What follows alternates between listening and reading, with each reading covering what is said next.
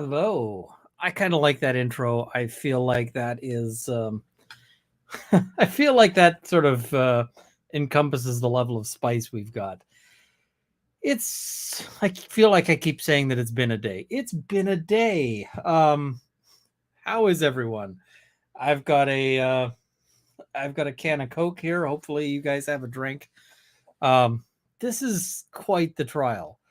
I've said this before. I'll say it again now. I did not intend to get interested in this trial. I literally started listening to this trial because I thought it would be boring. Like straight up, I thought that this would be boring. And I've been buried in legal work, just paperwork stuff, right? And when I do that, it's really helpful to have something on in the background that is just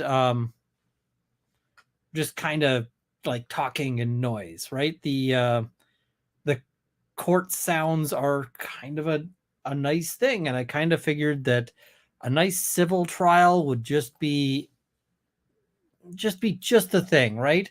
Because I could just sit there and it would just be quiet, and I wouldn't have to pay too much attention to it. But instead, what we ended up with is this absolute tire fire that somebody's tried to put out with diapers, and it's this wonderful, crazy, bizarre thing, and it just keeps being bizarre. Like, it just keeps being weird, and like, why so I see how much work didn't get done. I have attention deficit. My superpower is getting everything done. Would I like to read a transcript? Oh God. So today was an interesting day, and it starts off with the same sort of expert that or not expert, but kind of boring witness that we dealt with before. It was the guy who is running the like the manager at this what do you call it? Deer Valley. And I don't think he's super interesting overall. I don't think that the Deer Valley guy really matters a whole lot. Ultimately, I'm at the place, and I don't know if you guys are. I don't really put Deer Valley's evidence really heavily in my weighing at this point, because Deer Valley could be here pitching for, for Gwyneth Paltrow, or they could be honest. But honestly, they don't really matter one way or the other here. So let's have a look. I'm going to try to bring up the trial here. We'll sort of start with the beginning of our day. So here we go. Oh, and I got to remember, before I do that, we got to get the face up. There we go. Now that we got the face in place, hey, that rhymes. We can rock and roll.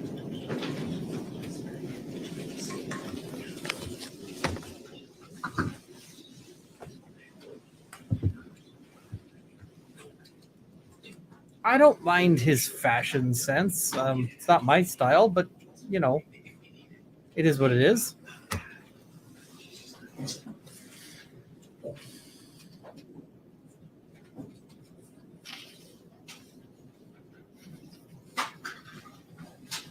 All right, let's actually get to the guy. Smith, when she picked up Terry Sanderson, marked it as 12:02.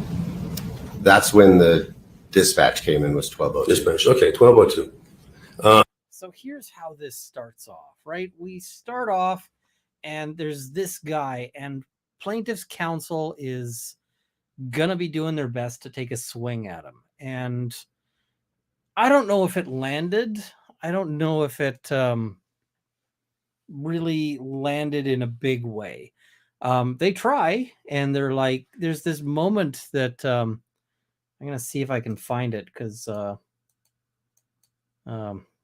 don't have a proper timestamp for it. So let's see if I can find it. You see something wrong, but you just wink at it and go on and don't do anything about it. Isn't that what you did here today? Absolutely not. Okay. Why wasn't this instructor terminated? Just Because Typical. writes his report. That bother you? That concern you at all? No, that's typical of what happens. Did it ever occur to you that this instructor might be covering up bad conduct by himself to protect Miss Paltrow, a big spender at Deer Valley? Did that ever concern you or bother you? No, Did it ever concern you or bother you that he might be covering up bad conduct by Gwyneth Paltrow? no, Didn't you basically wink and a nod at this bad conduct? Wink and a nod at it. can you define that? You know what wink and a nod means? No, Well, actually, you did, because we had a deposition on another case. But wink and a nod. Okay, so I see people saying I'm too quiet. My volume is where it is. I don't know sort of why people are saying I'm too quiet. So maybe I'll set it. Is this any better? I don't know why the courtroom comes in louder. So let me know if the audio is fine. Can you guys hear me? All right. So I'm going to back up a little bit here because this was an interesting moment. can you define that? No,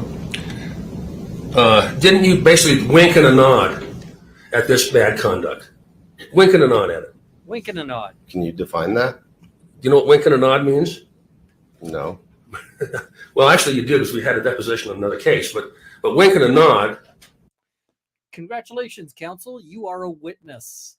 That's inappropriate to bring in this bit of like, actually you do, because we had this deposition on another case. At this point now, that's testimony, right? That is absolutely testimony. Like the only person who knows that is this lawyer. And it's ridiculous. Like, you should not be doing that. The plaintiff's counsel, I forget this guy's name here, and I don't really have a good nickname for him, but he comes in and he's like, did it bother you that? Did it bother you this? Did it, and ultimately he wasn't making a lot of headway. He was just not making a lot of headway in a very loud way. And this isn't like a super common idiom, right? This is not something that I might say, a wink and a nod, but it doesn't seem super common. And I see people saying that my audio fades after I bring it in. I shouldn't even have adjust mic volume on. So I don't know how to fix that.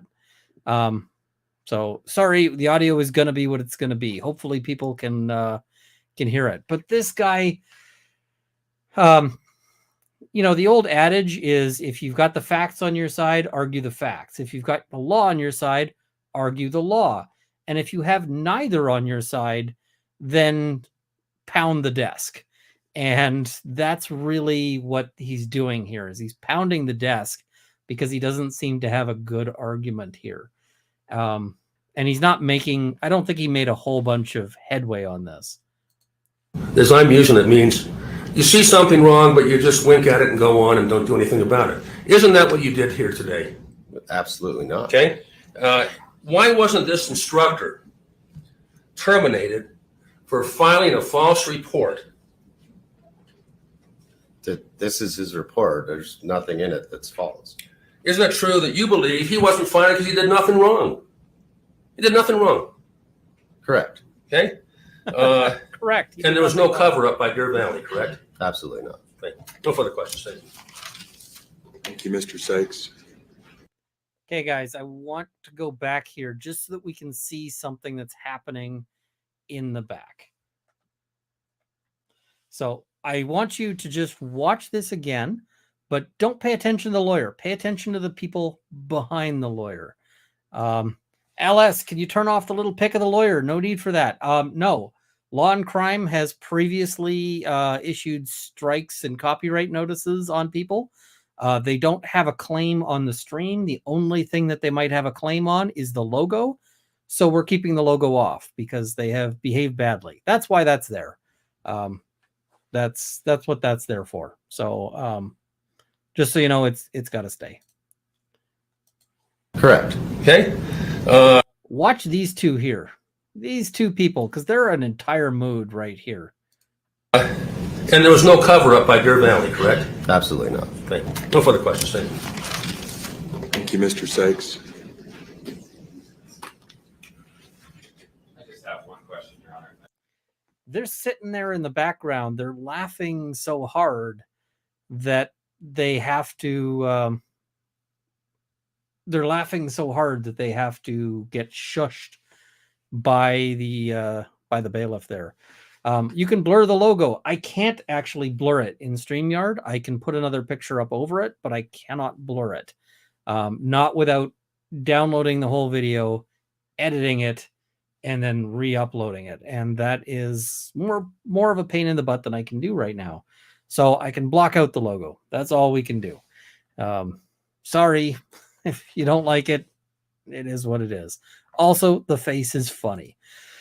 So this is the start of our day, and it's not a great start to the day. It just kind of is a thing. But Orange Shirt Guy is gonna be interesting. Orange Shirt Guy is gonna be funny because Orange Shirt Guy he's got an odd face, and he's got an interesting reaction to lots of stuff. All right.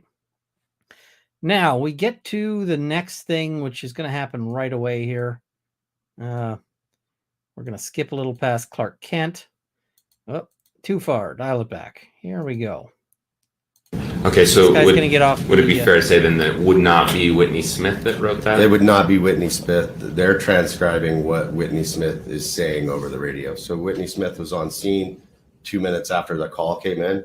And then whoever was there wrote down what she said. Okay. And she said that she was on scene of a skier collision with the patient experiencing disorientation. Right. And the jury has heard what her experience was, and you don't know anything further than you've already told us about that, correct? That's correct. Okay, thank you. No further questions. All right, you are excused. Thank you. Thank you. Is there a possibility the witness may be called back? Not from us. Yeah, very small. Okay, so you're still under, I guess, this trial, so please don't discuss the case with any of the other witnesses. Thank you. The very small, so long as there's any chance that he could be brought back, then this guy is sort of banned from doing any of the stuff that we can do right now, like watching trial streams. All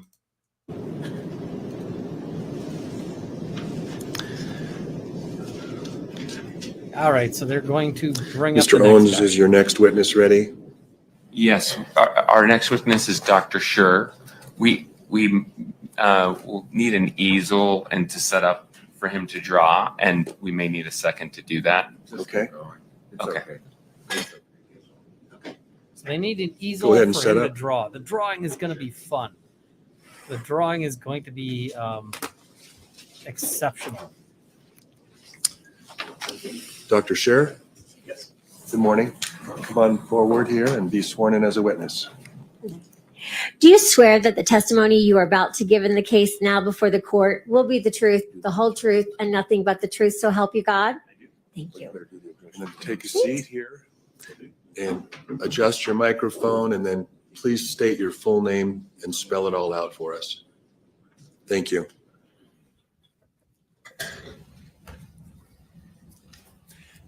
My name is Irving Schur, IRVING.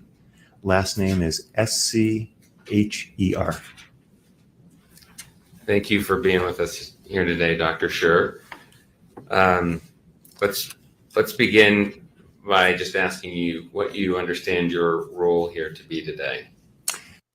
All right, so they've got Dr. Schur, and Schur's got a great voice. He's got this guy could, narrate audiobooks. He's but let's and we've got Clark Kent, which is a real treat for this because Clark Kent doesn't piss us all off.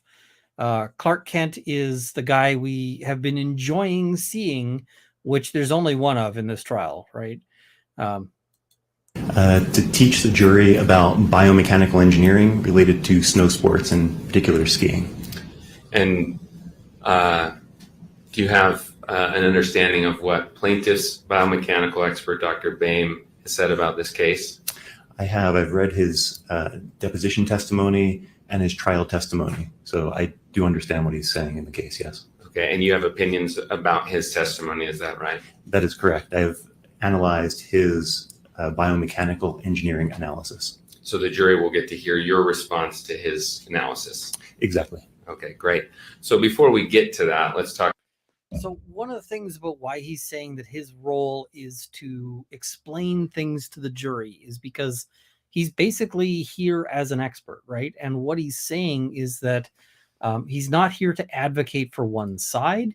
He is instead here to provide help to the jury, to help them understand, to help them, have a better idea. This is the role of an expert, properly speaking, is to assist the jury as opposed to advocate for a side.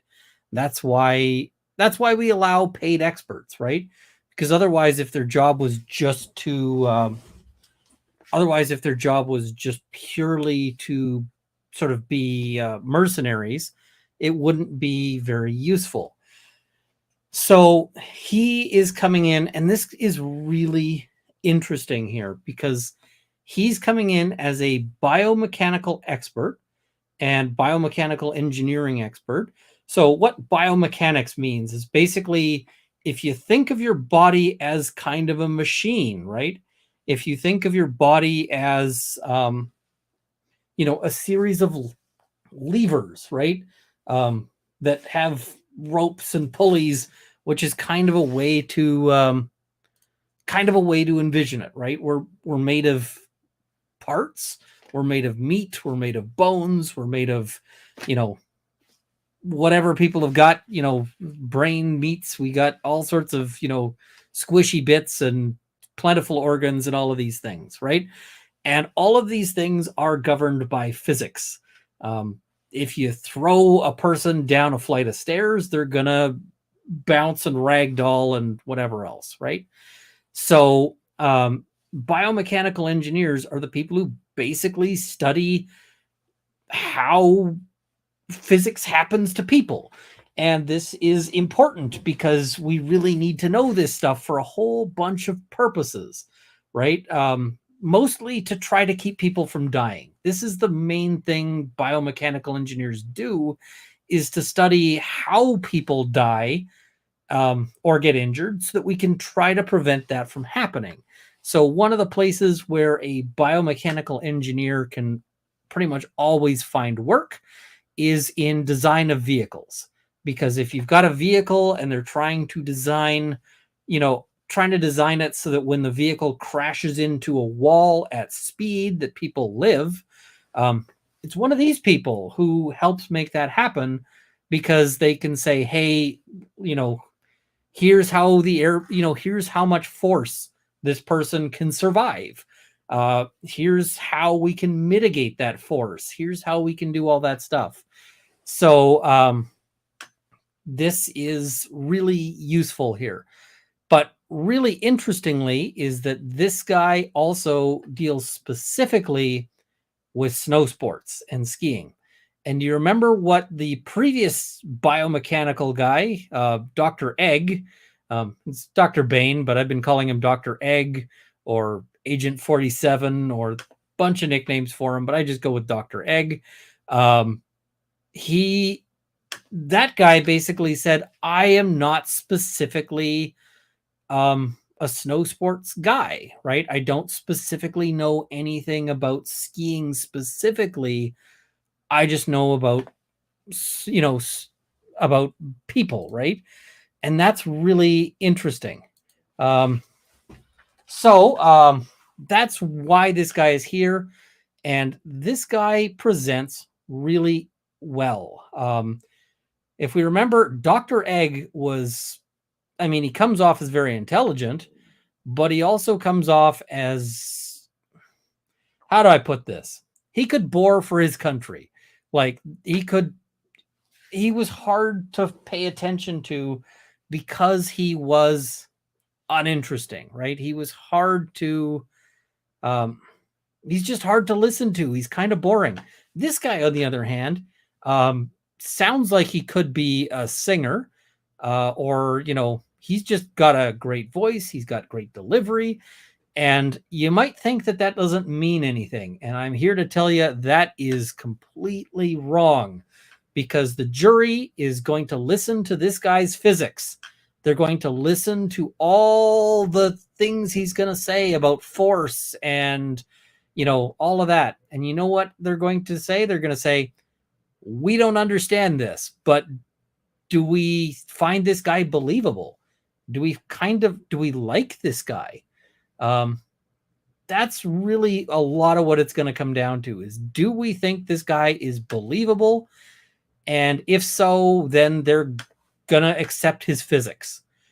I actually thought this guy did a great job. A lot of what he said is kind of above me, because I just barely squeaked.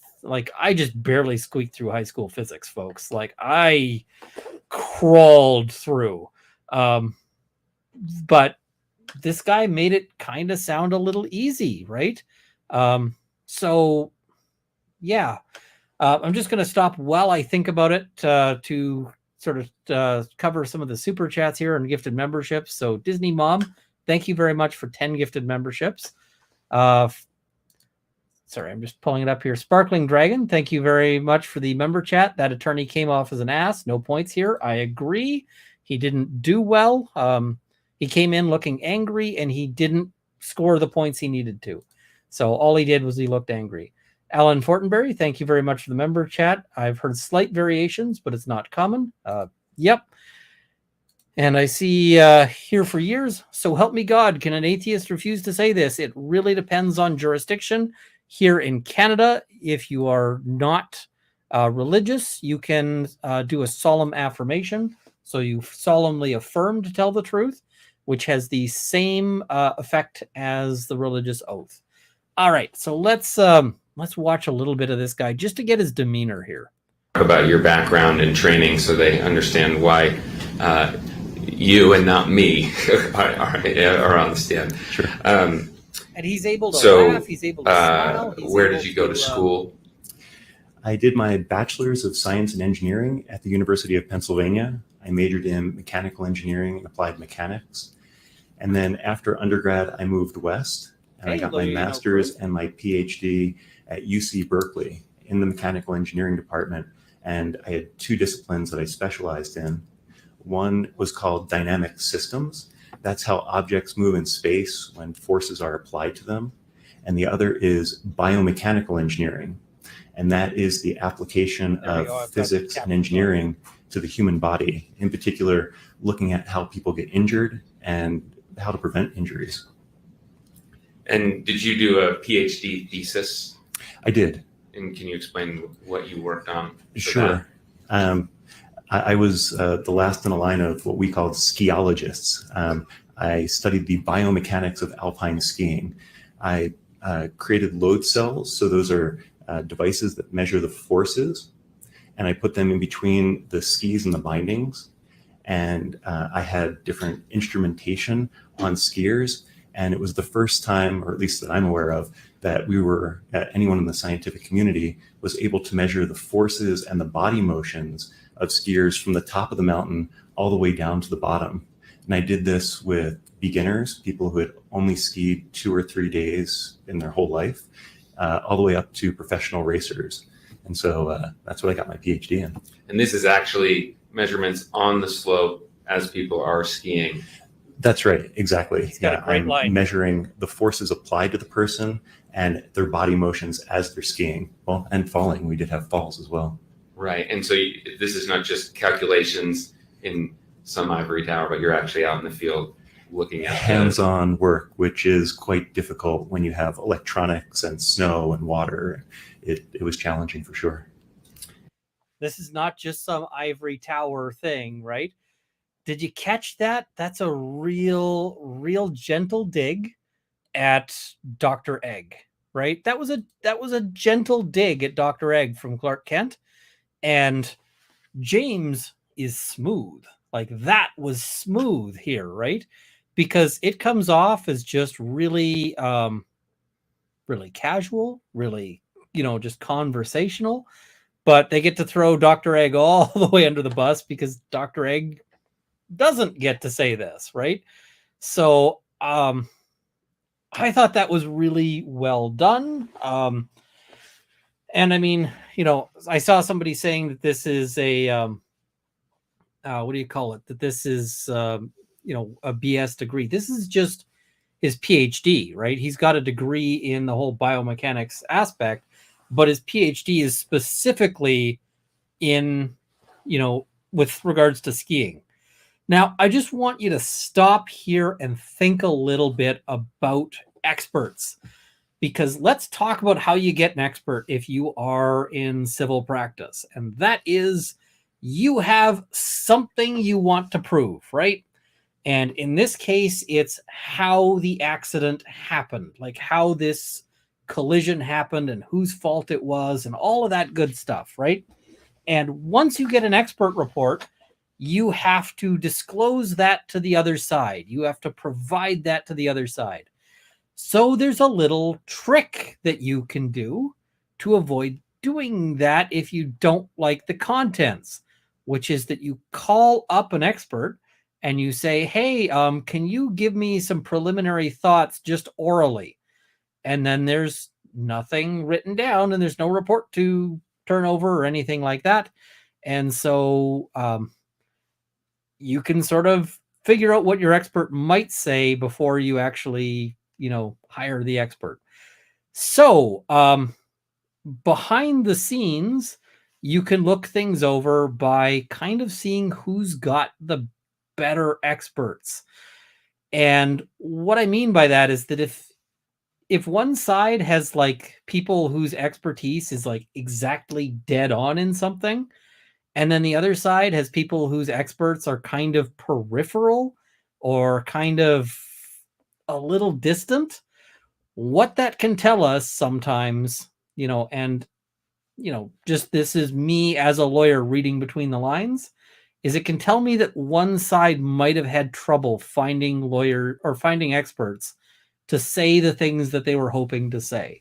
So when I hear that defense counsel has got a guy whose expertise is specifically in the biomechanics of ski accidents, and plaintiff's counsel has Dr. Egg, who is like, hey, I do biomechanics, but never really looked at ski accidents before, this kind of suggests to me that maybe the defense had an easier time finding experts, but that might also be just resources, right? And the flip side of this is that Gwyneth Paltrow has all the money to look for experts, right? They could have probably hired like 60 different experts to see who might come up with and who might be good. So I don't know. I suspect Paltrow's team had their pick of experts here. So this guy is really good. I really quite like this guy. Now we'll move on a little bit to an interesting part here that I thought was a little interesting. And how's that different than how medicine? We get this information? They're both dealing with the human body, but what's the difference? Sure. The medical field tends to take the injured person, figure out what's wrong with them, so diagnosis, and then try to get them better, so treatment with an eventual outcome. So most medical training is after the injury, as opposed to what forces and motions create the injury. We like to think of ourselves on different sides of the injury. Thank you. So he's not a doctor. Can biomechanical engineers determine the forces required to produce fractures of bones in the body? Yes, there's a lot of research on that, and that's one of the main areas for biomechanical engineering. So is there scientific literature that describes the forces needed for, say, rib fractures? There is, yes. And you're familiar with that literature? I am, yes. And let's maybe ask a specific question about that literature. Given your knowledge of it, does a 70-year-old man need to fall on his side with his elbow between him and the ground to cause rib fractures? No. So there have been a number of scientific studies, mostly done by biomechanical engineers, but there's other scientists who have looked at this as well. And what they do is they cadavers or portions of cadavers, and they apply forces to them. Sometimes they'll swing a pendulum into the side of a cadaver or to the front, or they'll have a plate, a very heavy weighted plate, contact the person arm down, arm up at 45 degrees, or they'll drop the cadaver in different configurations, and then they'll see what injuries are produced. And so when they've done this, in particular for chest impacts, what we find is you can get lateral rib fractures, according to the biomechanical engineering literature. You can get lateral rib fractures with an impact to the side with your arm down or with your arm up. But you can also get lateral rib fractures from compression, so front to back compression of the chest. So if I press my chest in like this, what happens is the ribs actually bend out on the side, and that can create fractures on the side, and that's quite common as well. So rib fractures are not just from side contact, it can be from front to back compression as well. All right, so this is really kind of interesting as to what they're doing, right? Because they've got a bunch of different things that we can get here. So first thing is, this is very important evidence for Paltrow's team, because the defense is saying, or sorry, the plaintiffs are saying that the only way that you get this injury is this impact. You get this impact on the side, right? And that side impact and that's what tells us that it had to have been Paltrow who crashes into him and so forth. And he says, no, you can actually get these same side fractures that happen just purely by like front to back compression, right? And so you keep in mind, Paltrow's version of things is that he hits her and they fell backwards and she falls onto him, right? That would be that front to back compression, which could, in this case, crack ribs, right? The other thing that is kind of creepy is that, you might be saying, wait, what are they saying about cadavers? Because this is stuff they do with corpses, right? This is stuff that they do with dead bodies. And so if you donate your body to science, it might be used by a doctor who's, learning to doctor and is, cutting you open to figure out, hey, here's what a person looks like inside. Because you really don't want your doctor, like your surgeon, figuring out what a human looks like inside for the first time when it's a live human. They want to actually learn their anatomy from they learn it from donated cadavers, right? But they also do this stuff. And he's like, we can swing a big heavy object at it. We can throw you at the ground in a weird shape. We can all sorts of things. So basically, if you go and you donate your body to science, they might end up yeeting you at the wall or yeeting you at the floor or chucking something heavy at you. And that's part of, this. And you could end up, on a body farm just to see how people decompose and so forth. So all of these things are kind of interesting stuff, right? But sometimes people freak out about that because sometimes people have a very specific notion of what's going to happen with their body and maybe not. And the other thing that is important here when we talk about the chest compression, and a few people have mentioned this in the chat here, and that is this kind of comment. And I think this kind of comment is a good one. CPR, the old line is, if you're not breaking ribs doing CPR, you're probably not doing it right, because you're actually trying to push down with enough force on somebody's chest in order to basically put that force on their heart. And in order to do that, you might break some things, right? So all of that is all of this is good stuff. All right, so that's sort of I thought this was a really important bit, and there's a lot in this that we've heard that they're going to recall.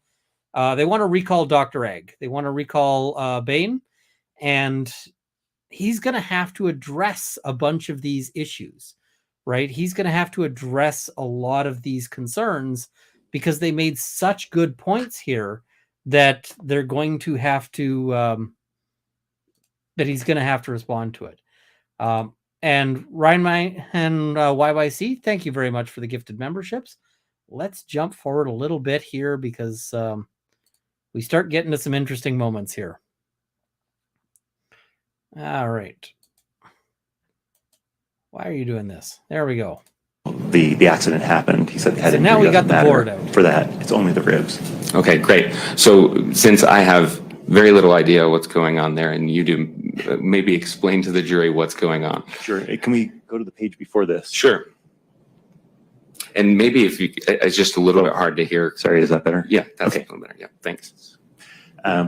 So he's using some basic equations for what we call the center of mass to figure out what happens when someone falls to the ground.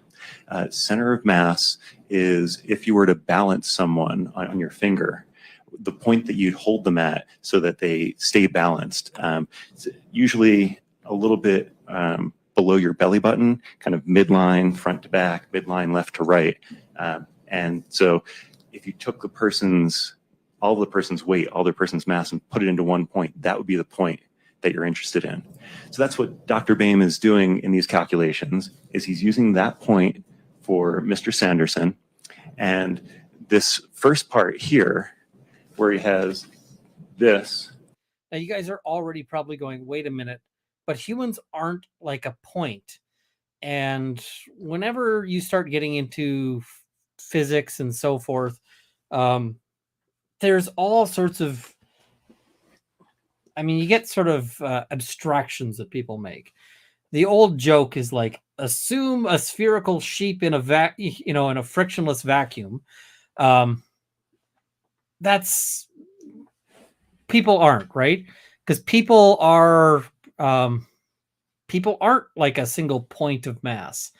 So this is kind of a thing, but he's going to get into the math in a really interesting way. Let's go. That's an equation. X is position. So he's saying there's a certain distance that center of mass falls. Now they've You can already see that lost over me here, right? That's But 3.5 feet, or he does it in meters, This is Bain's calculation, 1.0668 meters. So center of mass falls to the ground. He's saying that there's no initial falling position, that's fine. No initial falling velocity, V is velocity. And then he has 1/2 acceleration times time squared. And that equation is correct. Acceleration here is the acceleration from gravity. So what he's saying is Mr. Sanderson's fall to the ground for the center of mass from 3.5 feet, which is probably about right, hits the ground within, and he calculates the time, he solves for time, 0.466 seconds. So that's the first part of that, which is great. And I like how The he's problem comes yielding in that people have, that he then says he's yielding the part the where velocity math- at yes, contact math is good. is 1/2 acceleration times time. And that is absolutely wrong. That is not the velocity at contact. The velocity at contact is just the acceleration times time. So he has this extra half. And it was unclear to me why that would be there to start. And I'm not sure why he put that in, but it creates problems for his calculations and his opinions moving forward. If we can go to the next page, I can explain that. So basically he's saying that he's got an error in his formula, and that, that this is, once you've got an error in your formula, everything else that you derive after that is going to be a problem, right? And this is an important aspect of why you show your work. He's saying, here is the math problem. And I see people are saying that they can't hear me when the video is playing. I'll have to make sure to stop and, start and so forth.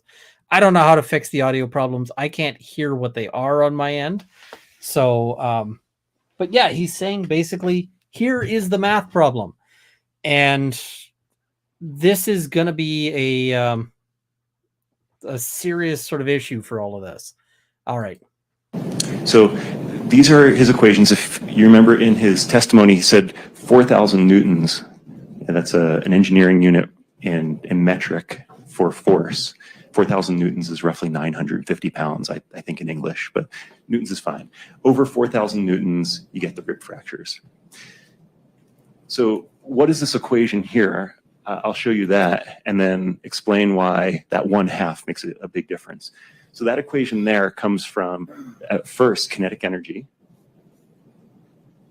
We label that as KE, which is equal to 1/2 mass times velocity squared for that center of mass.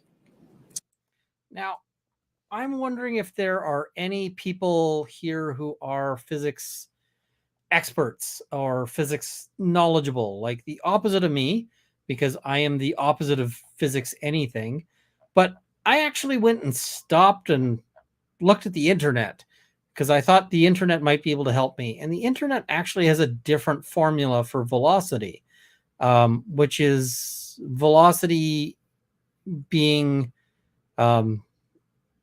distant, like the acceleration over time, like divided by time. Have I got that right or wrong? So I've got velocity equals distance divided by time. That, as opposed to here, which is distance times time. So I don't really know if this is an issue here.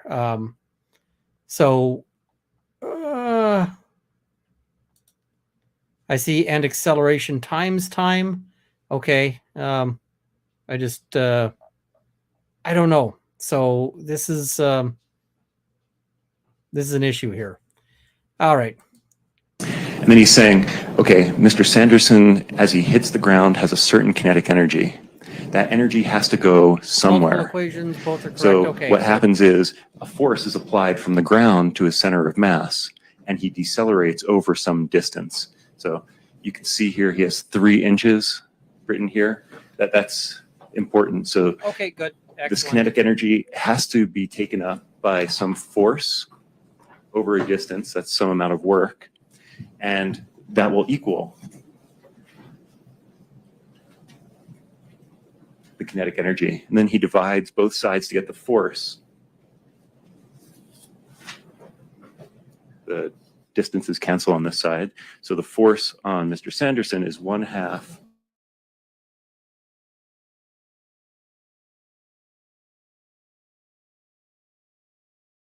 mass, velocity squared, and distance. Now, remember, he's doing this in metric. So that 136, that is in kilograms. All right. How many people in the chat are still following what he's saying? Just show of hands. And, maybe I'll throw up a poll here. Are you following the calculations? And we got yes and no. There we go. Just throwing up a poll here. Because I think this is kind of interesting, right? Because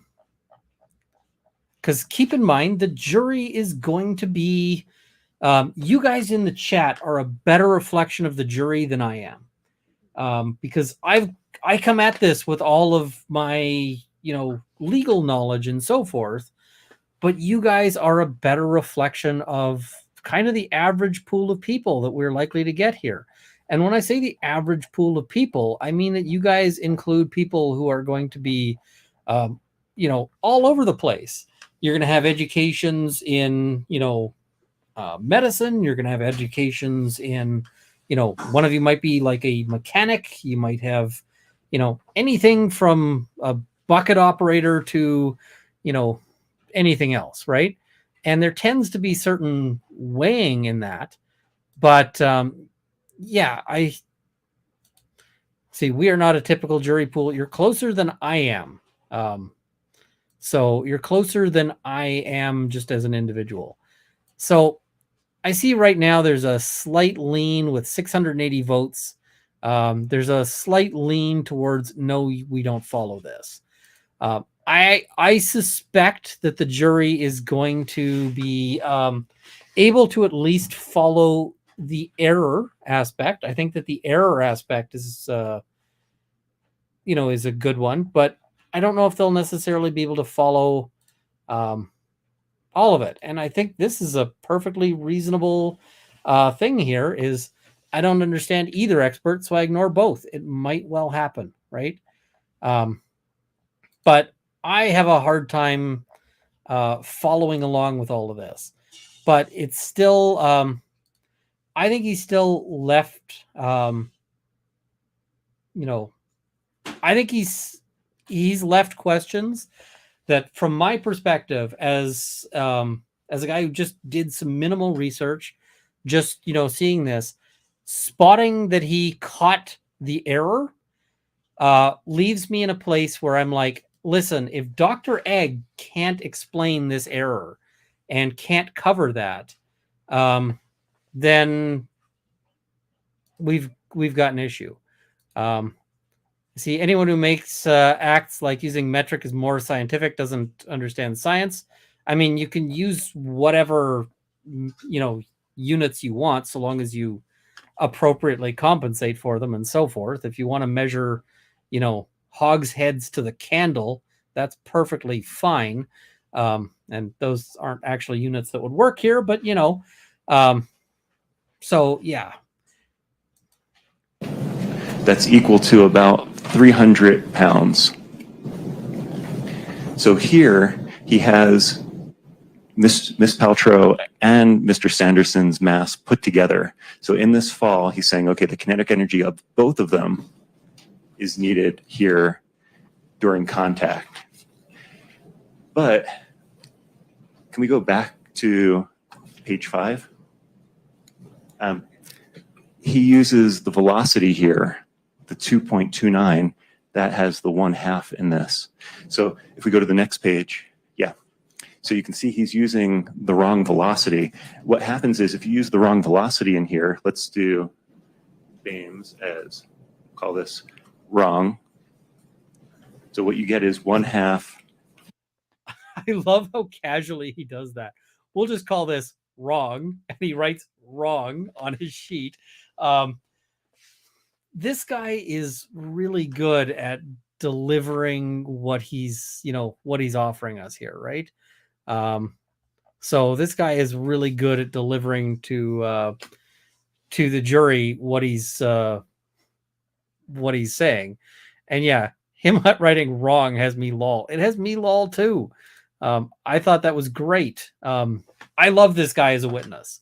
Like, if I was, if I'm running a case, I love this guy if he's my witness. So, yeah. Mass times 1/2 acceleration times time. Oops, squared. There we go. Divided by distance, and squared there. Correct is 1/2 mass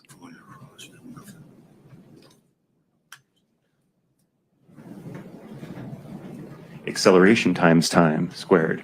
So that 1/2 goes into this equation. What does that mean? That means that this half gets squared. It becomes 1/4.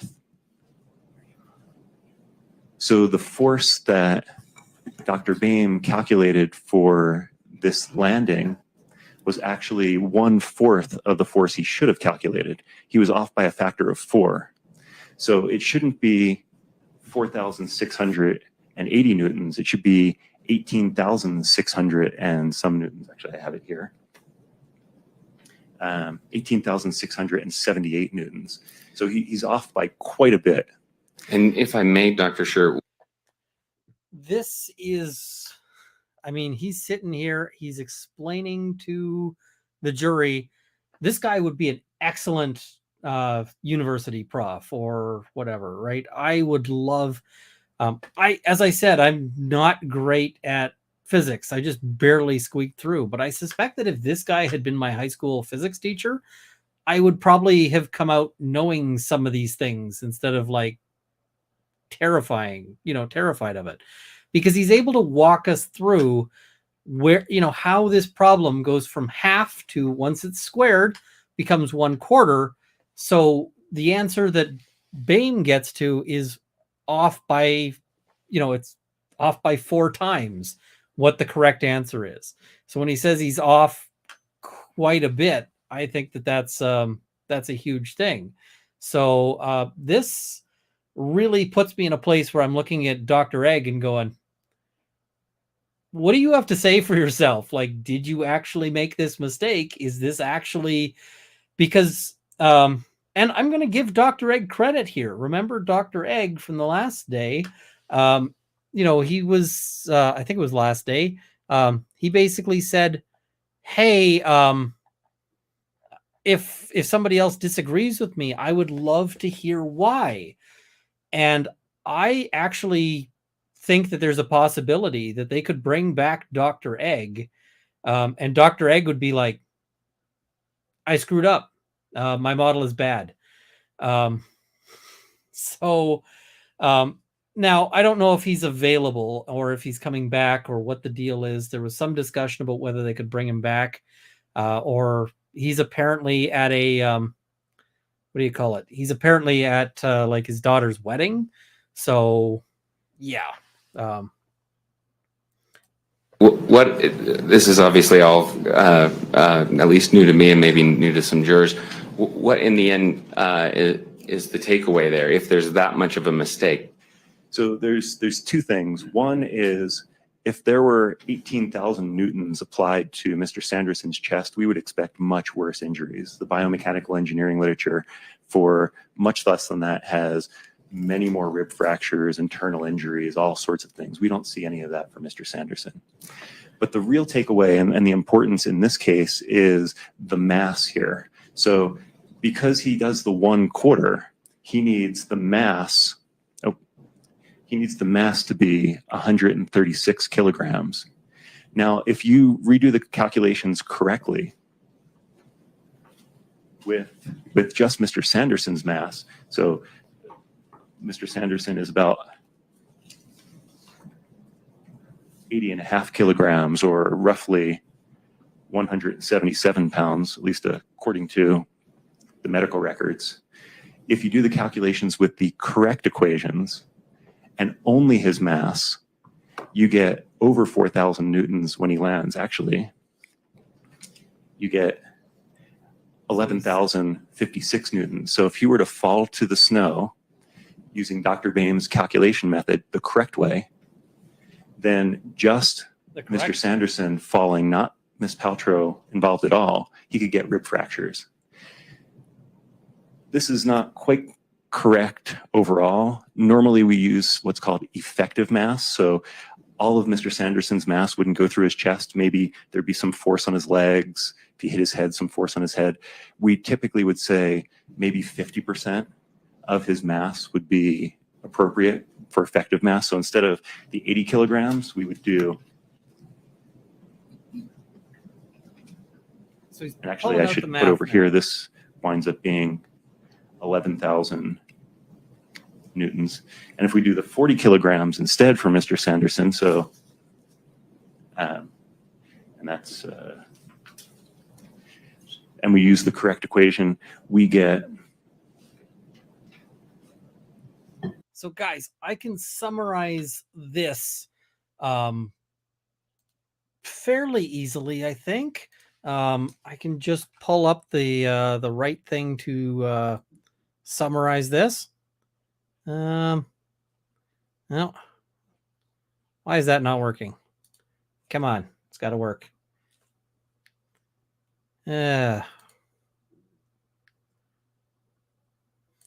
Have I got the wrong video type? What's going on here? I do have the wrong video type. Why am I? All right, let me see if I can pull this up another way here. Give me a second. This is not helping me try to be funny.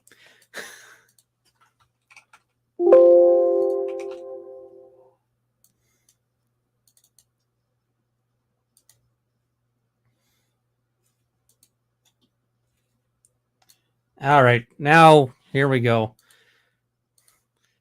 I'm sitting here trying to be funny, and technical difficulties are making my life very difficult. All right, 1 second. This is the summary of this guy's testimony.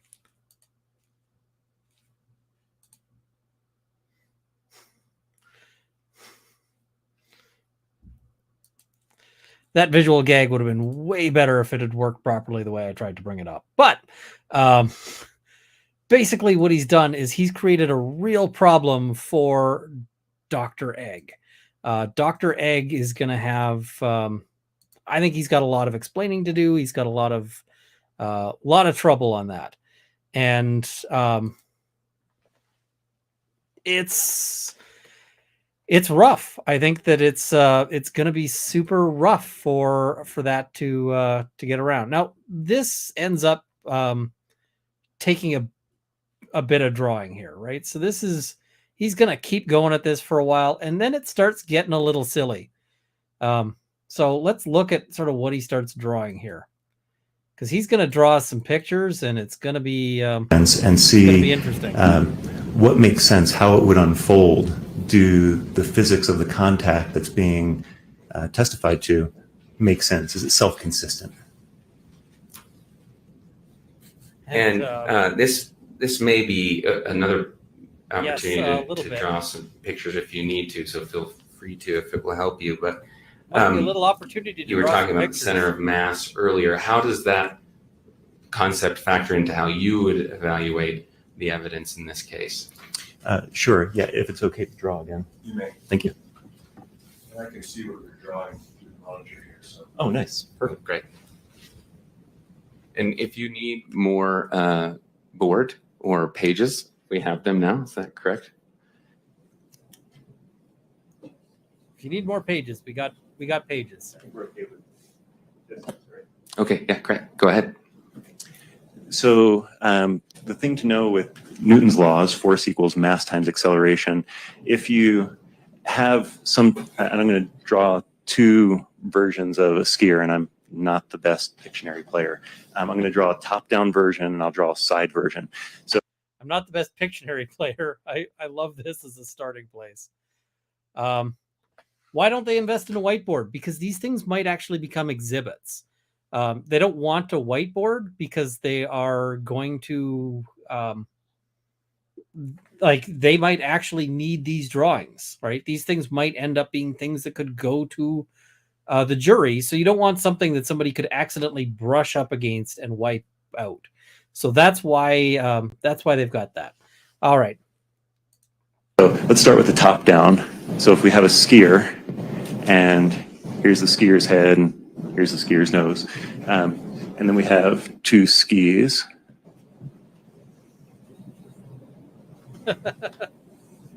The center of mass would be, as we mentioned, looking down somewhere around here.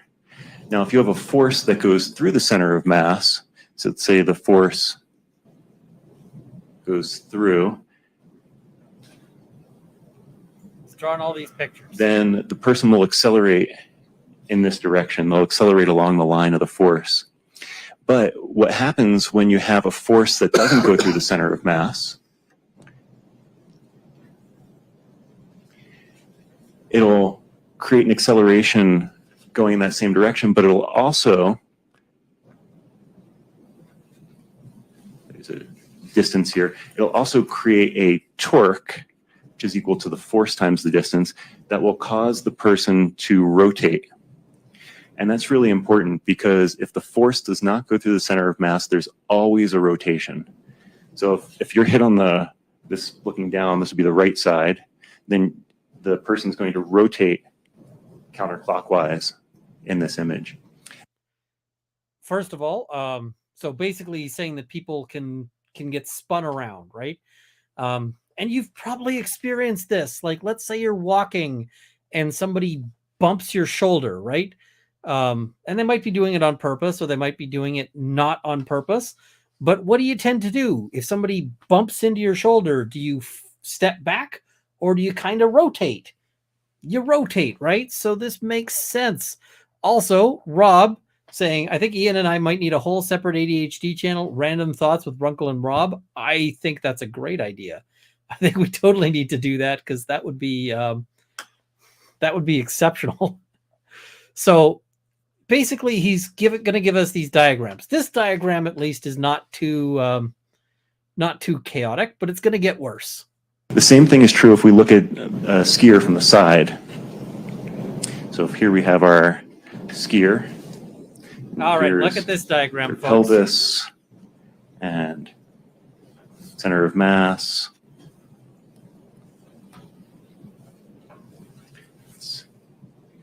Our ski boot. And if the person, for example, has a force applied below their center of mass, All right, so where's that arrow going? That's and there's, concerning. again, some distance, that's going to create a torque and a backward rotation so that the person moves backward and falls back. Dude. Dude. So we've got this person behind with this arrow, with this other. What the heck, dude? Do you know what you're drawing? Like, we got like, okay, that's a thing. This is a thing. This whole thing is just like, wow. And we got this person who's smiling, this person who is either frowning or just looks like they're really dedicated to what they're doing. Like, maybe that's a concentration face. Let's see. I should move the captions over. What the, like, I was sitting there looking at this drawing, and the thing is that the drawing makes sense. But if they have another 12-year-old like me on the jury panel, they're not paying attention to this, because, like, I'm pretty sure I saw a diagram. Like, this, I feel like they could have gotten pictures like this straight off the internet with a little bit of searching. Maybe not so much in the stick figures, but yeah, this one is, let's just come out and say it. It looks kind of porny. So, but you see what he's saying. When we're not like 12 years old, if you get hit from below, it might spin you backwards, right? And this is consistent with what Paltrow was saying, right? She's saying she gets hit by the shorter Sanderson and then falls backwards. Well, why is she falling backwards? Because this guy's taking out her legs, right? He's that's what's happening there. So as much as I think this is hilarious, this diagram, it's also educational. And I don't mean educational in the sense of like, we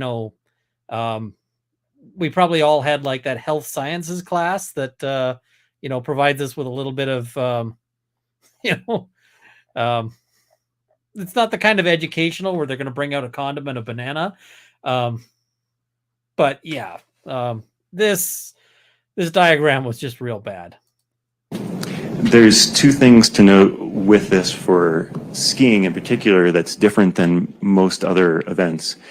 Skis have releasable bindings. It looks bad. So if I'm looking at this side view, the boot is held in by a heel piece and a toe piece. And so if you have someone pitching forward, if the ski slows and the person's center of mass moves forward, it'll create a torque on the boot and it'll release. I know heel it's of the boot. same person. I'm just saying it looks And bad. for someone of Miss looks Paltrow's similar. size, that could be anywhere from, well, it's approximately 143 foot-pounds. So 143 pounds acting over a foot. Same thing is true for the top-down view. If we look at the toe piece for the binding, if there's a torque on the ski, a twisting torque, the ski will also release from the boot. And for someone of Miss Paltrow's size, it's about 37 foot-pounds. So in front of the boot, if there's 37 pounds, 1 foot ahead, it'll release. If it's 2 feet ahead, it's half that value. So roughly 17. So these are the principles that we need to understand the mechanics of an impact in a fall. So when Now, I'm just going to say here, did you hear any of these calculations with Dr. Egg?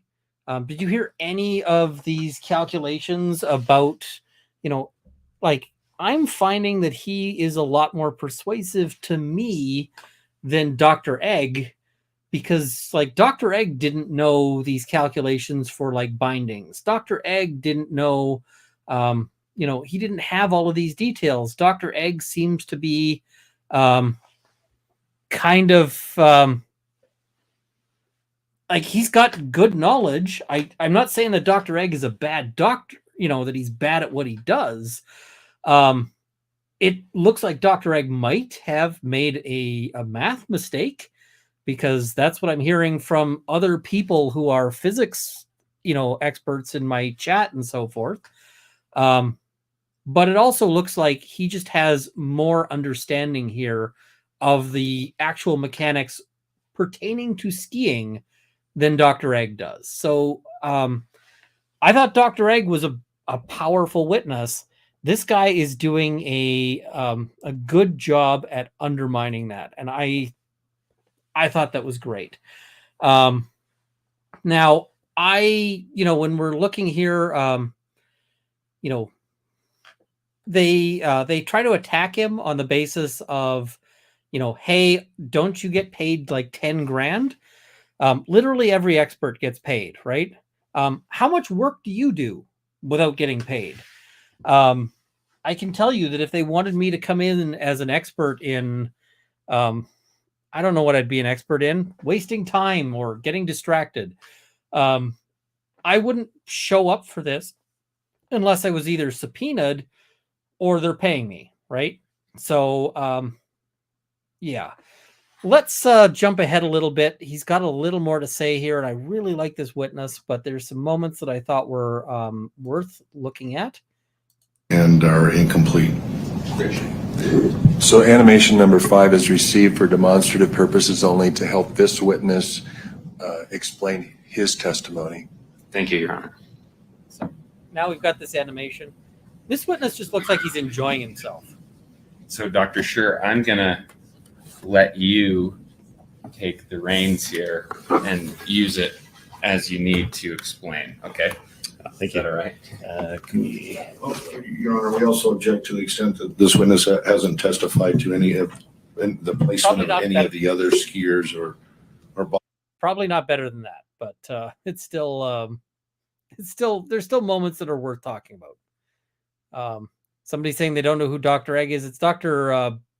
Bain from the previous day. bodies in this animation. Mr. Egan, is that relevant to this witness's testimony of the other skiers? No, he's going to talk about the collision itself. So you should ignore any of the other skiers that are shown in the animation. Okay, so you can reverse it, Dr. Scher, to just before the collision, so we can focus on that and explain what you mean to. So did you catch that objection and jury instruction? Basically, they're saying, hey, there's no, we don't have any other information about these other skiers. And Egan notes, listen, the only thing that we care about here is just straight up. We only care about the fact that he is that he's looking at the collision. He doesn't care about anything else, right? He's not testifying about where, he doesn't care about where, who saw what from what position. All he's doing is looking at the collision. So that's Show by important. this animation. Maybe I can't. How do you? You could press play again and it will get to it. Oh, here we go. Okay, there you go. Yeah. Okay, great. So take us through, if you would, Dr. Scher, what this animation shows from your point of view as a biomechanics expert. Sure. The first thing that you should be aware of is that this is Miss Paltrow's version of the events. So, Dr. Scher, sorry to interrupt you. Oh. Just maybe pull your mic. Sorry Yeah, about that. The first thing to be aware of is this is Miss Paltrow's version of the events. So that's what we're showing here. And as we move forward, I'll talk about the physics, kind of like what I drew earlier with the center of mass and the rotation. So did you catch that aspect? This is an expert witness who's being very careful to note his assumptions and what he's looking at and so forth. And he's basically saying, right now, I'm just looking at Paltrow's version of events. And the problem with that, of course, is that if you don't buy Paltrow's version of events, then maybe you don't buy any of this, right? And so there's going to be a bunch of people saying, hey, I don't agree with Paltrow's version of events, and therefore I don't think this is useful to me in the slightest. However, we had that previous expert, Dr. Egg, who I'm going to keep referencing and keep calling Dr. Egg, because Dr. Egg said that the way he described it was the only possible way, that no other, in all of the universe, there is no other way that this functions, right? And so this is potentially going to blow that up, right? Because if they can show that this other way is possible, then all you've got left is Sanderson's credibility. And I'm just going to suggest here, I don't think Sanderson's got a lot of credibility. I just don't think he's going to be super believed. That's kind of my take on this. And Ramon's credibility. And I don't think that's likely to happen either, So, yeah, he said it was impossible to break ribs any other way. Yeah, and that's a problem for him, because now they're just bringing this up here. And the Van Gogh description is just chef's kiss for this witness. Yeah, he kind of is, especially because he spends a lot of time drawing. So, and that's the idea. That's what went into this. But again, this is not exactly what happened. This is just one of the possible ways it could have happened.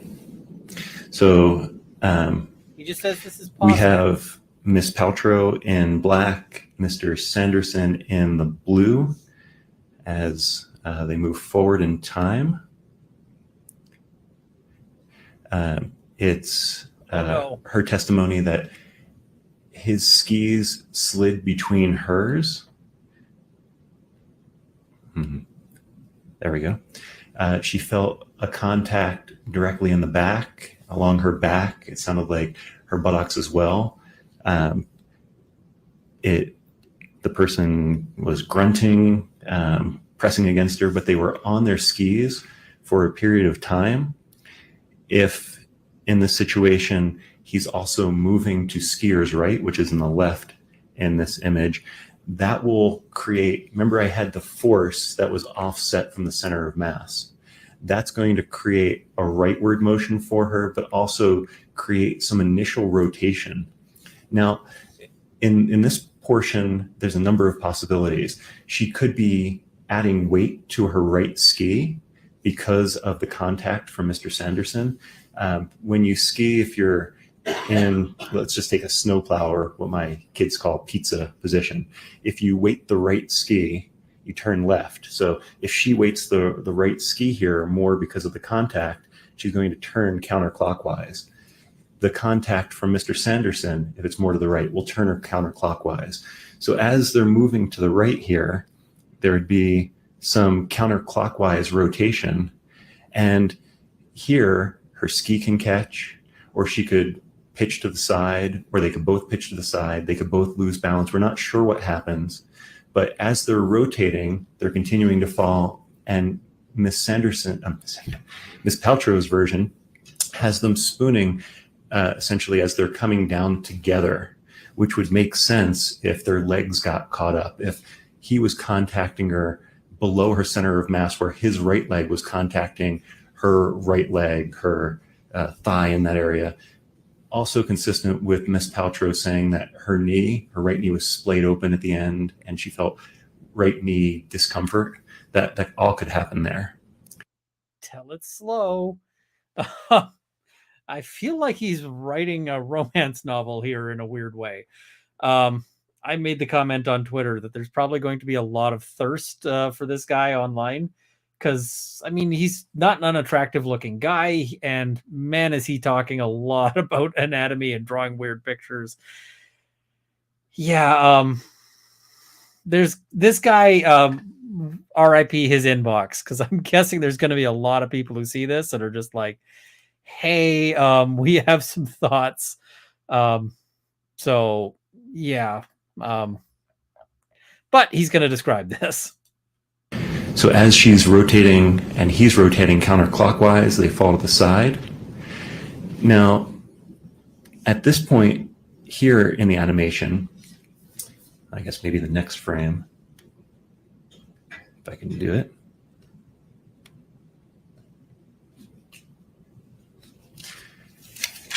Mr. Sanderson lands on his right side, maybe the right back. It's hard to say. If he lands on his right side, kind of like Dr. Boehm said, he needs to land on the elbow, that can happen. That can create lateral rib fractures. But that's not the only way. His arm could be out. He could land on the side and create lateral rib fractures. He could land on his side and a little bit towards the back, and Miss Paltrow could land on him. She could be fully on him, maybe with her buttocks or her back or some portion of her mass compresses his chest front to back, and that can create his rib fractures. There's a lot of different ways this could happen. I can't tell which one of those is right, but all of those are consistent with her version of the events. As they hit the snow, they would continue to move forward until friction slows them down. And it's also important to note, we haven't talked about the head injury, but hitting the back of the head or the side of the head, he could have his head turned. All of those are possibilities for him to contact his head on the snow. So that's not inconsistent as well. Would it be helpful to... So, I mean, this looks pretty plausible, doesn't it? And you can see the effect of the of these demonstratives, like of these animations, right? Because now the jury's probably going to be sitting there thinking, they're going to be sitting there picturing this as the way it happened, right? And I mean, this is just the this is just like an animation. Like some computer geek sat in an office and designed this based on sort of their projections. But it's super, like, the jury's going to look at this and they're going to say, this feels like how it happened, right? But when you look at it, it seems like a very plausible circumstance. It seems like a very, and this guy does a good job of saying that this is how this is doable. I think that the plaintiffs could have really done with like a counter or like a different animation, right? That would have been really helpful, especially because they've got an expert like Dr. Egg specifically says, and this is such a dangerous comment for an expert to say, this is the only way it could happen. This is the only way that this could possibly happen. Well, now we've got this guy saying, hey, here's this other potential way. And yeah, and I see somebody saying that they should have been objecting nonstop. They tried objecting to these and they lost. They've been maintaining that objection, and it's potentially going to be an issue on appeal. if there's the money for appeals.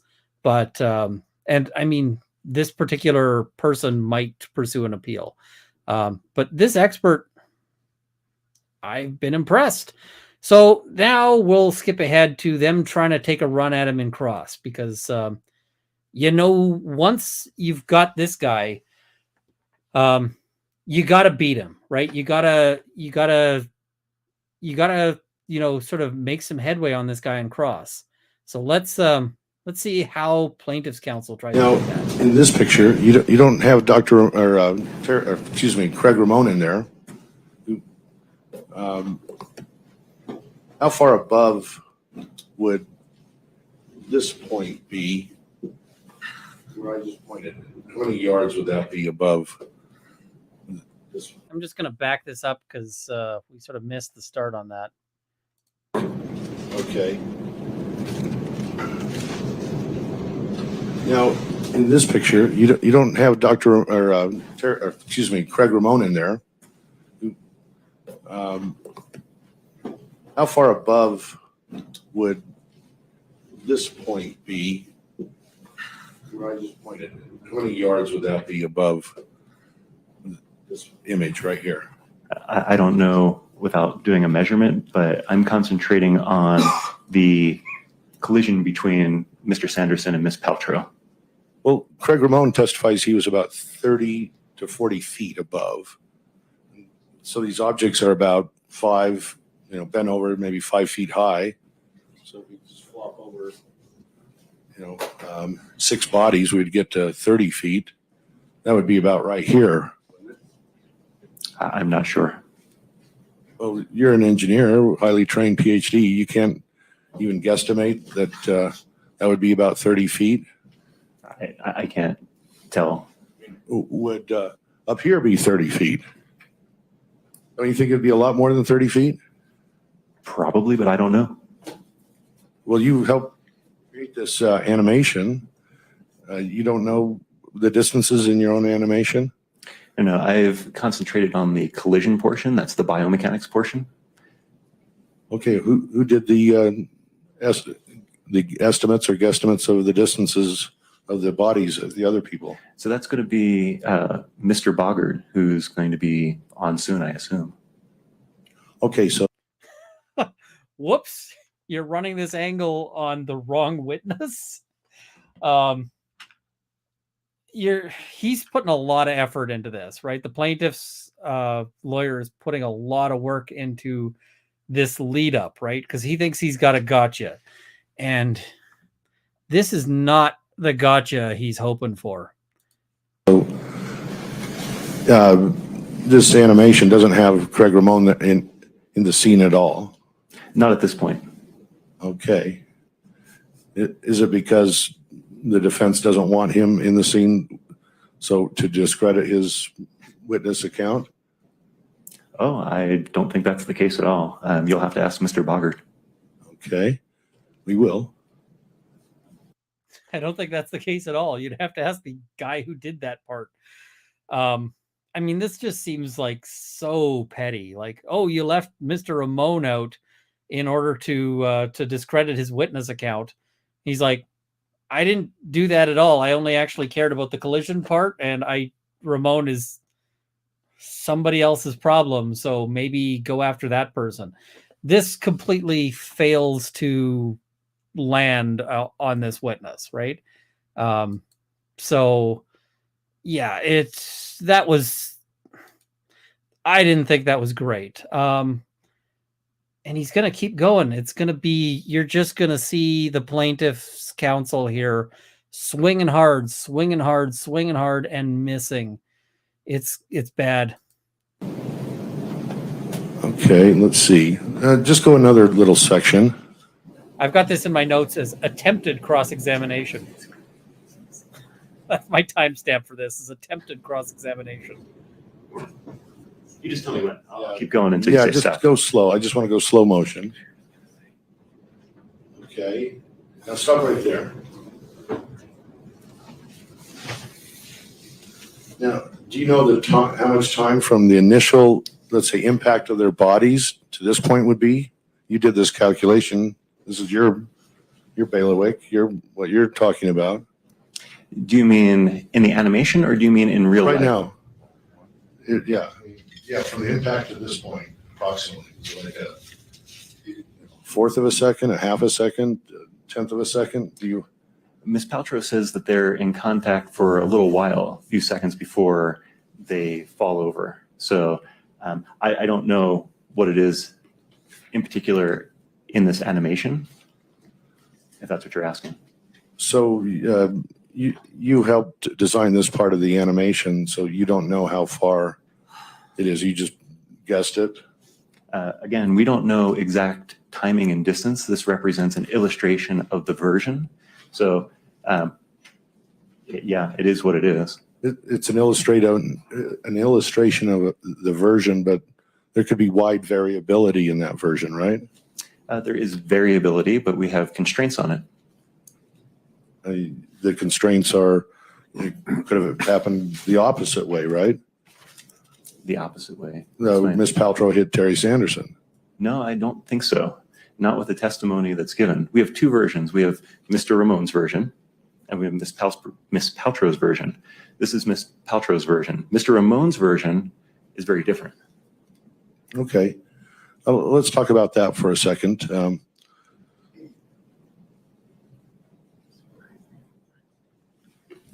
I mean, what he's trying to say is, hey, this is Miss Paltrow's version, right? Right. You know, the witness has said that so many times, you don't need to rehash. Like, he's coming at him like this is a thing that this witness hasn't been free and open with, right?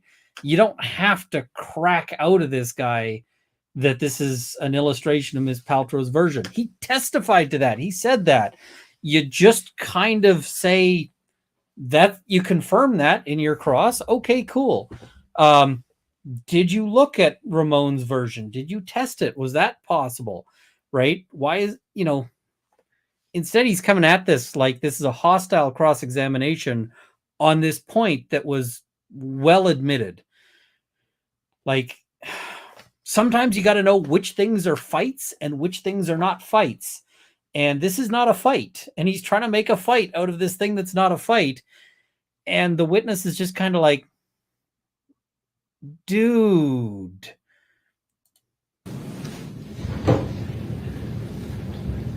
You can see this guy in the back. He's not happy with how this is going.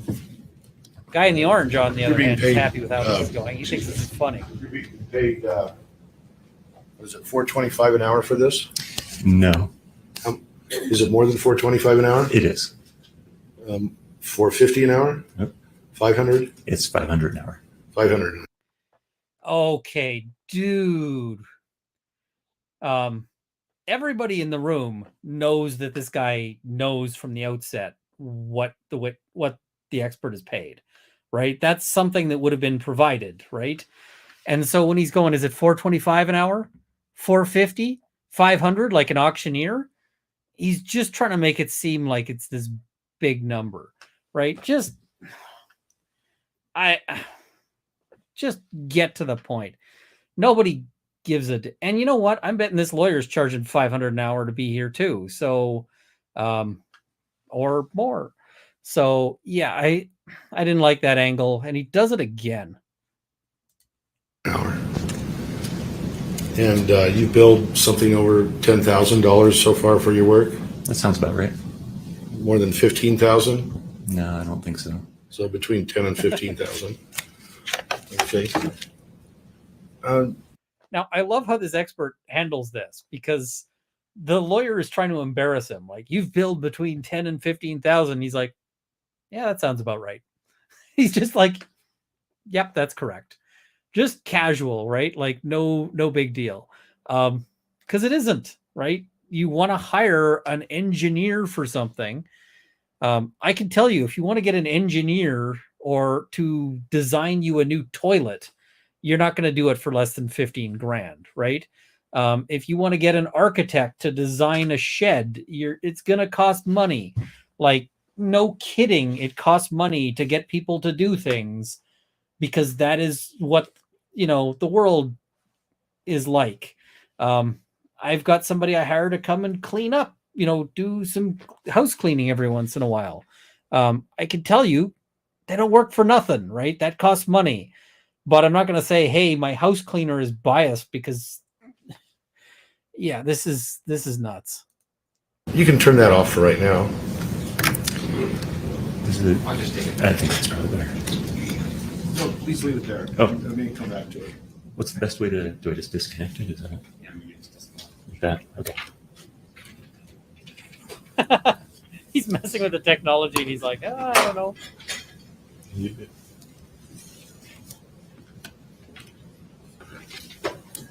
All right, we'll skip ahead a little bit here just because we end up in one of these. Correct. I'm not sure about in specifics, but I think we mentioned it on direct. Okay. I think I got to jump back to where they're starting here.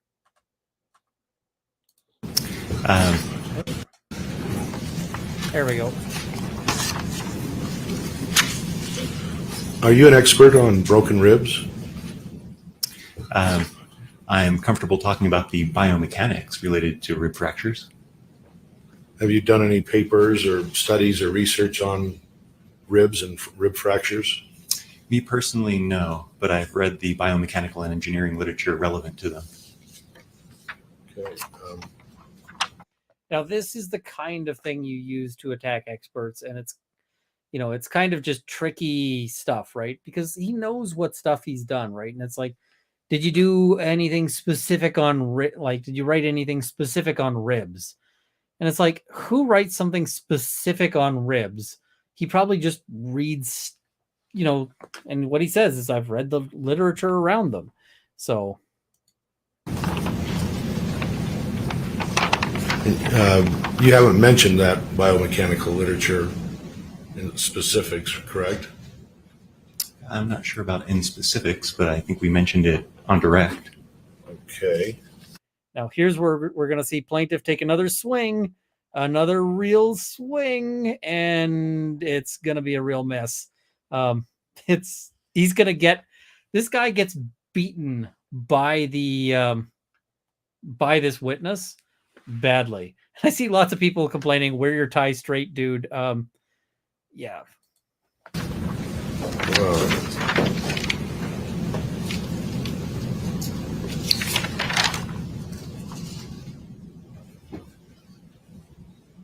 Here it comes.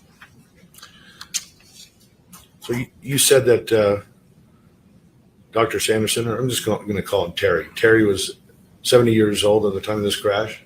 It was 69, but effectively 70 for biomechanics purposes. Effectively because 70 years older?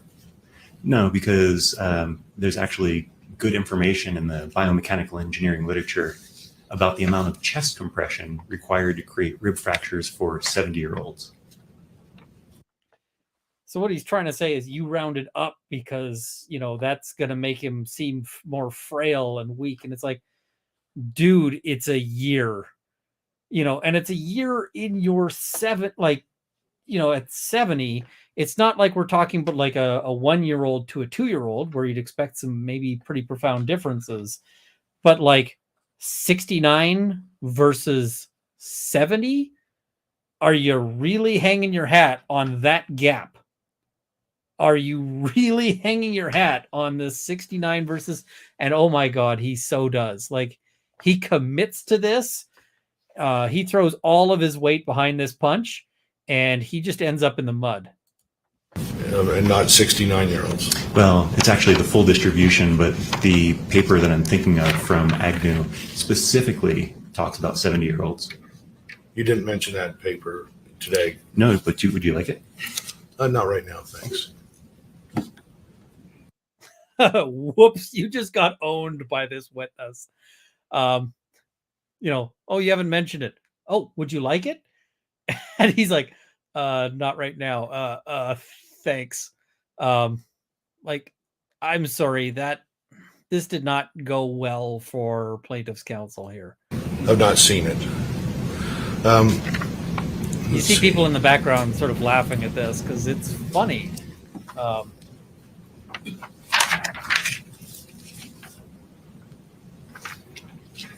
I'm going to go right to another point. You have this theory of rotation, correct? That the version you're calling Miss Paltrow's version is a kind of a rotation version?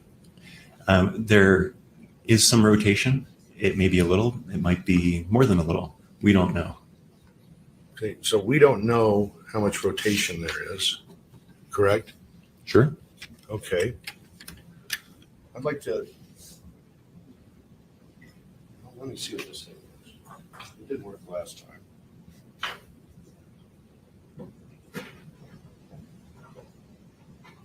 Guess it's working now.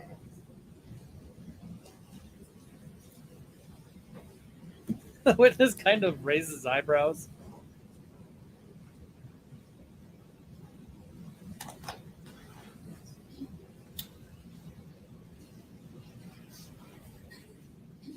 May we take a picture of this? I think you've already done it, or Okay. someone on your team has. Okay, good. May I borrow a pen?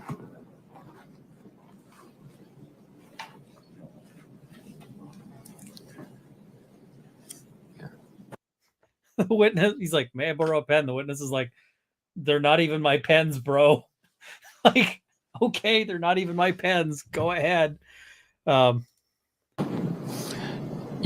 Your Honor, we would object to him writing on the witness's board. It's not an exhibit. It's certainly fair game. Okay. This gets a little petty. This is a silly moment here. So, Well, Doctor- can we mark it as an exhibit, Your Honor? Why don't you take a picture of it and you can use that and then he Go ahead, take a can picture. add to it. Okay. It is our board. right, and in academic We fields, don't have any questions right now, so. in academic fields, It is our board. Yeah, Owens, sure, you may have paid for the board, and I'm sure it cost you like $5 whole freaking dollars. But once you bring it into the court, it's now the court's board, and the court gets to decide what they're doing with it. So, like, are we going to have really a moment where somebody pulls out cash again to like hand it over? Like, that is such a petulant, stupid thing. You know, we've got this guy, the plaintiff's counsel here. He's getting dunked on. And Owens is like, I'm being left out. How come they're dunking on plaintiff's counsel? Can't they be dunking on me too? And he has to just volunteer to go in and get embarrassed. Like, Owens, just your mouth. It does not help you. Like when the judge said, why don't you take a picture of it? Good enough, right? All you want is to preserve the board so that you can make art. Like the picture is good enough. And Clark Kent, the guy with like some sense, is just like, yeah, I'll go do that right away. Like, let's go take care of that, and then we'll just move on. Meanwhile, Owens is sitting there like, but it's mine. It's like, okay, come on. it's common that people write on each other's drawings, correct? I don't know that I've seen that, but I don't have a problem with you drawing. Okay. Witness is like, I don't care. Go nuts. So you testified that Craig Ramon says Terry was hit directly in the back and they went down, and Craig Ramon was somewhere above 30 to 40 feet, and it happened in a fraction of a second, correct? Yes, the fall, I would agree with that. Okay, less than a second. Sure. Okay. So there was a scream. So and the scream occurred, and there was within a fraction of a second.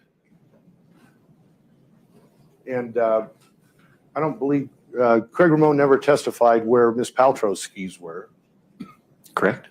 So her skis could have been going underneath Terry like this. So the pink one.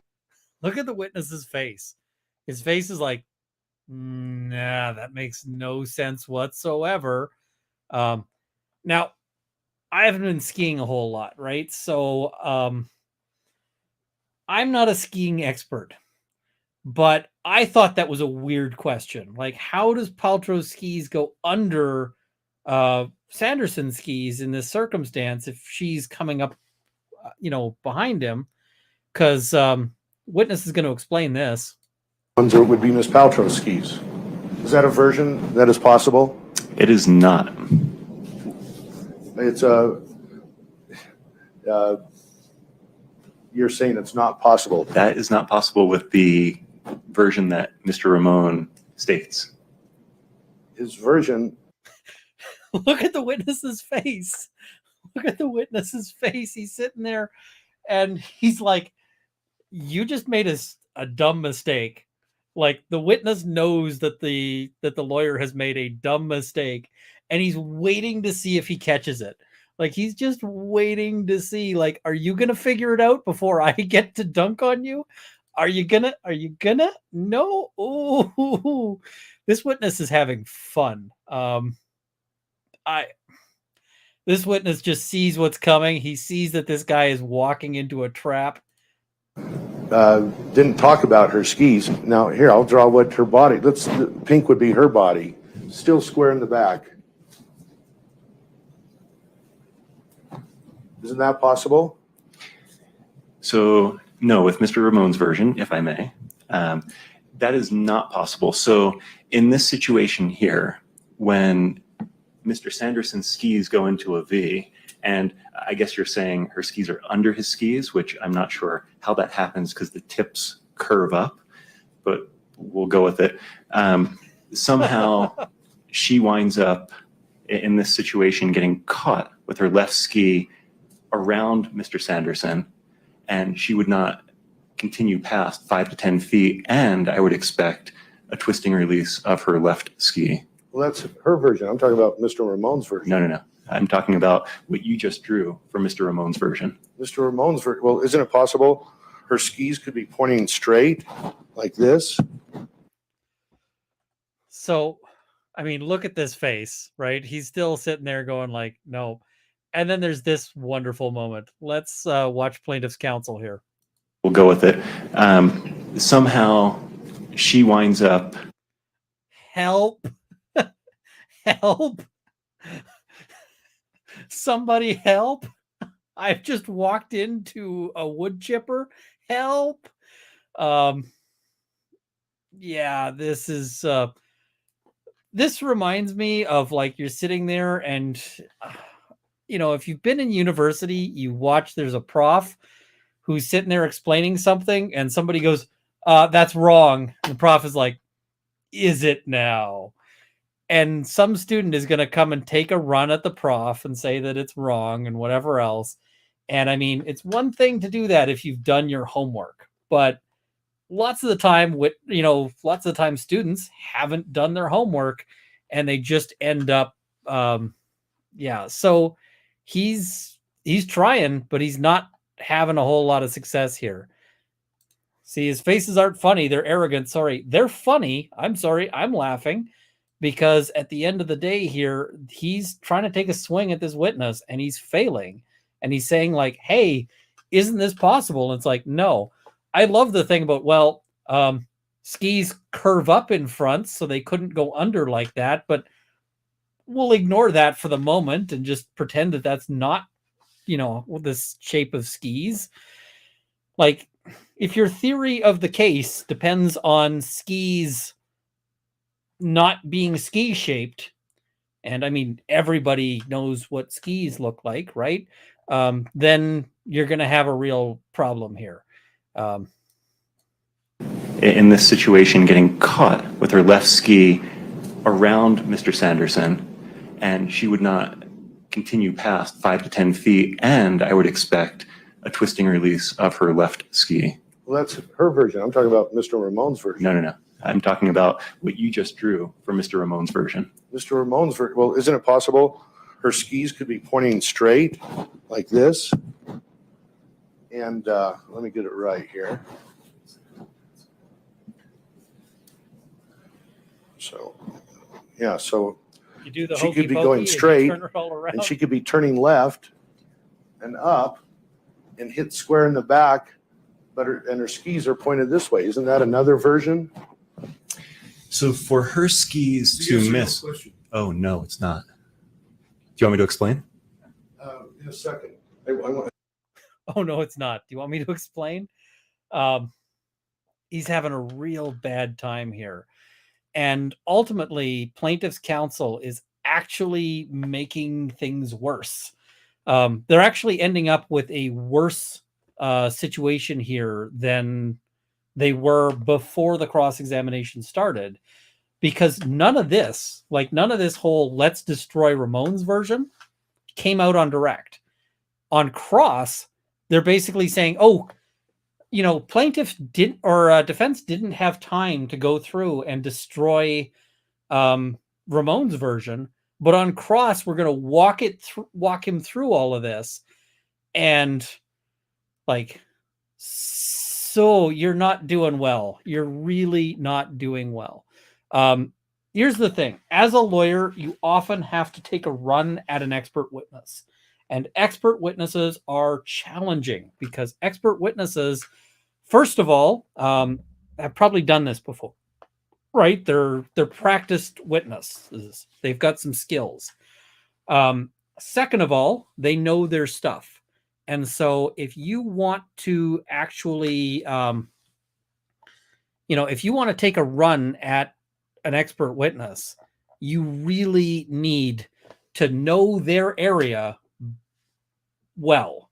And so when I'm practicing to take a run at an expert witness, I want to talk to other experts. I want to read the heck out of their material.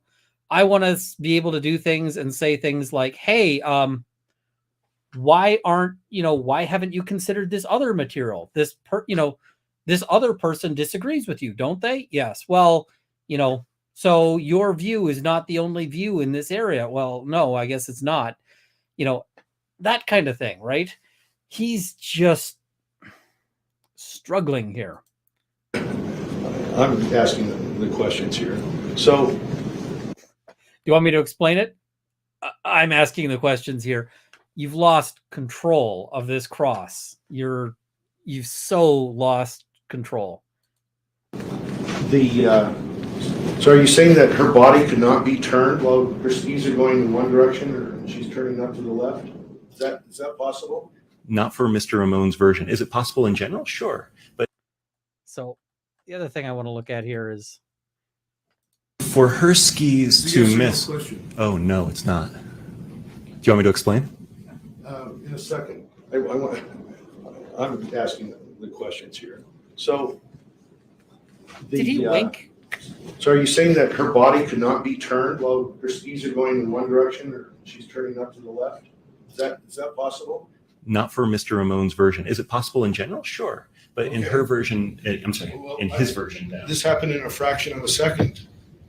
I don't think Mr. Ramon testified that he has a videographic or photographic memory. Do you? Counsel, here's what's happened. Plaintiff's lawyer has now gotten so spun around that he, when I was a kid, I remember there was a moment where this one kid gets a hold of the ball and he looks and he's got clear line from him to the other net. And he just grabs this ball and he's running and he's running and he's running and he kicks it and scores a goal. And everybody's unhappy with him because he got turned around. He ran that thing straight into his own net. What plaintiff's counsel has done here is exactly that. He's figured out which direction he's forgotten which direction his goal is, because now, did you catch this? He's undermining Ramon. He's basically saying, well, what if Ramon got it wrong? Ramon doesn't have a perfect memory. How do you know that Ramon has a perfect memory? Well, listen, if we don't believe Ramon, you lose, sir.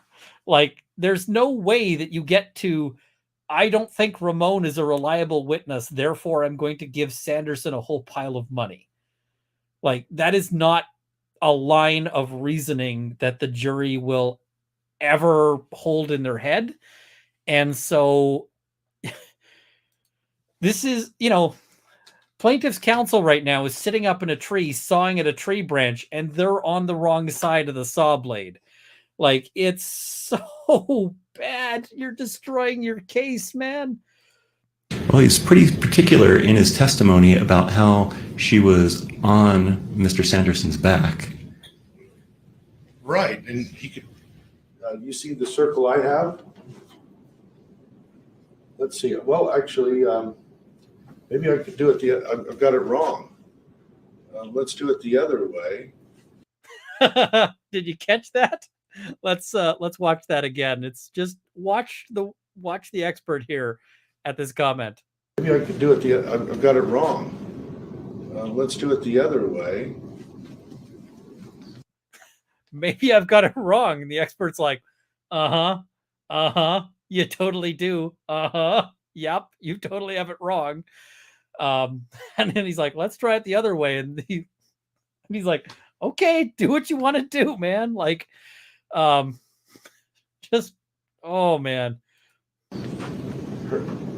Her body could be like this, and her skis could be like this. And tilt way over. And people turn all the time while they're skiing, and their skis are going one direction, but their body is pointing a different. Right here. Can you see me? You see that? I see you turning, sure. That's possible, right?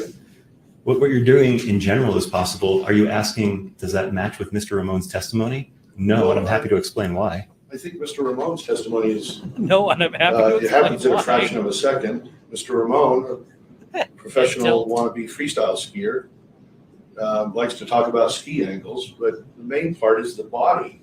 He saw the body, and then the bodies go down together, and she lands on top of him. You're saying that your versions, which are not based on anything except your recreation of the biomechanics, are superior to an eyewitness. Isn't that what you're saying? No, we have two versions of the accident. We have Mr. Ramon's version and we have Ms. Paltrow's version. I've assessed both using physics and biomechanics, and I'm sorry to say Mr. Ramon's version does not meet with the laws of physics. It's not consistent, internally consistent, and Ms. Paltrow's is. Well, I don't think Mr. Ramon. It's not consistent with the laws of physics. Ouch. I mean, this guy is just crushing this lawyer. Like, the Ramon's lawyer version was designed to be consistent with the version of events. It happened in less than a second. And we don't know the direction of the skis. In his version, he never testified to the direction of Ms. Paltrow's skis in any of his testimony. Isn't that true? He did not testify to the direction of her skis. That's true. Thank you. So if Ms. Paltrow was seen down, turning up to the left, she hits Terry Sanderson square in the back, and they can fall down to the right, especially if her momentum is going, well, I'm not a biomechanical engineer. I'll try to do it right here. The witness is It could just be her shoulder that hits him square in the back, couldn't it? He didn't say what part of Miss Paltrow's body hit Mr. Sanderson, did he? He did not say. He said, well, here, I can tell you exactly what he said. He said, Take your time. a smiling assassin is a good line.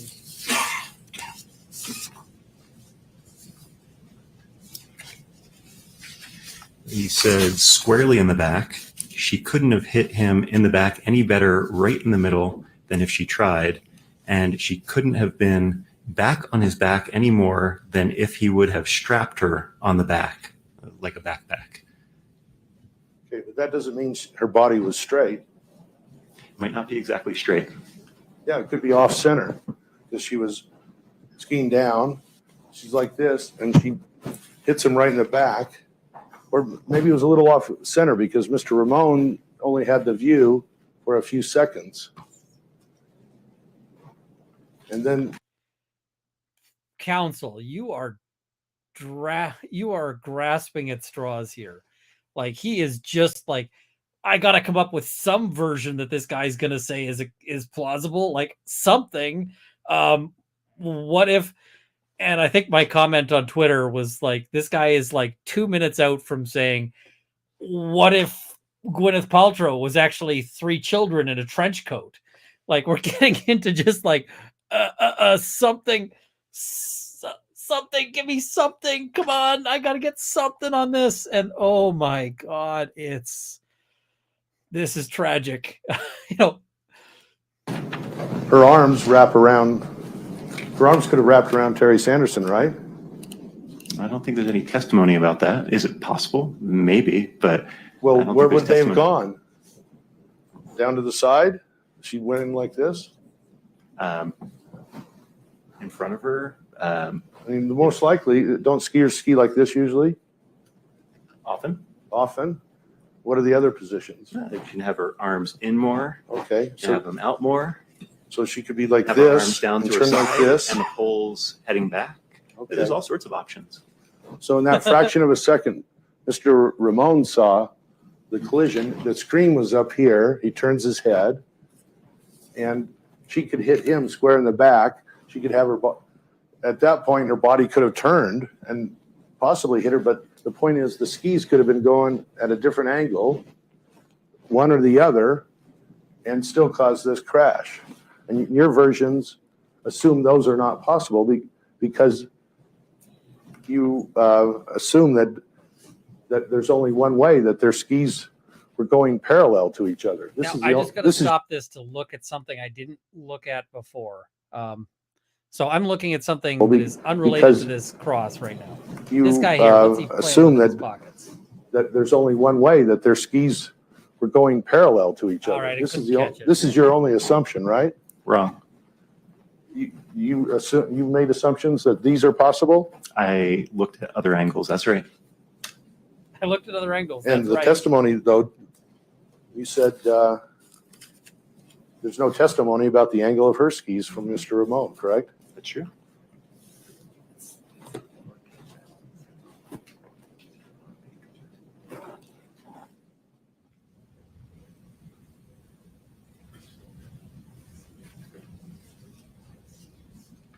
Now we're gonna watch something that is just, it's just kind of embarrassing. It's just kind of embarrassing what we're gonna see here. You've made a lot of assumptions, correct, to make these animations, right? Yes and no. I thought that would be a more than one assumption. There are That's some yes or no? assumptions. Sure, more than one assumption. Okay. Less than 100? Sure. See, the thing is the more than one assumption is just like, he's like, this is a dumb question. This is because of course you have to make all sorts of assumptions, right? Assumption number one, physics applies to this in the same way that it applies to everywhere else. You know, there's always assumptions, right? Less than 10? I don't know. You don't know how many assumptions you've made, correct? That's right. Sure. Okay. The witness thinks this is funny because it is, right? It's because you don't know how many assumptions you're making. This is just like, he's like, you are asking silly, weak questions here. He's just like, he knows that this is not effective at all, right? This is, he knows that this is, and you don't ever want to be the lawyer who is just getting laughed at by the expert, right? Or by any witness, right? It's just, yeah.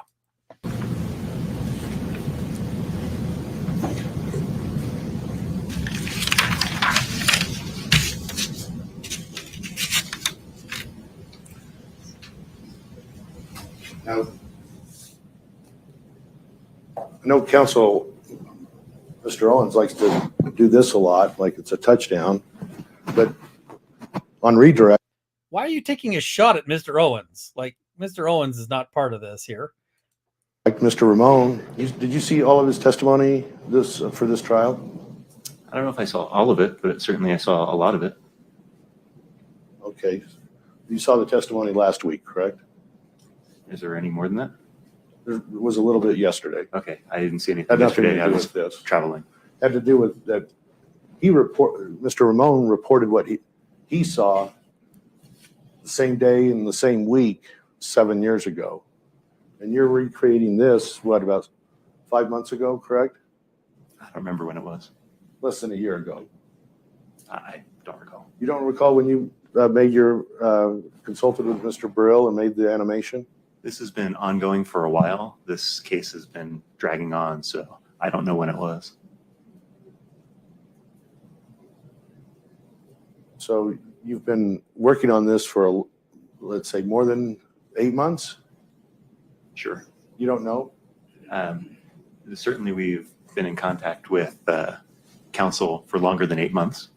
So it's just like, when did this get made? I don't know. Like, why would anybody And ask for the record, this? Your Honor, I'd like to move to strike all of his testimony because this wasn't disclosed improperly. I anticipate the ruling, but I just wanted for the So this is really embarrassing. Let's rewind record this here just properly. for a second. I'd like to move. We've been in contact with This is so counsel bad. for longer than 8 months.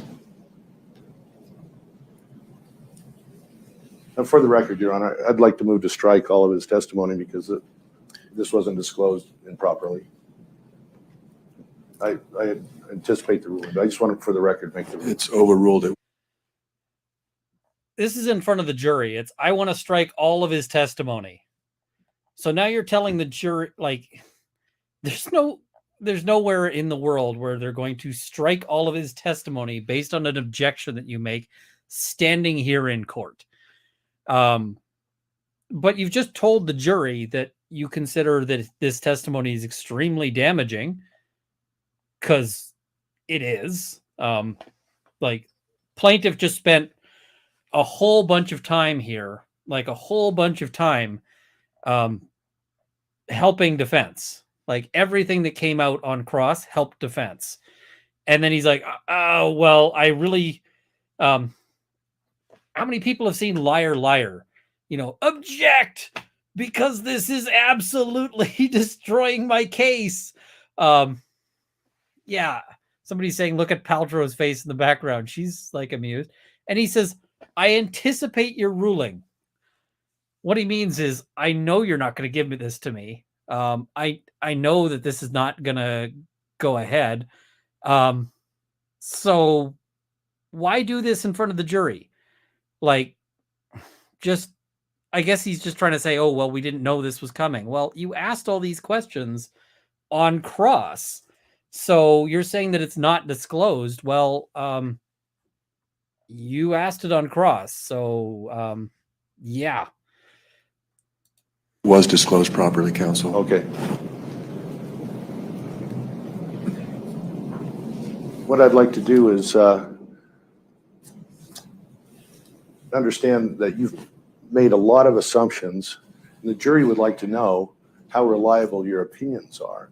So how can that be reliable when you totally discount some major events like what the direction of Miss Paltrow's body was compared to her skis? And there is testimony about Miss Paltrow's body movement. Do you know that? I guess I don't Prior to the understand. crash, just prior to the crash? What version are you talking about? I don't know what you're talking about. Sorry. Do you know about the version of Carrie Oakes? I don't think she saw the accident. Have you read her deposition? I have. Okay. You realize she testified that one of the kids said, "Mommy, watch us ski," and the kids were up there on the left. Miss Now he's Paltrow getting was into an argument down on with the right, which would tend to show that the Miss Paltrow was looking up to her left at the point of collision. I don't recall that. Okay. So you're excluding Carrie Oakes' testimony, correct? That's wrong. You're including her testimony? I considered it, sure. And are there any assumptions you've made based on her testimony? Not in particular that I can think of, but there may be. So could you speak up? Not in particular that I can think of. Okay. Not particularly that you can think of about Carrie Oakes' testimony, okay? Are you an expert on head injuries? I'm comfortable talking about head injuries from the biomechanics standpoint. Have you ever studied or held yourself out as an expert on concussion? Why are you still If it's trying? diagnosing or treating concussion, no. If it's the biomechanics related to the formation of concussion, yes, I've done helmet research and head injury research, in particular for snow sports. Did you? You haven't done anything with head injuries, have you? Yes, actually, I have. I've done looking at concussions and helmets and so forth, particularly focused on, on snow sports, like swing and a miss, counsel, swing and a miss. Apply any of your knowledge about concussion to this case? I certainly looked at it, but Dr. Boehm was very particular in his testimony that it was only the rib fractures that allowed him to say that Ms. Paltrow contacted Mr. Sanderson from behind. So that's what I concentrated on for the jury. And you ignored his discussion about the head injury? Oh, no, I certainly considered it. And it's not relevant in this case. Well, in disproving Dr. Boehm, it's not relevant, but I'm happy to talk about it. Okay. Well, it's not clear. I'm happy to talk about it. Smile, smile, smile. Walk into the trap here, counsel. Come on. You know you want to ask me questions about this, don't you? Come on. I feel like defense side could have gotten all of this out. They're just short on time. And now, like, this is using plaintiff's time for defense witness, essentially.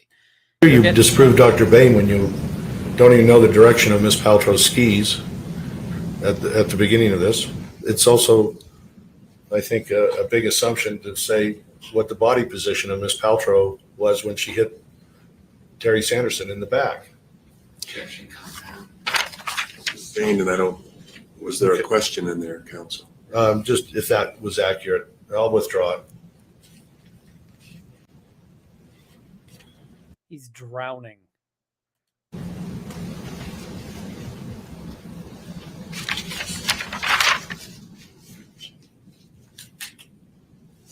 Guy in the brown here. Let's watch 5 seconds back. I just want you to watch the guy behind in the brown. Big expression here. Oh.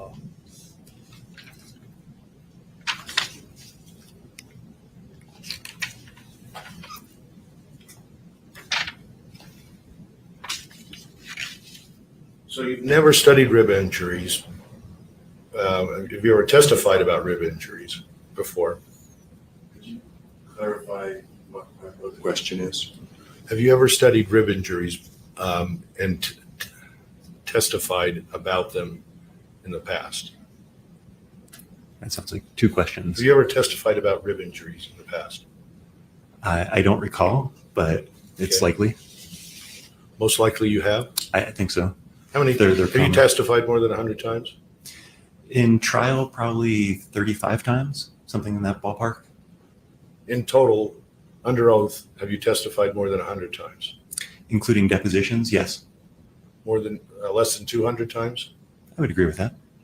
Okay.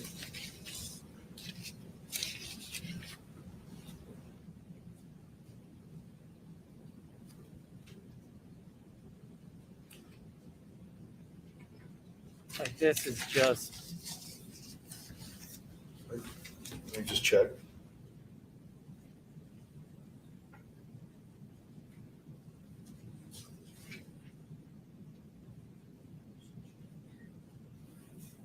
So let's talk about what you do when you run into this situation. When you're dealing with an expert, you have to consider the possibility that this is going to happen to you, that you are going to take your best run at the expert and that you're not going to make any headway. And you have to start recognizing when that's going to happen, right? You're going to have to start you got to recognize when you are in the bear trap, right? And there is a strategy for this. And what it is you have to plan ahead with your escape route. And your escape route, like the escape route strategy is you go in talking like with an angle for something that sounds good, some soundbite. It doesn't really need to be a strong point. It just needs to sound good. It needs to sound like you landed something. And you have that in your back pocket, something. And you have to be damn sure that your escape route is a good thing. That it's gonna, and your escape route you can use to close things up when you're done, right? You can save that point and use it as a high point for the end of your cross if you don't get to a better spot, right? But when you are finding yourself stuck, you can be like, okay, escape route. Now I'm going to hit this point that's like a point where I can score something, and then stop asking any more questions and just stop the bleeding, because here they're just bleeding in front of, like, this guy just shot himself in the gut in front of the jury and is just like, yeah. It just is what it is. And yeah.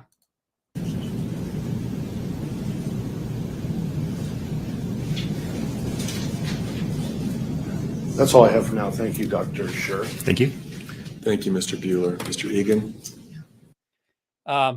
That's all I have for right now, because I'm sure that little, conference there was just stop.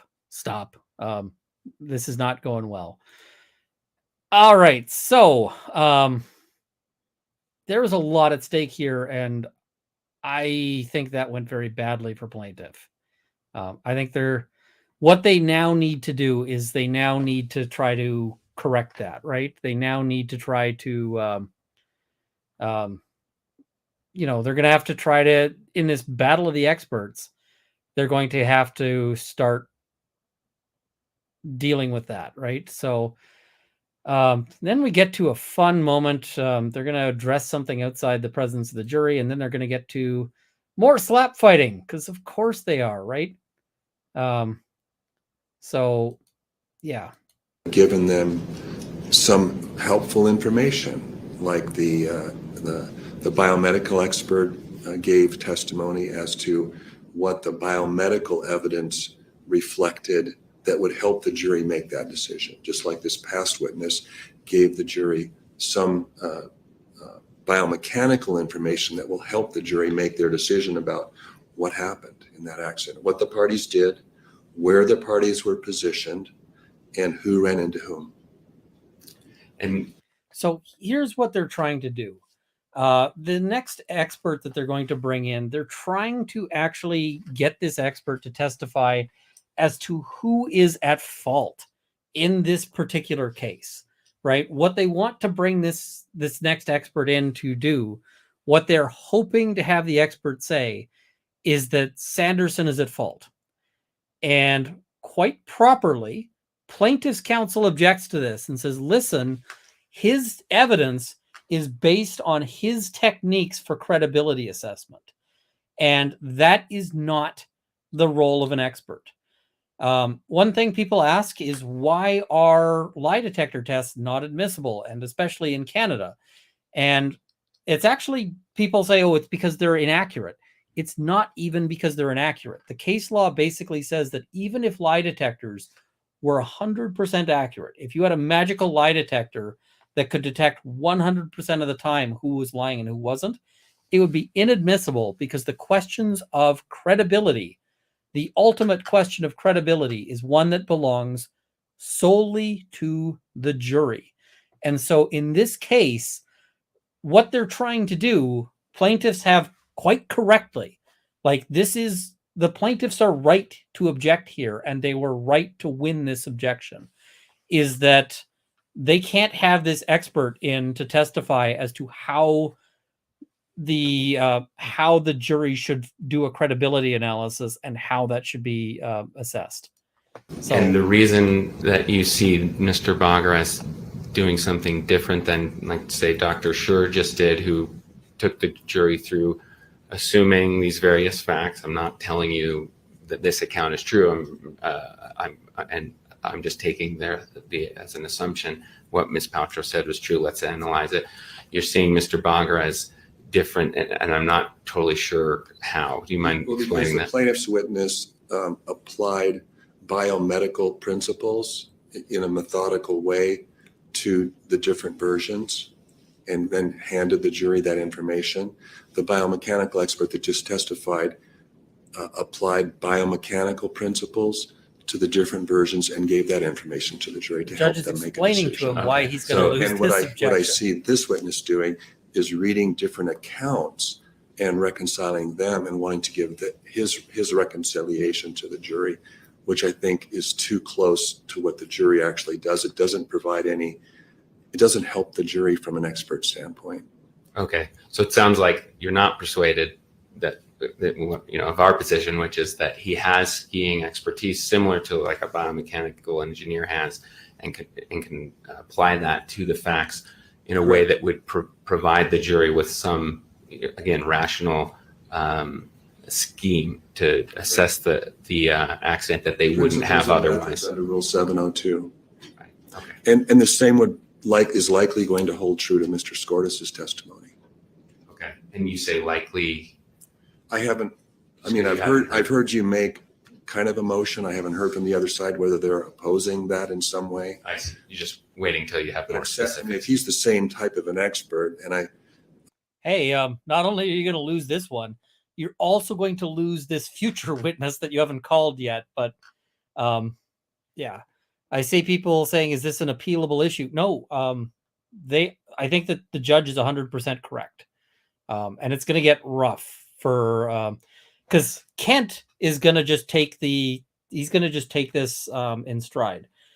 He's making the argument. And you know what? I'm going to give Kent some props here. He fights this argument. He does well fighting it, and he loses well, right? He does well fighting it, and he loses it well. So, but then Owens steps in because Owens can't see somebody taking an L without taking an L of his own. So I realize that he may not be a risk manager and he may not be a ski accident investigator for an employer, but it sounds like his testimony is along the same lines. Right. Okay. So just in terms of guidance on this ruling, you mentioned the bindings, and I apologize for going long. I just want to make sure that we specialized knowledge, right, so that can help the jury in making their decision. So in your mind, would something like recognizing that the positioning of the skiers, if one skier is uphill, applying a certain knowledge of skiing, that would suggest certain things about the accident. Would that be out of bounds? I guess I have to hear the question, but it sounds like you're getting back into making conclusions based on an investigation. If you lay out some hypothetical facts to say if this skier was here and this skier was here, from a skiing standpoint, and then ask questions based on that, I could see that. But okay, it's feeling a little too hypothetical right now. Sure. Okay. Thank you, Your Honor. Thanks for your patience with my questions. Sure. Ms. Van Orden? Circling back to why I raised this in the first place is the concern with the animation and involvement in prevention of their nation. Place these, which of those be. I haven't heard anything that would establish a foundation. all right, so now we got Owens. Owens is going to take the. I haven't heard the L. anything that would establish a foundation. We have been broadsided, Your Honor. We had a 37-page report produced a long, long time ago. There was a motion deadline that we respected months ago. These issues were argued 45 days ago. And then immediately before our witness is going to take the stand with this 37-page report, we get essentially a midnight filing and that guts half of his opinions. I don't think it's fair, Your Honor. I can't even read the darn thing. I'm focused on getting my witnesses ready. The untimeliness is very prejudicial to us, Your Honor, because we can't properly brief this in days. Okay. I've already ruled that the initial motion was timely, and I made a ruling on the initial motion. The subsequent motion was not untimely. The court has agreed to reconsider the motion, and that's what I've done. And I don't feel that it's unfair or unduly prejudicial. You were aware of the issues with his report long ago. But you ruled in our favor before. What I ruled was. And here's where we're going to see a sign that this judge, who's like the most patient human being on any 3 planets, had like that you could care to pick out in the universe, is losing patience with Owens. This is where we're going to see some signs of that. Was that the initial motion didn't give the court enough to grant it. Because they and so then there was a motion briefed it. Then there was a motion to reconsider that gave the court more information. And I can see that it would be, I mean, you can't poorly brief you don't want to, a motion. I mean, this would create an appealable issue. Do you want to do that for your client is my question. No, but I don't want to. They poorly brief something, the judge denies it. Then right before the testimony, they better brief it, and now we lose. I mean, that's what trial is. This is trial. Things happen. The points that were raised in the motion. That's what trial is. Things happen. Like, get over it. Jeez. This is such like, and the judge is saying like, hey, listen, if I give this to your client, then ultimately your win might end up being a hollow thing. And the thing is like, if you're Owens here, you should be reading the room and trying desperately to find a clue, because the judge is hinting here. This would create an appealable issue for your client. What does that tell you the judge is thinking about how this is going? Right? This would create an appealable issue. Do you care about an appealable issue existing for the other side if you win or if you lose? No. You only care about that if you're gonna win. The judge is kind of signposting like, shut up, you're winning. Like, don't tank it. This is Owens. Grab a clue. All right. So now we get this new expert, and they take a 5-minute break that is kind of a little less than 5 minutes. Sitting down and then giving the jury your full name. This guy. And spelling it. Once you get situated. Thank you very much.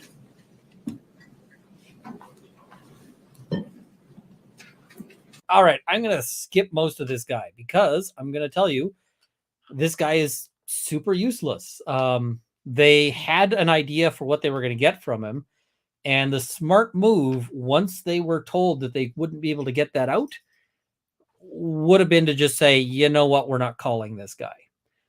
Because ultimately we can sum up his evidence, and he takes a while. Like they go at this for a while here. And there's lunch in there, so just trying to find the critical moment here, but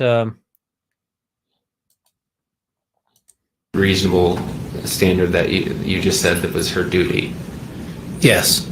And if you assume her account was correct, did Mr. Standerson comply with that duty? No.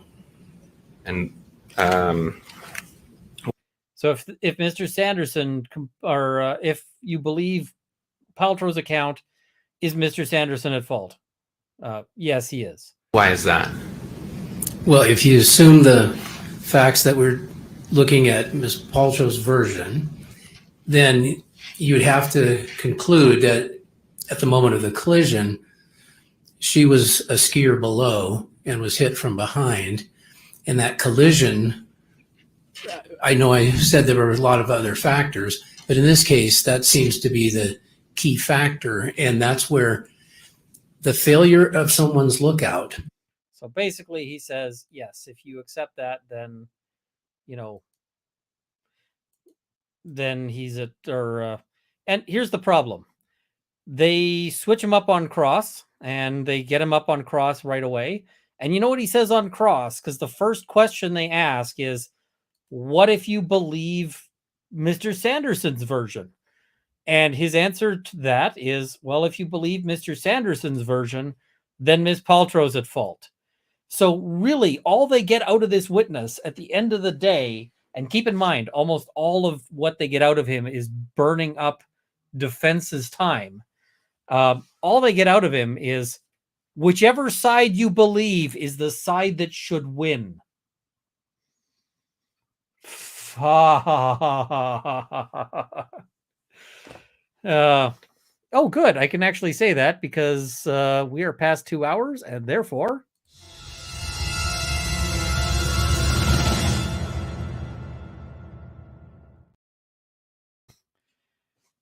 the side you believe is the side you should win is all they get out of this witness? Fuck. Oh, pardon me, but that's just so ridiculous. Like, just so stupid. All right. Why do they call that? Now, all right. So now we get to this guy. And this guy is interesting because my initial reaction to this guy, I will say, is not good. I initially thought, what the heck is with this guy?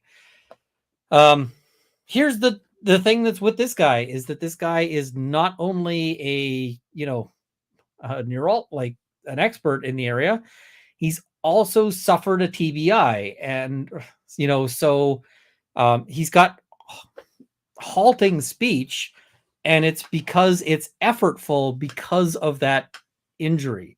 So that's unconsciousness. And he proceeds to just start dismantling the plaintiff's arguments.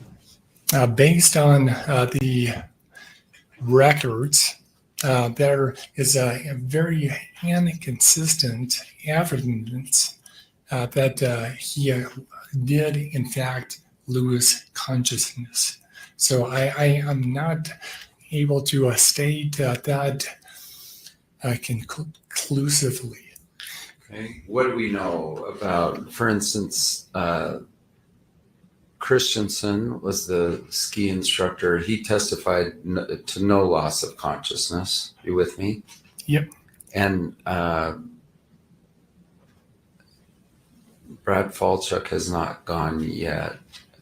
Ms. Paltrow has stated no loss of consciousness. Craig Ramon did say loss of consciousness. Have I sort of summarized some of the people who talked about that? Yeah, and the plaintiffs himself has said, loss of consciousness, 5 minutes, and then again, a later 10 minutes. Okay, Yes. so Mr. So I'm just going to say, defense side blundered at this point. And what I mean by that is that they actually had, Owens do the direct on this guy. And I would not have let Owens near this witness. So here's the problem. They call this guy, and cynically, I am going to say that cynically, I think that they probably called this guy in part to say, this is a guy who actually has a brain injury. Look at how he's struggling and look at how Sanderson wasn't. That's my cynical take on this. But I am going to say that this is a guy who isn't just here because of a brain injury. This is a guy who's actually he's accomplished in his field. He's smart. Most of what he says is fantastic. So the cynical aspect of it, I kind of don't like, but I think he was a good witness. The problem is Owens is a terrible lawyer to do the direct on this, because Owens has the patience of, like, a fruit fly with a heart condition. Like, I got to get this done right now or I'm going to drop dead. Owens is, you can see after not too long, Owens is not able to wait for the answers. He doesn't like the guy's delivery is somewhat halting. And so Owens starts interrupting him and stepping in and, like, trying to feed him, leading questions so that this guy can be, so that he can answer yes or no, and so that he doesn't have to wait.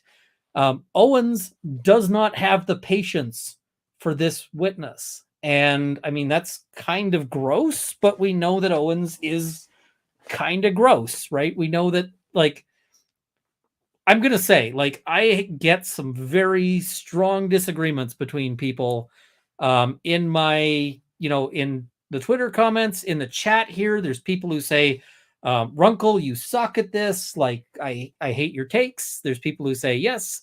There's people who are like, Sanderson is totally, 100%, full of crap. There's people who are saying Paltrow is full of crap. Like, everybody's got a different take on the ultimate verdict. And there's, it's not like an even 50-50, but people have strong views. But everybody, like, on all sides, can get behind one shining ideal, which is fuck Owens. Like, we just all can, link arms and, dance in a circle with, like, flowers in our hair over the notion of we hate Owens. Owens is so miserable to deal with. So, like, the whole notion of Owens sucks is not news to anybody. But this is a whole new dimension of how Owens sucks. And, great. And I mean, I've seen some theories that Owens might be neurodiverse. I haven't got that read off him, but I don't know, right? And so, if so, I feel bad for the guy, but he's still really, does not do well here. So, now there's a moment that I really, there's a few moments I really didn't like here. There's one where an objection is sustained and he keeps talking. That's not such a big deal, but there's a thing that he said that I just was like, ooh, I do not like this at all. And I'm going to have a rant. Of feature strokes and a indication that there is microvascular disease. So microvascular, micro means small. Is that right? Yes. Vascular means like blood flow? Yes. All right. So small blood flow. So in lay terms, does that mean the passages of blood flow are narrowed in his brain? Yes. Sustained? I'm trying to get to the most, like, 8th grade level, which is what I understand. Yeah. So comment on Mr. Sanderson's pre-collision brain as it related to microvascular disease, please. So to point, some microvascular disease can cause very small stroke, which are not able to be detected by scans, MRI, CT. Also, number 2, microvascular disease is a great risk factor for a future stroke. Do you believe this, is this your opinion, all symptoms the plaintiff claims is explained not by the collision, but by his pre-accident conditions. I'm trying to get his opinion out there, Your Honor. You can ask what his opinion is. Yeah, sustained. I'm trying to get his opinion out there. It's going to take forever if he has to answer a straight. Oh my God. I mean, this guy clearly has an aphasia, right? He's got difficulty producing speech, and it's effortful. Like when you have this kind of, I mean, this is a mild aphasia. People with serious aphasias might not be able to speak at all, but I mean, it can mean that it's effortful, right? Think of this as the equivalent of like trying to solve a math problem every time you want to talk. Or having to lift something heavy every time you want to talk. It's effortful speech for him, right? And so props to him. Okay, comment on your opinion on that issue, on the issue of his current claims as it relates to his pre-accident conditions. So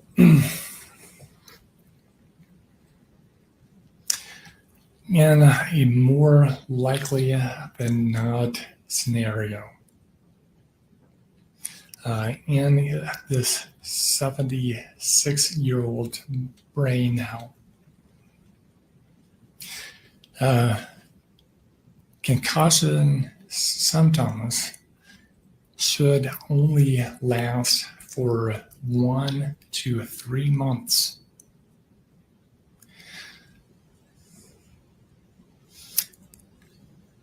There is a wide berth of evidence that when the concussion symptoms last for longer than 3 months, it's highly correlated with monetary gains or litigation. Explain that, please. Monetary gains or litigation. Go ahead. What's your point? And relate it, please, directly to Mr. Sanderson. So I don't know if people caught that. Basically, what he's saying is if the concussion symptoms last more than 3 months, there's a strong correlation with people either out for money, like seeking money, and that, when he says monetary gains, I know of some of the research that he's looking at here, right? They mean people who are seeking like disability payments or, workers' compensation payments or, or in this case, or in other cases, litigation. There's a strong correlation. And you know what that correlation is? I mean, there's a big problem with correlation as a thing, right? Because correlation, I mean, all a correlation means is that as one thing changes on a graph, another thing also changes, right? Or that it tends to change. And the issue on like what he's trying to imply here is basically that Sanderson is running a scam. The problem is that correlation and causation can be very poorly linked. This is something that anybody who's taking the LSAT needs to understand very well. So lawyers tend to know because we have to take the LSAT to get into law school. So we can have various possibilities for correlations, right? One possibility is that the two things are actually causally related in the way that you think they are, right? So being bitten by a dog is correlated with bleeding because the dog bite causes you to bleed. That's great, right? That's a great correlation. But you could also have it backwards. I mean, if you're sitting there thinking that bleeding causes dogs to bite you, because in our studies, we found that a lot of people who were bleeding, had a dog bite, then maybe you're dead backwards, right? So you can have the causation, like you might be right about the causal relationship, but just wrong about the direction. There's a great example somebody just posted. Death is correlated with hospitals. You are way more likely to die in a hospital than you are on the street. But it's not because the hospitals are killing people. It's because that's where we send the people who are sick or dying. Like if you get shot, we're probably going to send you to a hospital. So like that's a problem. You can now also have situations where there is a common cause of both things.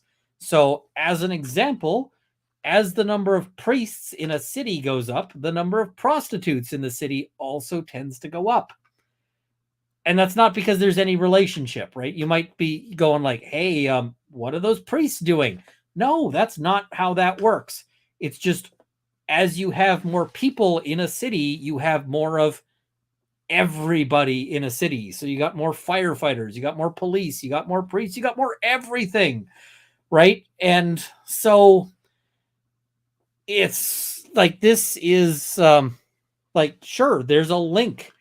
But in this case, I kind of suspect that the link, I mean, sure, there are probably some fraudsters out there. I'm not going to pretend that there's no medical fraud out there because there's all sorts of people who do like to fake injuries for all sorts of things.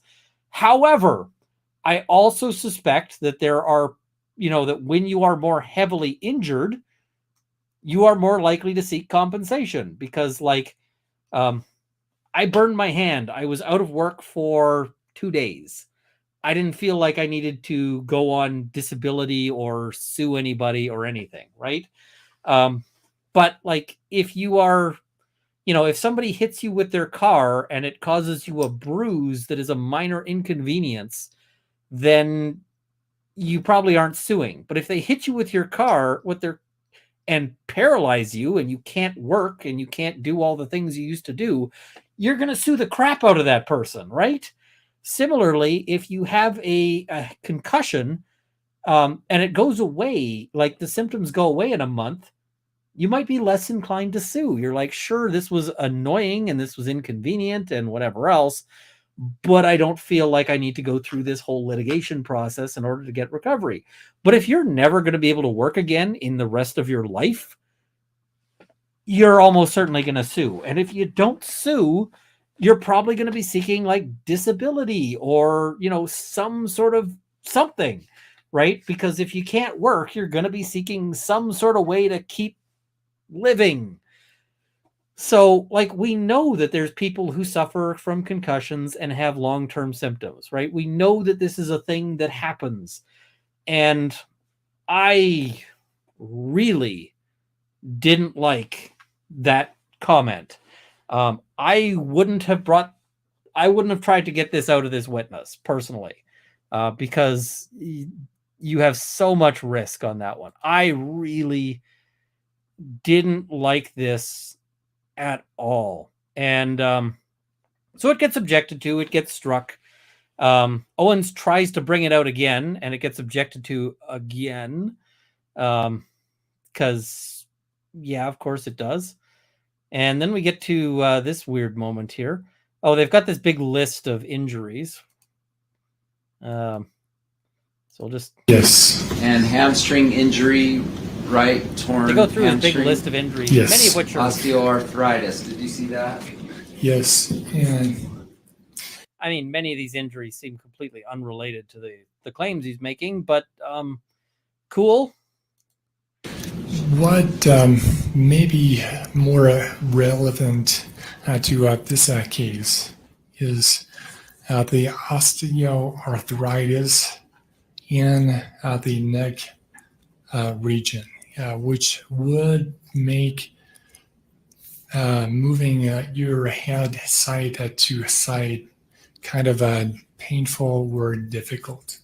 That, along with the vision impairment, are, I think, relevant. All right. My partners here are telling me I should wind up. Can you at least look at insomnia, respiratory problems, poor male sexual reproductive health, lower urinary tract issues, kidney problems, hypercholesterolemia, weight? My partners are saying to wrap this up, but let me just make sure to mention, his erectile dysfunction. We just got to mention that a few more times. Yeah, I was just like, okay, seriously. But then they come over and the cross does some things that I was not super impressed with either.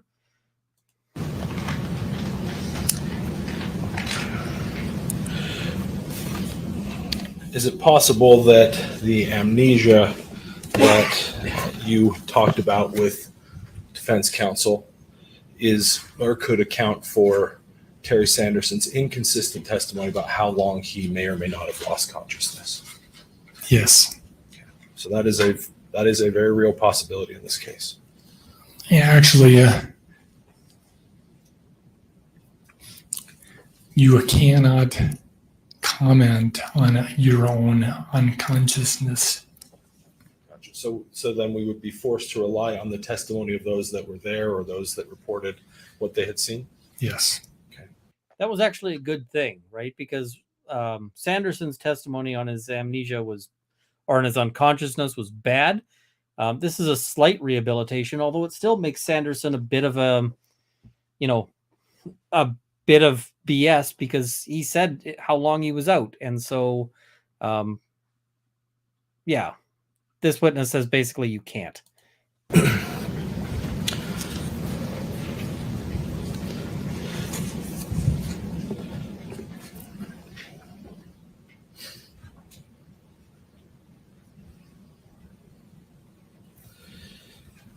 We've heard some testimony earlier about a triggering event. Are you aware of things that could be considered a triggering event? The concept, yes. Okay. Is Alzheimer's disease caused by a triggering event typically? No. Okay. Is dementia caused by a triggering event? No. Okay. So, what they're trying to say is, hey, if it's Alzheimer's or dementia, it wouldn't have been caused by a skiing accident. I am not sure I'd want to float Alzheimer's, dementia, and so forth in front of the jury, because now the jury's thinking, oh, well, maybe his side thinks that he's got Alzheimer's, and that it's not caused by a triggering event, and that means that it's caused, So, yeah. That I didn't think was great, but it is what it is. And then they get a little bit more out of him on cross. Sure shows, but so I would say much more likely than not. It is possible. Correct. As far as anything is possible, yes. Okay. Thank you. Let me just check with co-counsel, and I think that's everything I have for you. This is possible, right? And he's like, I guess anything is possible. So sure. Experts will sometimes give that answer, and I hate it. I don't want it from my experts, but they do. The other thing I will note is that plaintiff's counsel begins that cross in a way that I quite liked. They begin the cross by saying, basically, we're really impressed with what you've done and your abilities and so forth, because this is a guy that you have to cross gently. You have to cross carefully, because if you come in acting like a jerk to this guy, you just look like a bully, right? You have to be careful about how they're doing it. And I think that the lawyer they had doing the cross did a decent job. Honestly, I would have... the biggest thing there is the bit they kept out, which means that they can't cross on it. But it's still, I thought that made him look bad. All right, so then they go, and we're going to have a bunch of depositions. We're going to speed through the depositions a little bit here. So we'll just... So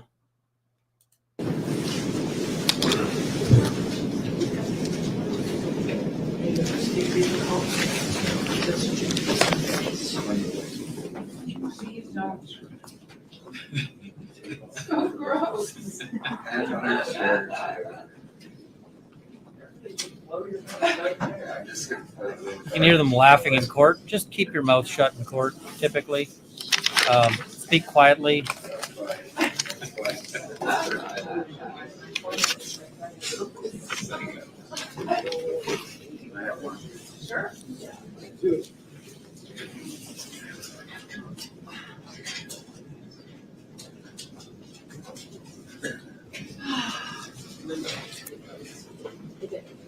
Are we on the record? Yes, we are. Okay, we're back on the record. Council are present and parties are present. Mr. Owens? Yes, thanks. So we're thinking this Carrie Oaks is going to go about a half hour, and then we're trying to figure out how to best use that other half hour. Sure. One option is, well, here's the question. How strictly, we now have essentially one full day of evidence left. How strictly are you keeping us to like 4 hours each left? Strict. Strict. So when you run out of time, you're done. Okay, so how strictly are you going to hold us to it? When you run out of time, you're done. All right. So the deposition transcripts or the depositions themselves are kind of long and kind of less interesting. Now, the first one is Carrie Oaks, and Carrie Oaks is another of the ski instructors. She offers some stuff that is good for each side, and I think she comes off as fairly unbiased. I think on balance, she's better for the plaintiff by a fair bit, better for the defense rather by a fair bit.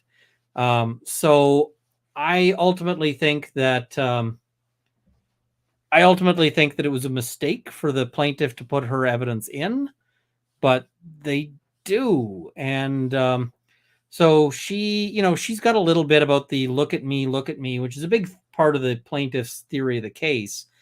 But she really sort of sticks to Paltrow was looking forward. She was not looking at her kids. She was instead paying attention to what was in front of her. I think on balance, she was better for the defense, but the plaintiff put her in order to get in that look at me. And, she also says that there's no one in front of Paltrow. Well, if there's no one in front of Paltrow, then a collision could only happen from somebody coming from behind Paltrow, right? So that is basically her. And then they go and read the kids' depots. And the kids' depots aren't huge. They basically get out a little bit. They contradict the ski instructor, Christensen, on the whole thing about candy, but I don't think anybody cares about the candy aspect. That's not really a big deal, I don't think. I don't think anyone's going to be swayed by that candy aspect. Basically, what we hear is that the kids didn't see anything. Great. But then we have this, and this is worth mentioning just for one little bit here. All right, they're doing this. When are they going to... There we go. Everybody back to your corners. Ring the bell again.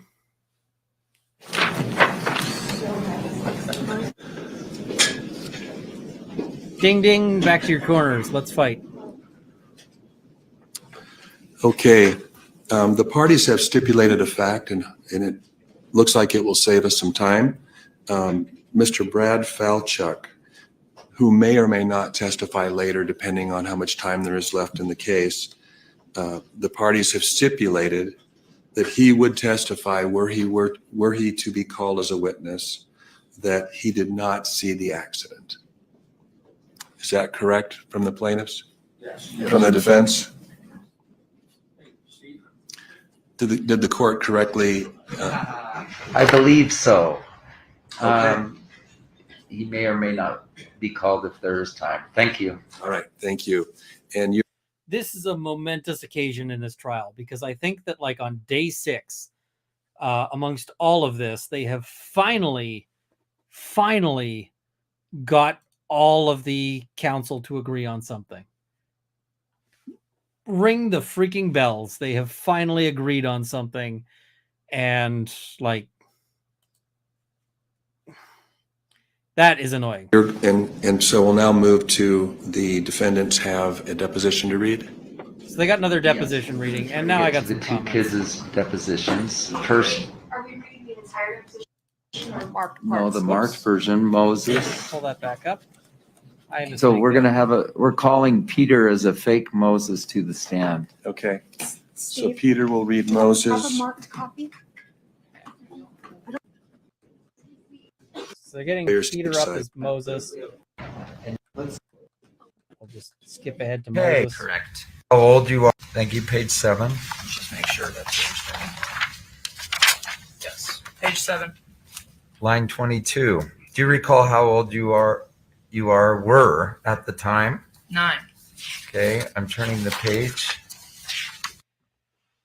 Guys, I saw a lot of comments in people's chats about, his voice and about his suit and about all of that. I don't give a damn about any of that, but the gum. Oh my God, the gum. So, every courthouse I've been in has had a very clear rule. You don't chew gum in court for the same reason you don't chew gum in church, and you don't chew gum. Like, you just can't. Like, and here he is chewing gum like he's cattle. And like, some people have said maybe it's, Nicorette or something. Well, 2 points to that. First, still doesn't matter. You still don't get to, chew nicotine gum in court.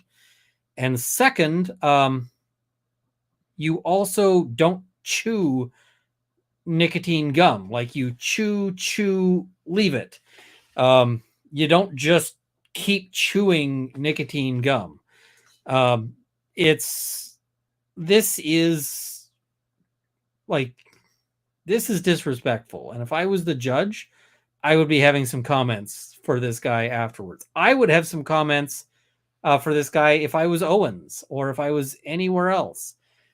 You just don't chew gum in court. It's ridiculous. And I see maybe he has bad breath. I made a comment in Emily's chat, and the comment goes like this: I don't care if he was eating roadkill stuffed with surströmming. However bad his breath is, you don't chew gum in court. Like, spit it the F out. Yeah, that was just annoying. Whatever happened to Jenny's testimony? It might be coming. We'll talk about that. So, yeah, you just don't do that. So basically, they call these depots for the kids. The kids' depots, I don't think, do a whole lot. The kids don't have a whole lot to say, and ultimately, if you are inclined to find for Sanderson, you're probably not giving a damn as to what the kids say anyway. So, like, if you are in Team Sanderson at this point, you're going to be thinking, sure, they say all sorts of things. They're her kids. So, yeah, I don't think that there's anything that's going to move the needle one bit, one way or another. But, yeah, this gum chewing just, do not like that. All right, now we're going to skip ahead. We're going to skip over the rest of the depots because we just are.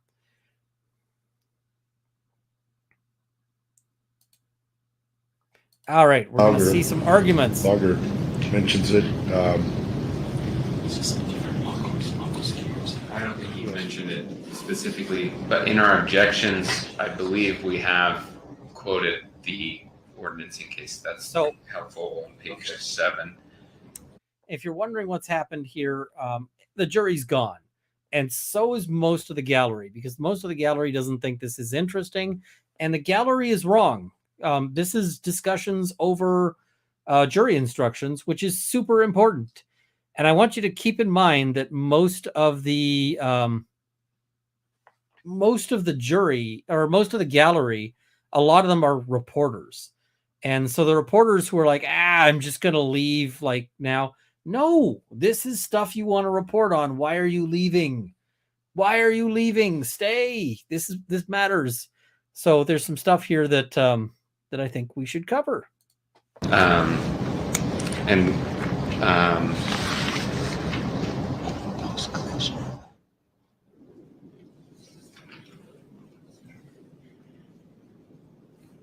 Okay, I think I understand arguments on that. I'll take it under. Can I mention one other thing? There's been no, and this will be the subject of a directed verdict. Now, Can I mention one other thing? Every time Owens wants to talk, we just roll our eyes. that we know they're closed, there's been no comment that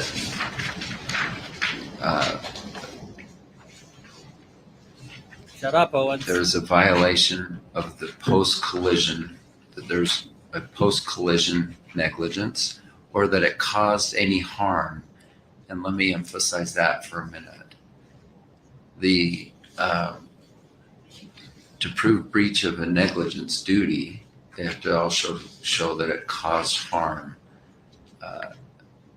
By all accounts, well, I should say by Ramon's account, he notified them of the person who they say injured him. And Mr.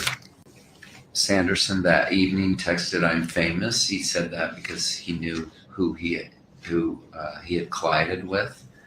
So I believe that whole post-collision negligence claim, there's insufficient evidence both on breach of that duty and on causation of damages.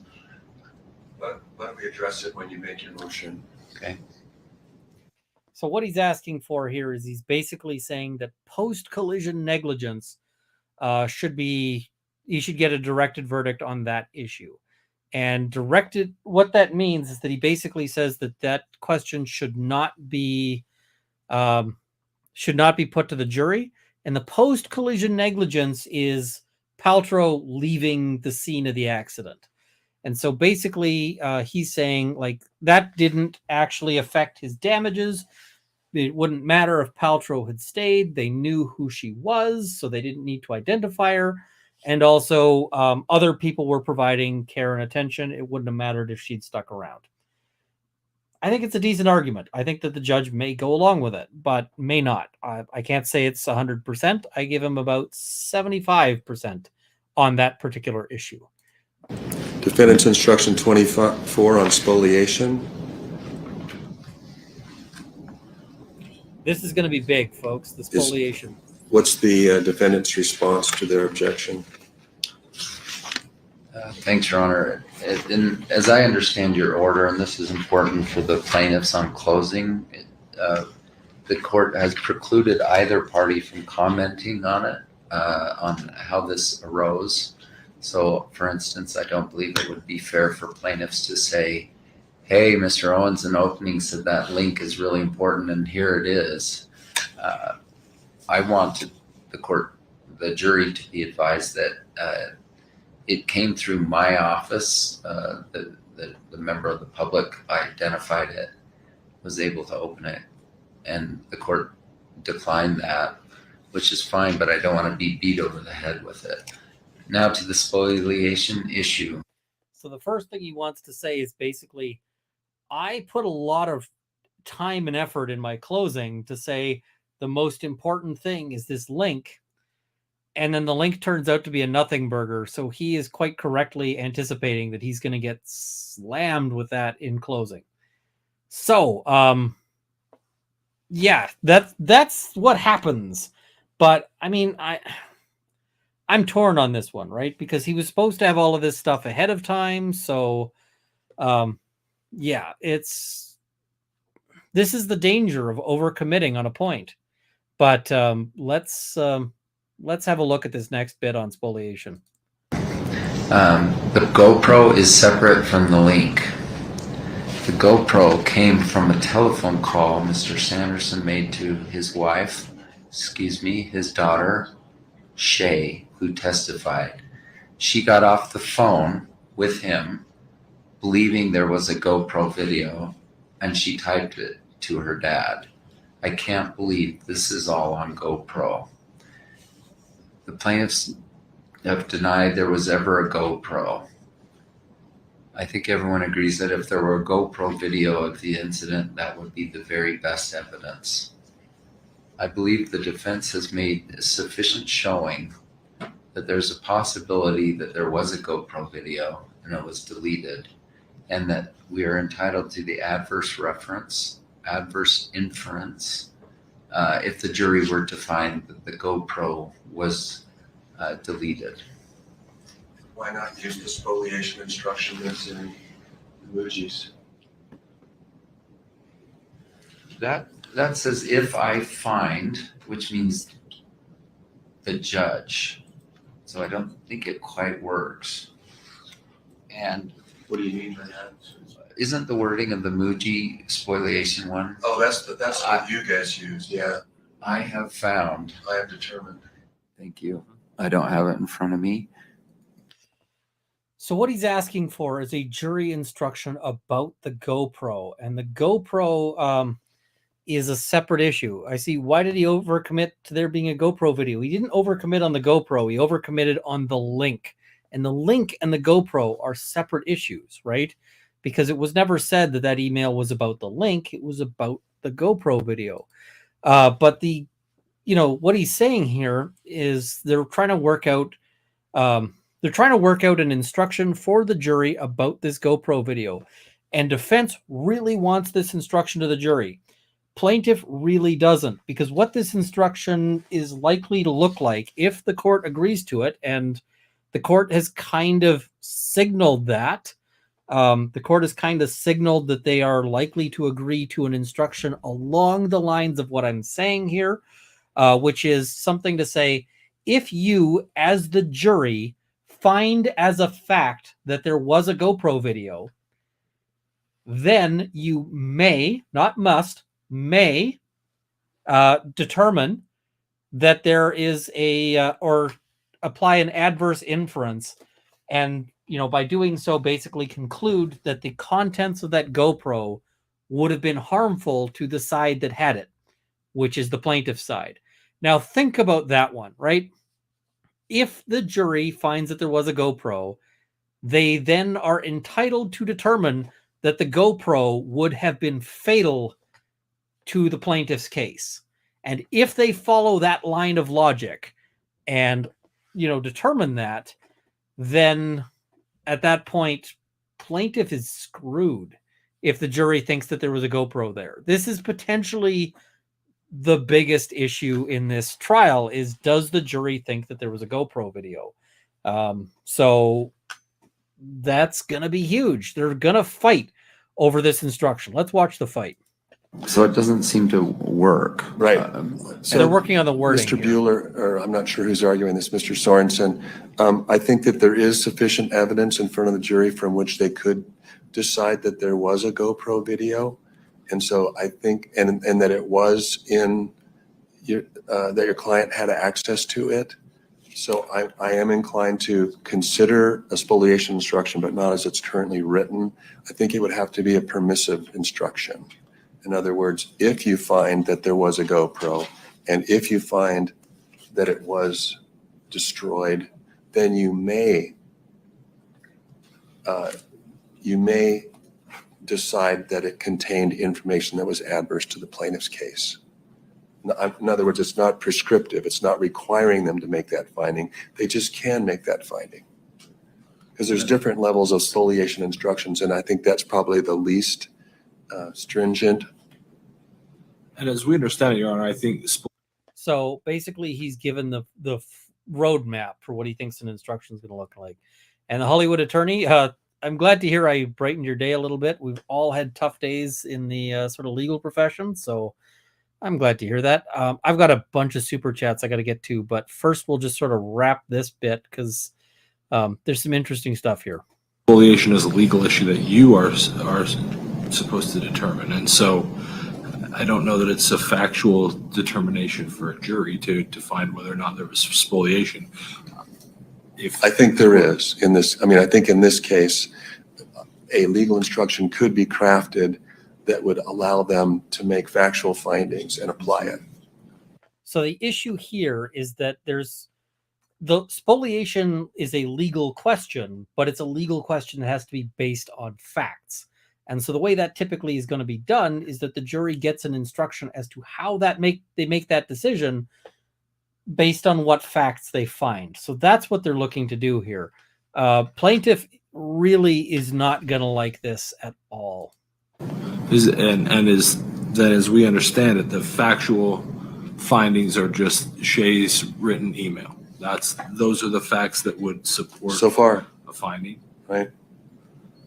Okay. But there's no So far, yes. There's not been any evidence at this point of any intentional destruction of that evidence or Yeah, there's of that. There's a Utah case that says that that a party doesn't have to show that it was intentionally destroyed, just that it. Well, the language. The language in the Muji says that, but there's a Utah case.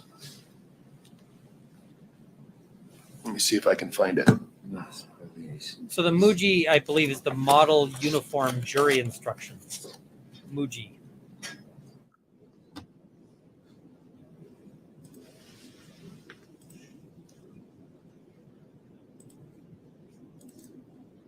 So I guess turning to the defendants, I'm looking for I can't approve the instruction as it's written. So it's Okay. it's And what- denied as it's written. Do you have the case that you're referencing? I'm looking right now. So- Yeah, hold on. I mean, Muji lists 3 cases, I think, on the instruction.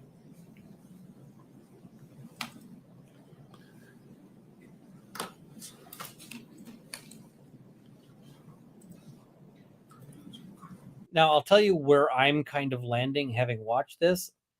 I think there was a GoPro video. I don't buy their explanations about this email. I don't buy this explanation about like, oh, wouldn't it have been great if there was GoPro? That just makes no sense to me, right?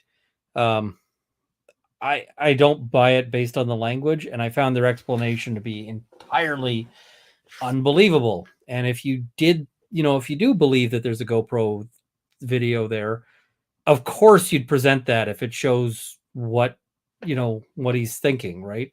If it shows Sanderson is right. And I mean, if Sanderson is right, that GoPro video would be pretty boring. It would just be him sitting there standing, screaming noise, assuming the GoPro is picking up audio, which they do by default, but you can turn that off, and then just snow.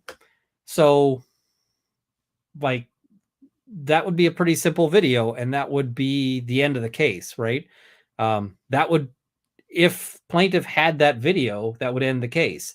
But if, on the other hand, that video shows him sliding right into Paltrow's butt, then that goes away. So I'm not on my normal computer, and this doesn't have all the software that mine does.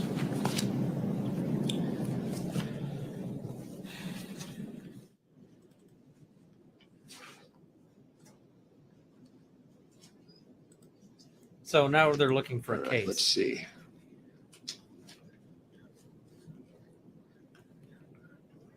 Oh, I don't have it. We also hear that there are no cameras at the ski resort. I just think it's highly prejudicial to, without, a shred. I mean, I guess the daughters, I can't believe there's a GoPro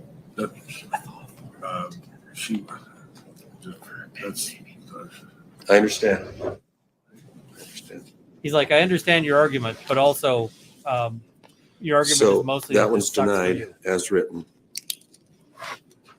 So is the burden on us to now If you want the revise it? instruction, I need one that's consistent with the law and the facts of this case, along the lines that I just outlined. Okay, That it be a permissive instruction. so James, or Peter, can I delegate this to you? So a jury instruction that's consistent with the law and the facts of this case. Right. And the specific. So there's still time for the defense to lose on this issue, because he's basically said, I've denied you right now. Bring me language that is appropriate for what I'm saying. And they've just given it to the gum kid, the gummy bear. And we'll see if Gummy Bear is able to pull this out, because the judge is basically saying, I will grant this if you come with the right language. And so it's really, does Gummy Bear pull this off for tomorrow? Does Gummy Bear get his homework done? And let's see. Good luck, Gummy Bear. Put your homework in. Email me. We're not doing this in chat. Email me. Let's see. Then we get to, there's a little interesting whisper of a moment here that I thought was, you can barely hear it, but it's really powerful here. Issue for us, Your Honor, of the 2018 Muji or the current Muji. We prefer the 2018 Muji, but Senator. Is that the second? Muji second? The most recent? I think ours follows more along with the lines of the 18, so not the current, but the previous Muji. Okay, so it looks like the only thing that they object to, Mr. Owens, is the if any that's bolded and highlighted on page 18. Is that right?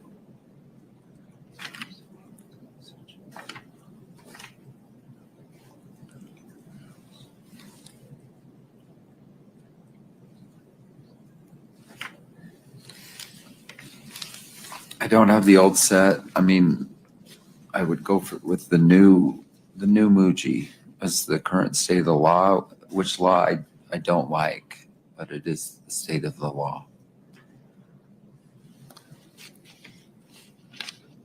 Well, would you object to if any on there? Yeah, there's no if any in Muji 2018, CD 2018. So I'll just follow the Muji on that. What's my view? Did you hear that, folks? Did you hear that? I'm going to play it again. Listen very carefully, because what you're listening for is not the judge. It's for the background comment after the judge finishes talking. What's my view? So I'll just follow the Muji on that.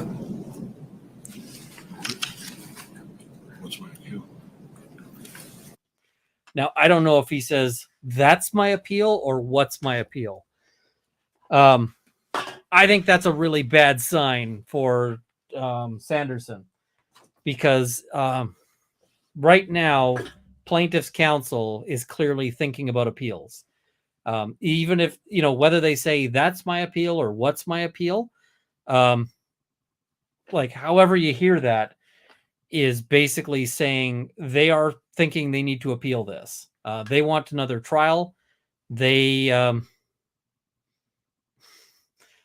a bad sign for plaintiff. If I was Sanderson, I'd be getting out my checkbook. Somebody's saying play it again. All right.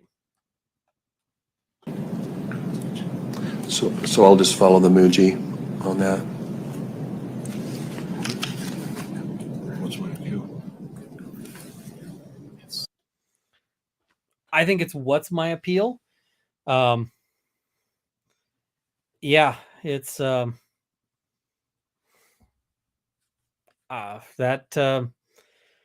what I heard, and I think that's a real bad sign for plaintiff right now. If his counsel's already thinking about appeal, yeah. Then we get to some more Owens. Everyone loves Owens, right? I don't think Owen's mom likes Owens. I think I already covered 47. I think there was an instruction on, there is, in the opening instructions, there's already an instruction on Deer Valley Resort's dismissal.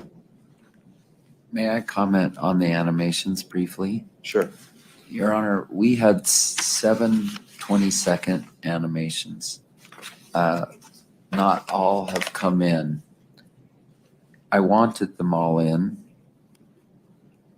Your Honor ruled that that was duplicative, or I thought maybe that was the word you used, but while we had Eric Christensen on the stand, and then our expert Dr. Bogger was not permitted to talk about the animations.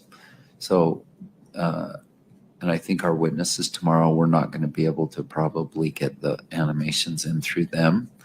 So I think we were prejudiced by this kind of being cut off, having to formally go through every step because the plaintiffs wouldn't agree to anything.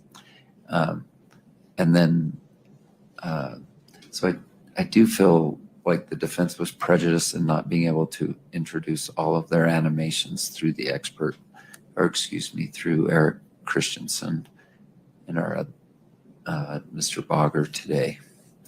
So I'm just putting that objection on the record. If there's a way for me to mitigate that, I'm happy. I'm all ears to get the animations all This in. is sad. Yeah, I'm not going to tell you how to do your job. I would like you to. They were duplicative. They were becoming, I mean, the three were. I'm not going to tell you how to do your job. I would like you to. Elaine is sitting there going, I'm trying. This, oh, jeez. It's,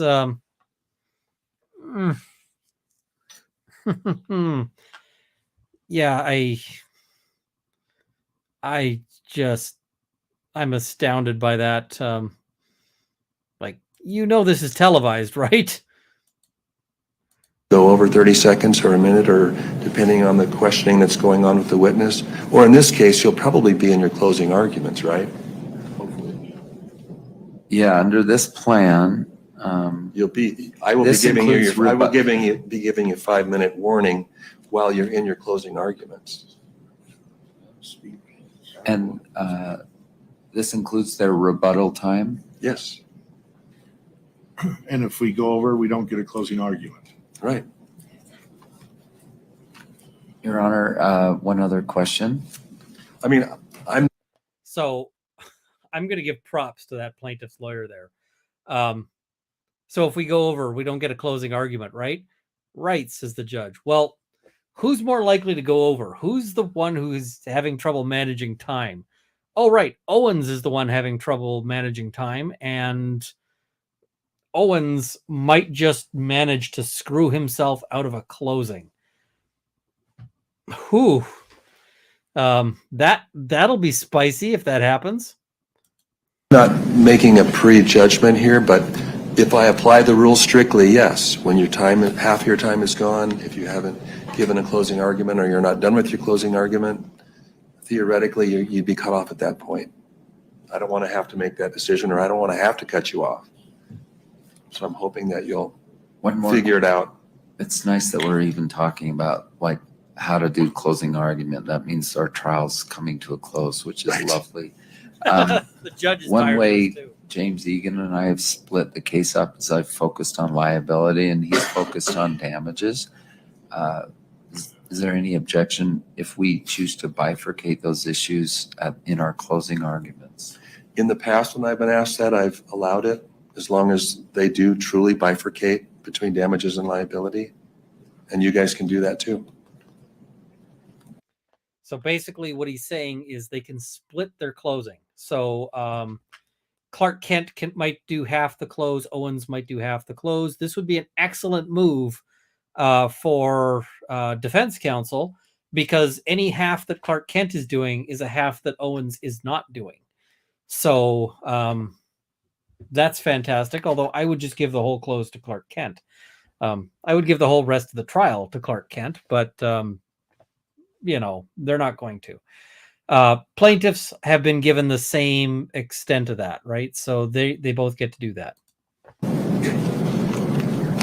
And their rebuttal on closing is also included in their time. It is.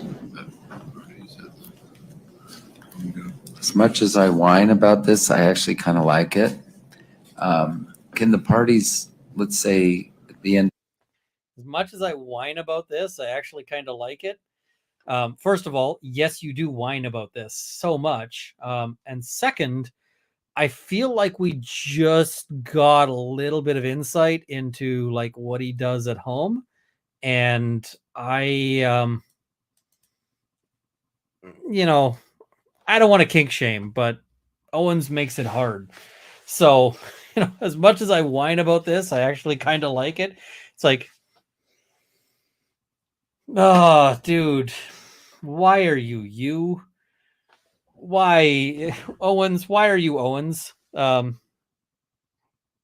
So bad. And we can sum up the whole trial with another quote from Owens here. We're going to get an Owens quote that just sums up the whole freaking trial. Do this Zoom. I know you've already spoken about it, but I guess Friday is out because the case will be in closing argument or going to the jury. Thursday. Excuse me. It's Thursday. So tomorrow is basically the last time for any of the rebuttal witnesses we might present. Or as I indicated earlier, I consider asking the jury to come early on Thursday. Okay. Something like 8:45 or earlier, because Earlier. Just to be fair to counsel, it would be Dr. Bain to rebut what Dr. Scher said today. And it might be, we think we could do it in 15 minutes, maybe a half an hour. They may want to have another half hour, so maybe 1 hour. And then you need to figure out the technology to get him here. Yeah, I think we can do that. We can plug into your media kit. Okay. So I'm all for, I don't think we ought to torture ourselves unnecessarily. If the jury's going to get the case by noon, I don't think it's that important that they get it by 11. Yeah, if each of you hold yourselves to 1 hour, make that commitment. Does your hour include any rebuttal? Yeah, we would like a rebuttal, Your Honor. But does that hour include your rebuttal time? Well, if we have enough time, we might want a longer one. I'm not as succinct as Bob Sykes. I guess what I hear Mr. Owen saying is why not just start at 9, let him do the Zoom call at 9. Yeah, I'm not agreeing to anything, but That's pretty much the quote, right? That sums up this trial, as Owens saying, I'm not agreeing to anything.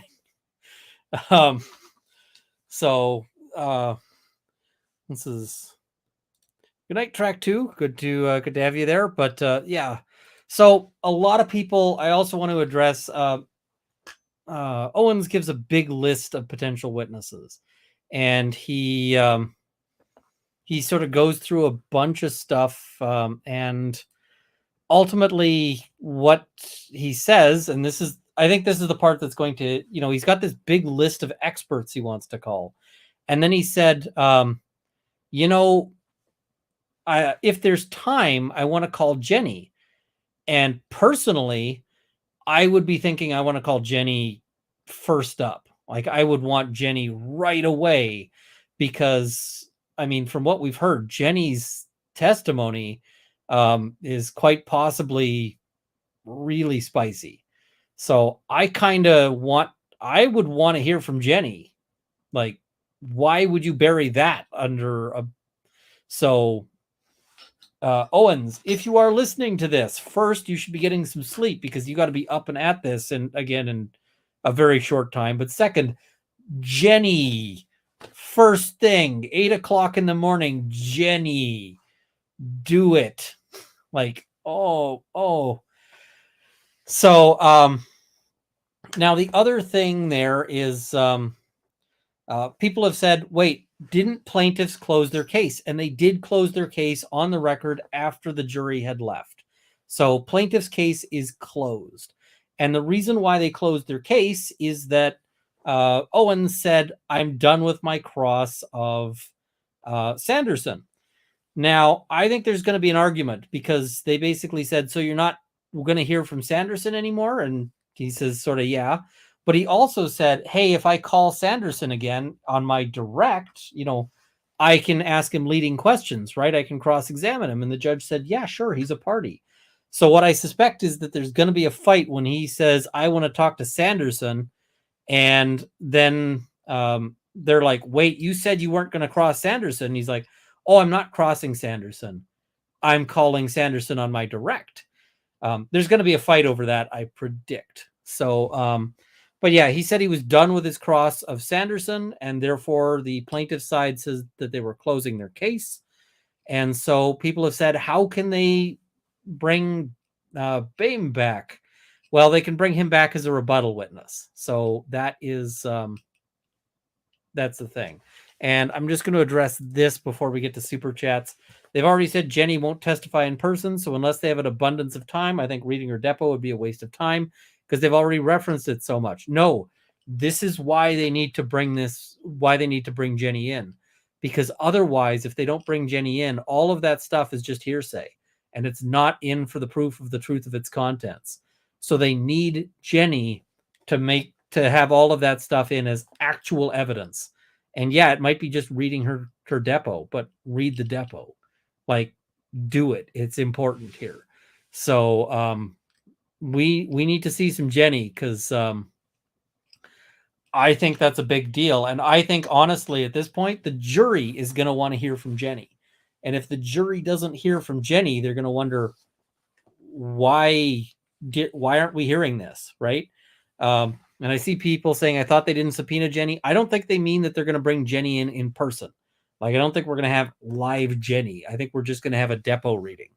So that's going to be why but I mean, I think that's important. I think that this would be a major error on, on Owens' side. And I mean, that's really his skill set. That's his wheelhouse. But yeah, if they don't run Jenny's depo, I just don't know. I think that's a problem. So, all right, let's do super chats. I'm sorry that I left all of them to the end, folks. But it's just been a day. Chicken Park Neely, he is Simon Pegg, referring to that first witness. I see the similarity. Or the second witness, rather. Mr. Fusion, thank you very much for the YouTube membership. Nathan K., I want to commend Nashville Officer Rex Engelbert for leading his team into Covenant School and stopping the tragic attack on children yesterday. Yes, I watched the body cam video. That was excellent work. And I commend them because, we've seen the flip side of that, like Uvalde, where they just sat out there doing nothing, waiting for sort of a chance. And them going in almost certainly saved a ton of lives. So good for them. Patty L., thank you very much for the YouTube membership. Alyssa Ramirez, there was a dispute on height weight of plaintiff. This would change results of equations. Thoughts? I think ultimately they pinned the plaintiff's height down.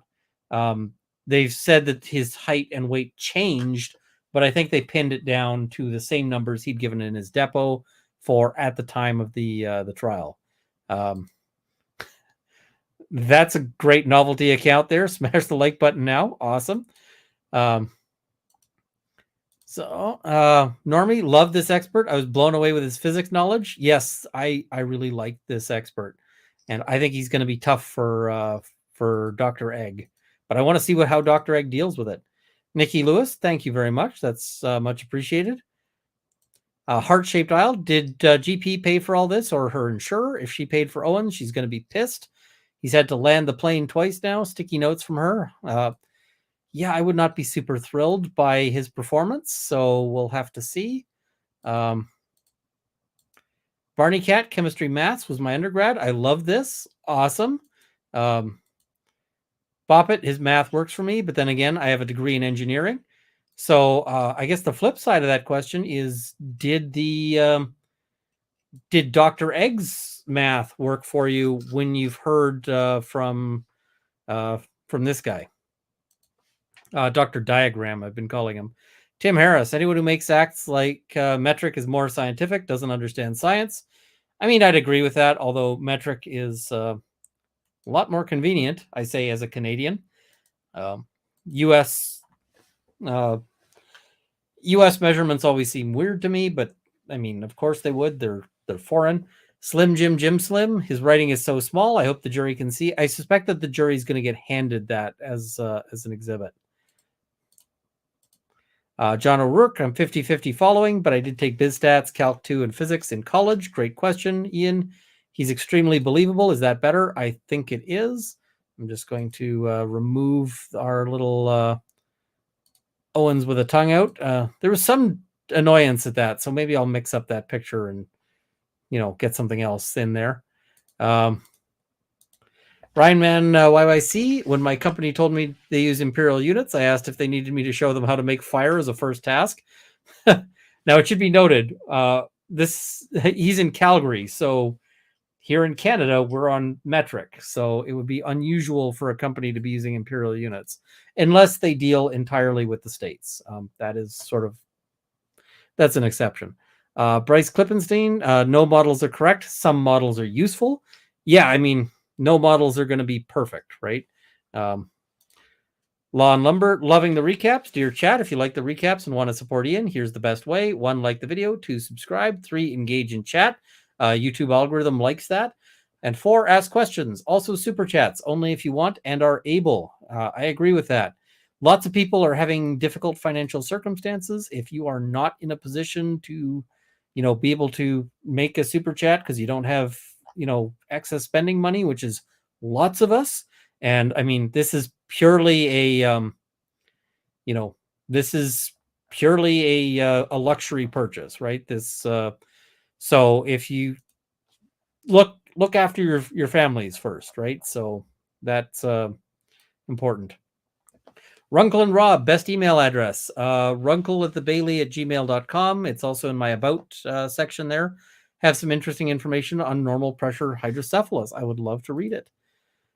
Brandy D, thank you very much. Love your recaps. Much appreciated.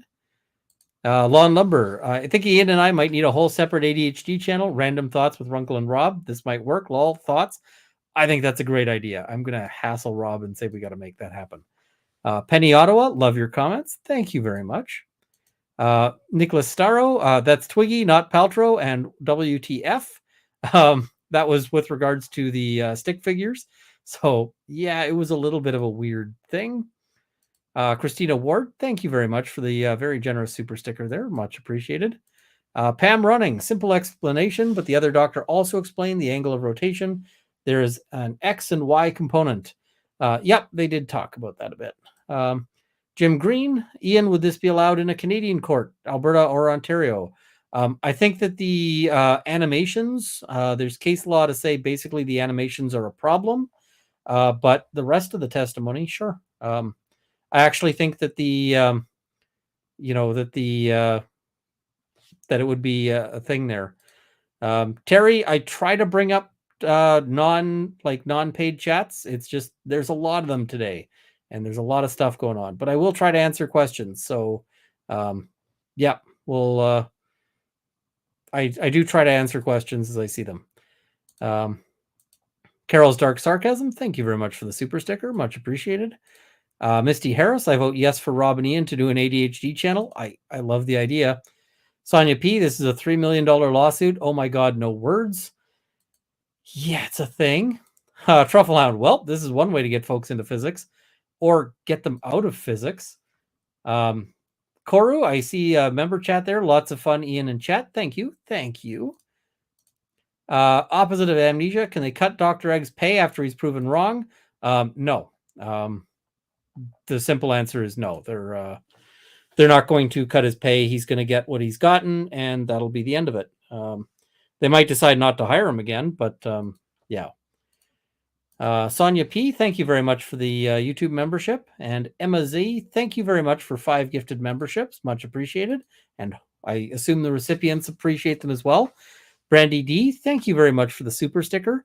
I'm going to have to do some member-only streams at some point. I think I'm going to do a member-only stream at some point that'll just be like a shop and chat stream. So, yeah, that we'll do that in a little bit there. Kathy, thank you very much for the super sticker. Much appreciated. The Hollywood Attorney, check out her channel. It's excellent stuff. Thank you very much. Much appreciated. Law and Lumber, also a great channel. I assume that if you're here, you probably also know Rob, so thank you very much. Much appreciated. Just because if they were moving as one, that may change torque.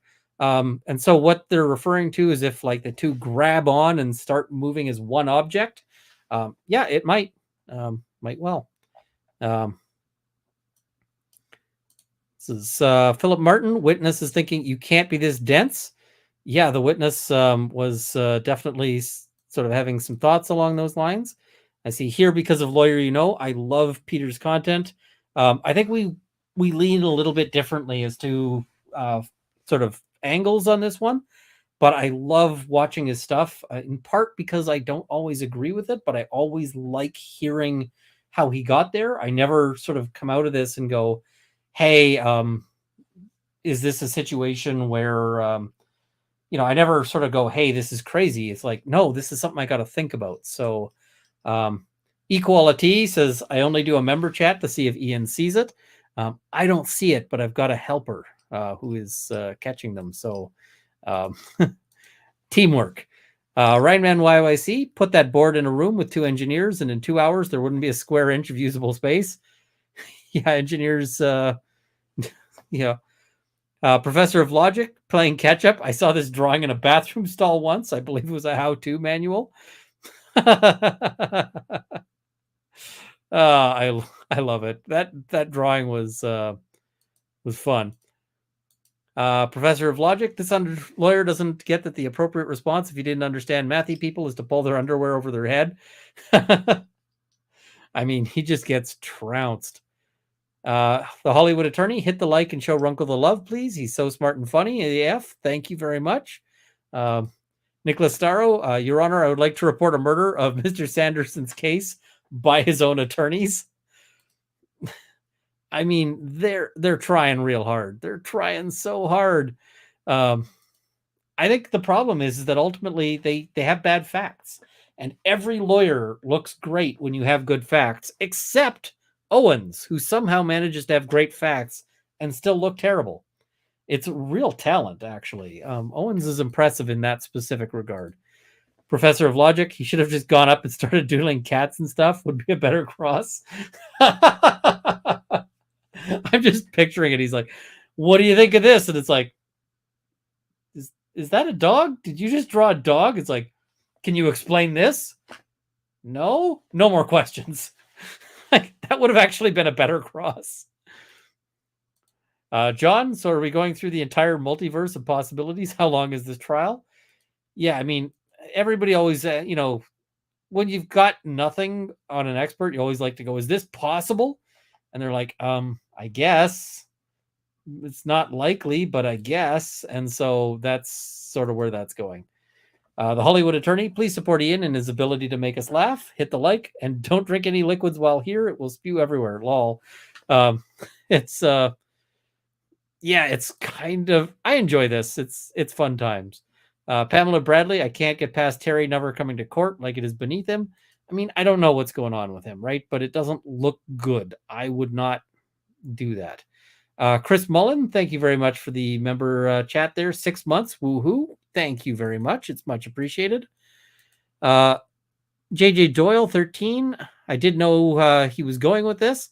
I think that was referring to one of my, what is it? I think that was referring to me going off on a bit of a tangent with the own goal aspect. So thank you very much. It's much appreciated. Professor of Logic, does anyone else suspect Owens isn't sick? I think he's wearing the mask, so Ian stopped catching him with his tongue out. It might be. Owens, if you're watching this, hi, Owens. Drop a super chat. That would actually be really funny if it was like Owens. I'd be like, oh, crud. Also, Owens, if you're watching this, do better. Maureen Griffin, using up time, and now they have to waste more trying to rehabilitate Dr. Egg. Yep, that cross went very badly. Just a complete blunder. Joe Lloyd, the Thinking People's channel, great job. Thank you very much. That's a great compliment. Thank you. Slim Jim Slim, I can't imagine how hard James has to work outside of court with Owens every night and weekend. It's probably like every night he's got to go and correct Owens's notes for the next day. Pants, you're so comfortable with U.S. law. Is there a lot of overlap with Canadian law, or have you done twice the studying to get here? There is a lot of overlap, but I also I do research on stuff. Like when I started talking about this, I was like, oh crap, I got to research some stuff. So, but a lot of it is very similar. Canada kind of cribs off the US a lot for our laws and our legal principles, but we get, we also watch a lot of US TV and US, sorts of things. So you notice the differences. Snoopykin, thank you very much for 5 gifted memberships. It's much appreciated. Gandhi once said the problem with Christians in India is Christians. I say the problem with Owens in court is Owens. Yeah, Owens is really doing his best to be a problem. Roger de Laborde, thank you very much. The BBC documentary Hammond Meets Moss is worth watching. Richard Hammond and Sterling Moss have a frank discussion about their TBIs. I am going to write that down right now. Hammond Meets Moss. All right. Sorry, my handwriting is very slow, so dysgraphia is a thing. Kimmy Locker, is there an emoji for Runkle Love /raids? I respectfully propose the white heart. I've been using that one. A lot of people have, so that one works. Heart fire for hot sauce love, or firecracker if that works with the firecrackers, and it kind of looks like a pepper to me. I've also seen people just use I think there's a pepper emoji, so that one also works. Up late with Sick Kiddo, thank you for your content. Also, your little screen grab of Owens is perfect for his little off-screen comments. I feel like it sums up his personality. Can Owens be punished for being too much of an Owens? Potentially. There's arguments I would make about that at the end of the trial. Certainly to say that Owens being obstructionist is, is a reason for like attorney's fees and so forth. So peppers, heart. Yep, those are good options. The Hollywood Attorney, thank you, Ian, for being you. We appreciate you. Do you know if Owens was hired by insurance company? I've been wondering if Gwyneth Paltrow hired him. I don't know. I've been wondering that too, because he would not be my first choice. So I wonder if he was an insurance company, option, but I just don't know. So, and this is a good point here. We're talking about some other channels. Terry Birrell, the chats get pulled up because the producer is able to just focus on the chat and tag chats to pull up for Emily to read. I don't have a producer. I got me. So I have to do everything. So I am managing the chats. I'm managing the window. I'm managing whatever. So I just I do my best on trying to bring up chats, but I can't necessarily get all of them. I think the lawyer was chewing gum was tile playing. I love the recap. Don't know what tile playing means, but fair enough. Jeremy Morton, I'm on 2x catch-up mode, and this cross-examination of the biomechanical engineer is so painful to watch. Yup. I felt sympathy pain on that because I was just like, ooh. Zora is my producer. I can't trust her with that because Zora would entirely just chew the cables. She would not help. For the kids, Runkle, been laughing all day with your tweets and commentary. Do you know if Gwyneth Paltrow's kids were compelled to be deposed? I am almost certain that they were, yes. I suspect Gwyneth Paltrow fought to keep them out of court since they're minors. I mean, you can still depose a minor, right? And so you heard the identity protected. That's because they were kids, but now it's been revealed who they are, right? So they were witnesses, right? So you can depose a witness. You can depose a witness on that. So that's valid. I mean, it sucks, but it's valid. Lovely Rita. Ian, do you think Sanderson's side will try to settle? Not the team Gwyneth Paltrow would at this point. I think at this point they're in too deep. And I think Sanderson would be lucky to get a settlement of just... I think Sanderson would be lucky to get a settlement of just we walk away and with an apology on Sanderson's side. I don't think he's going to do that because at this point, I think he would... I think, Gwyneth Paltrow is not going to take him just backing out without admitting fault. she's going to want some sort of admission or apology for a back out. And I quite suspect that she would say, listen, you got to pay my attorney's fees at this stage. So it, I don't think a settlement is in the offing right now. Just based on who Sanderson seems to be and what he seems to be pushing for, and the fact that Gwyneth Paltrow seems to have all the cards. I very much think Gwyneth Paltrow is likely to win at this stage. I give her like somewhere between 75 and 90% odds, which, I mean, I could be wrong. I've been wrong before, but I'm feeling pretty hard that she's going to win. Chickenhead Park Neely, or just hit me who the judge reminds me of. Jim Leahy from the Trailer Park Boys. Yeah, a little bit, I guess. This judge is pretty calm, pretty nice. So Track 2, thank you very much for the super sticker. I think that was just before Track 2 had to go to bed. So thank you very much. Amanda Lang, Runkle of the Bailey. As a lawyer with severe ADHD, how do you deal with time estimation for trial? With my time blindness, I can't even imagine. A lot of it is you just kind of apply formulas. Like, hey, this witness is a pretty simple witness, so we can get them done in an hour. This witness we're going to need to go over a lot with, so maybe they take a full day. Maybe they take a half day. A lot of the time you can look at a trial file and just be like, yeah, this is a half-day trial. The other thing is that for most trials, you're not on this kind of strict time constraint. So I've had trials where we're booking a day of trial. And by the end of the day of trial, I haven't even gotten to my case yet. It's just been the Crown's case. And it's okay. We book a day for a trial continuation.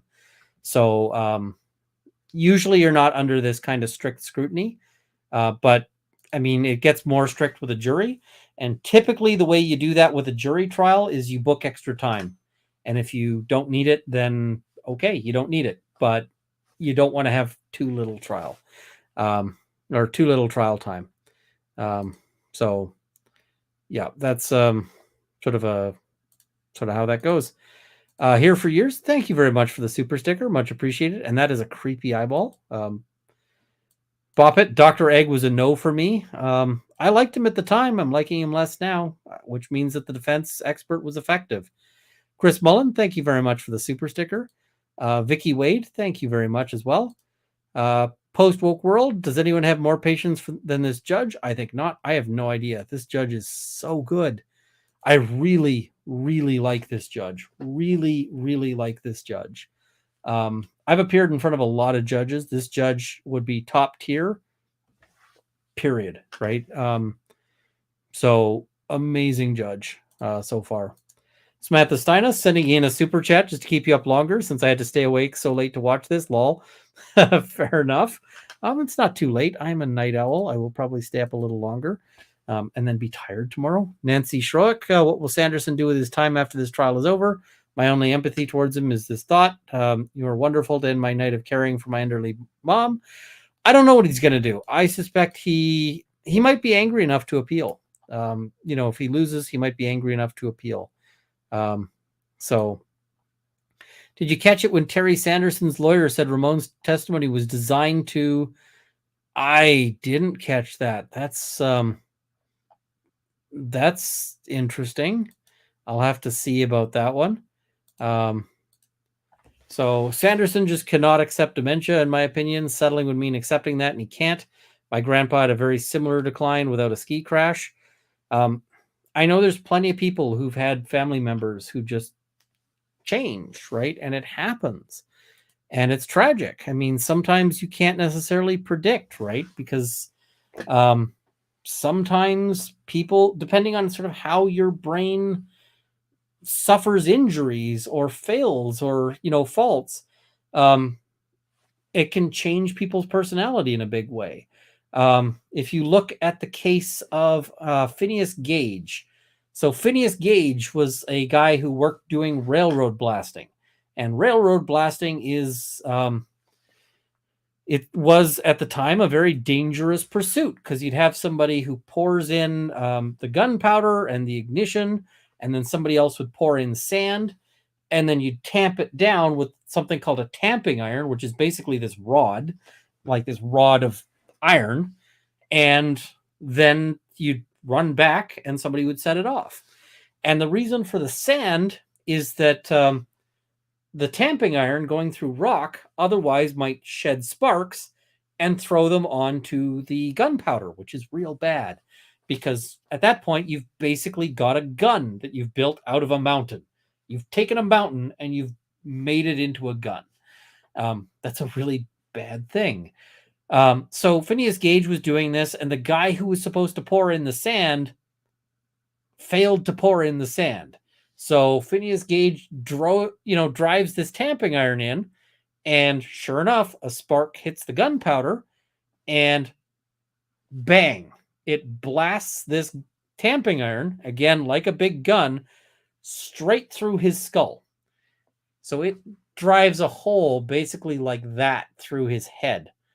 And he's got he ends up with this hole clean through him. The surgeon who showed up was able to touch his fingers together through the hole in Phineas Gage's brain. I'm just going to say that's a bad thing, right?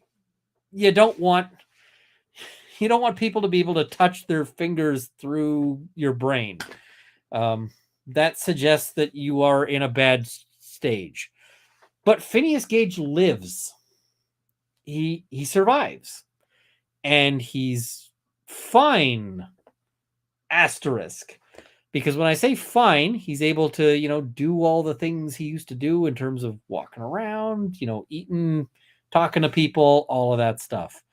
The problem with Phineas Gage is that Phineas Gage before this was considered a very responsible worker. He was known, people said that he didn't drink or drank in moderation. He didn't swear. He didn't smoke.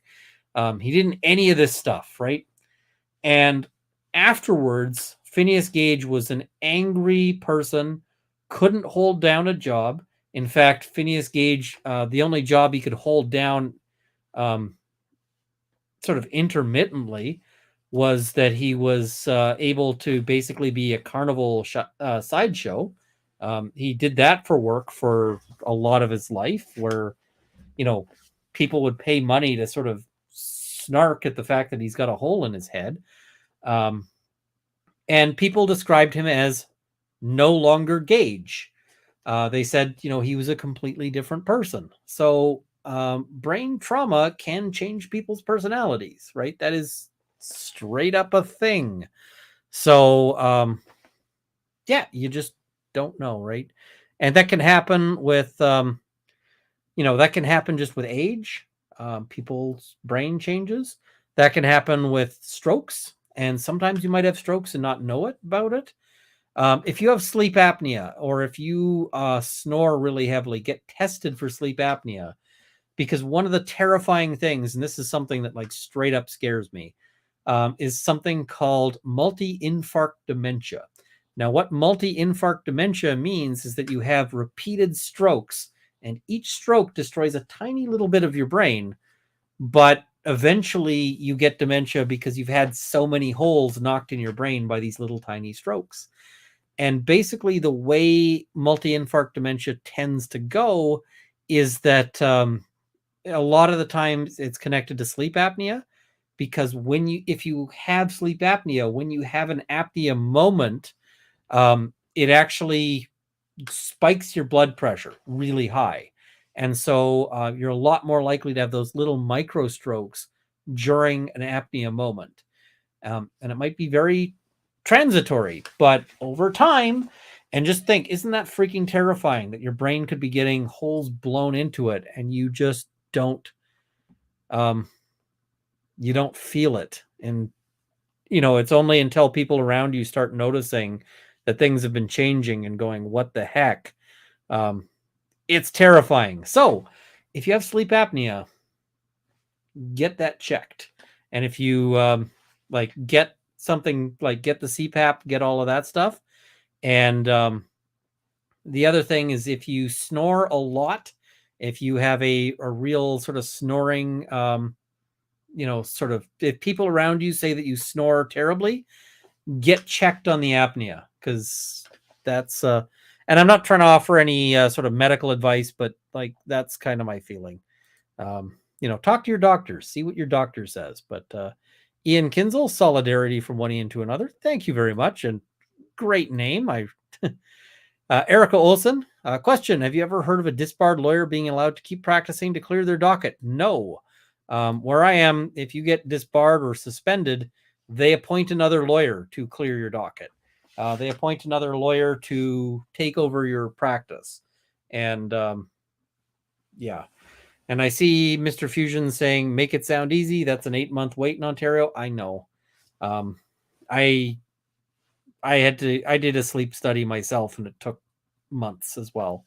So Terry saying, okay, not going to sleep now. I have sleep apnea and use a CPAP. The CPAP prevents this.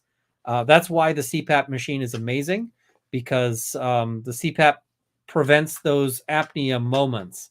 So a CPAP machine is, if you got sleep apnea, it's fantastic. So sleep better. Like, if you use a CPAP, you're fine. You should be. Talk to your doctor, but yeah. My dentist diagnosed my sleep apnea with an at-home sleep study. Turned out I have severe apnea. I mean, there are multiple ways to do sleep studies. I've done both. Both of them are, and the easy one is the at-home one, because then they just give you a little machine that you just kind of strap on. And I mean, sure, it's not great, but you just sleep with the machine and it's not such a big deal.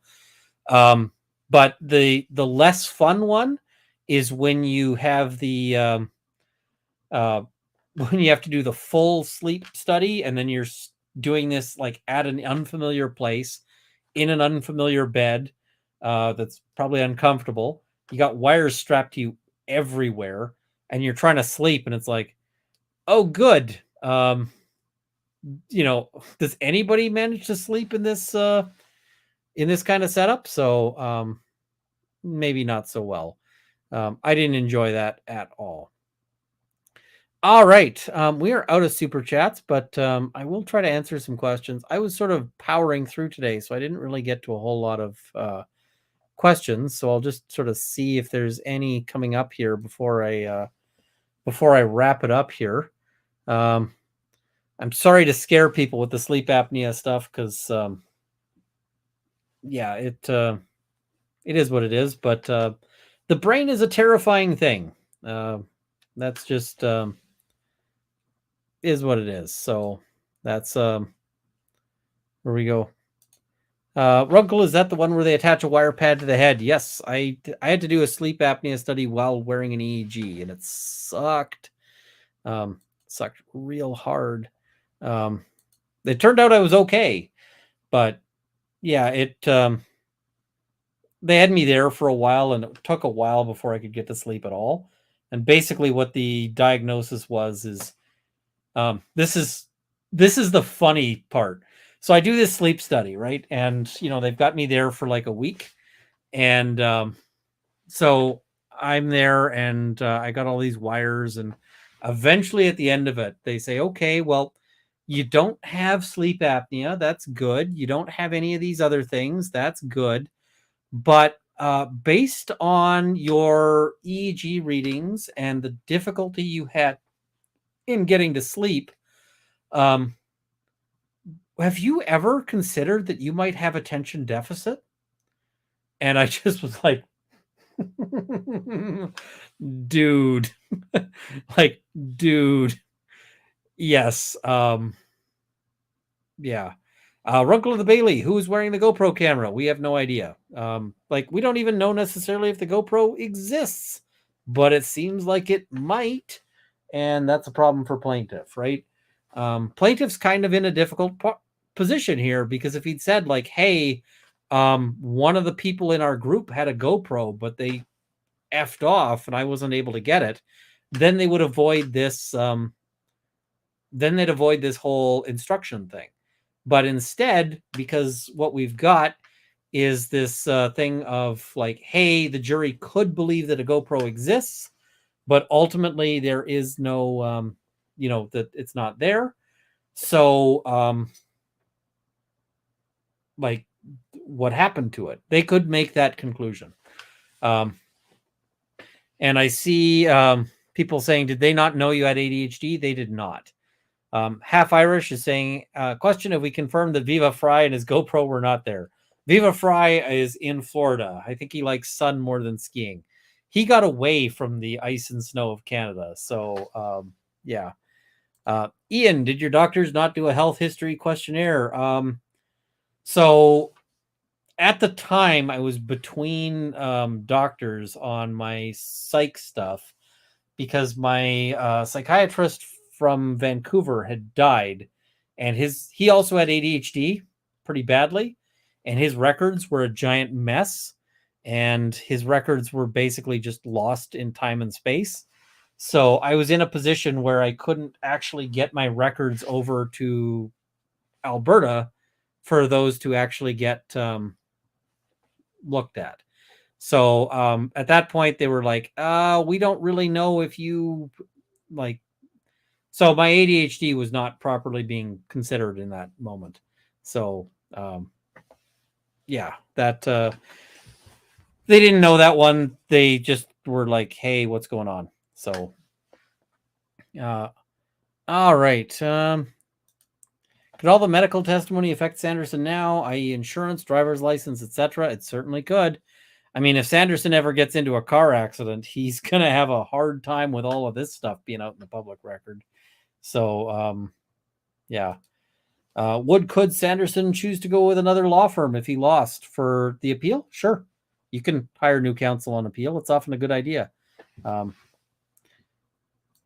Did you live in Vancouver, Ian? I visited twice and loved it. I grew up in Vancouver. I would live in Vancouver if it were feasible. But the thing is I live in Edmonton. My wife and I were lucky enough to be able to buy a house, largely because we kind of jumped into that before we were really sure we were financially ready for that. But we ended up getting a cheap place, and now we couldn't have, even now with our finances being more stable, I couldn't afford to buy the place we're in. So yeah. Angel is saying, can people watch you practice law in court? If you catch me in the courtroom in person, yes. However, we don't televise trials in Canada.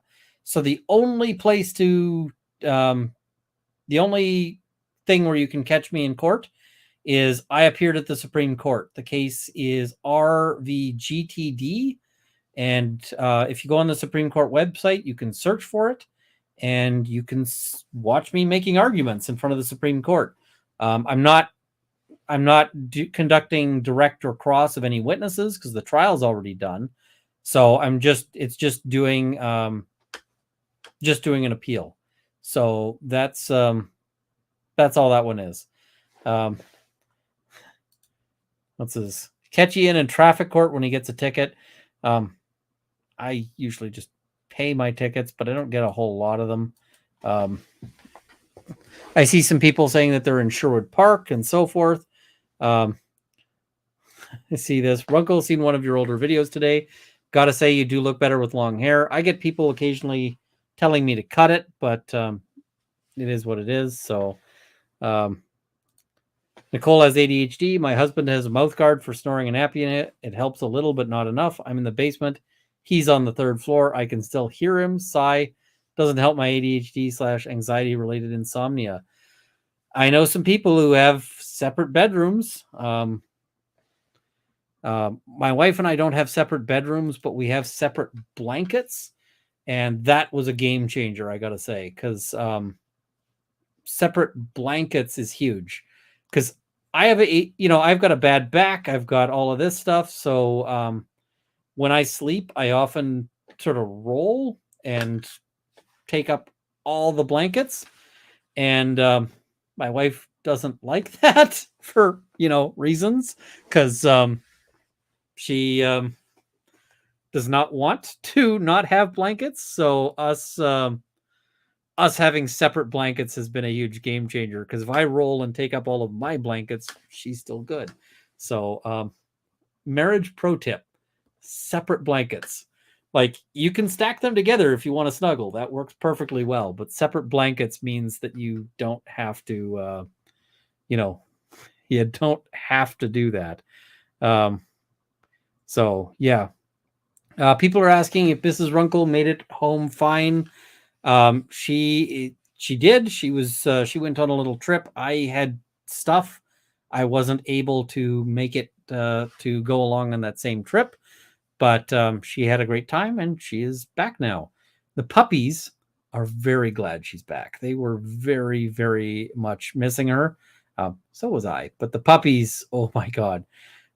Zora, for like the first 2 days, was insisting that I let her out every couple of minutes so that they could actually check and see if my wife was in the backyard, because she assumes that when my wife isn't home, she's got to be in the backyard. It's dumb, but I mean, she's a dog, so you just can't, you can't teach the dog about that. So she's just like, hey, I'm going to go check the backyard to see if my wife is there. And then when my wife isn't, she's like, now I want to see in the home. So that was exciting. And eventually she was just like, I need you to give me all the love because Mrs. Runkle's out. So yeah. Angel, I see you're a professional dog groomer. I don't usually go to a dog groomer, but I could consider it. So shoot me a message. I can try to make that happen. Because yeah. Is it usual for regular people, i.e. non-celebrities, to have 4+ lawyers for a civil case? No. Isn't that extremely expensive? You bet it is. So I don't know how he's got all of that. Will we ever get to meet Mrs. Runkle? Only if she decides that she wants to. Right now, she kind of prefers not being on the camera, and that's just fine. I am doing this crazy thing. That doesn't mean she's got to be along for the ride on that one, because she gets to make her own choices, and I respect those. Because yeah, so I see this. My husband and I have separate bedrooms due to snoring, and he fights in his sleep. Yep, separate bedrooms is a good angle on that. He's a retired doctor, so I doubt money is a big problem. I mean, it would not surprise me if the bill on that is like $500,000. And I don't know about this. Are they working on a contingency basis? They might be, but that's a lot of money to divide up between 5 people. So usually lawyers on a contingency basis want like 20%, which is, a fair chunk of money. So we'll have to see. So I don't know. I mean, we're never going to learn like what Terry's agreement is with his kids, most likely.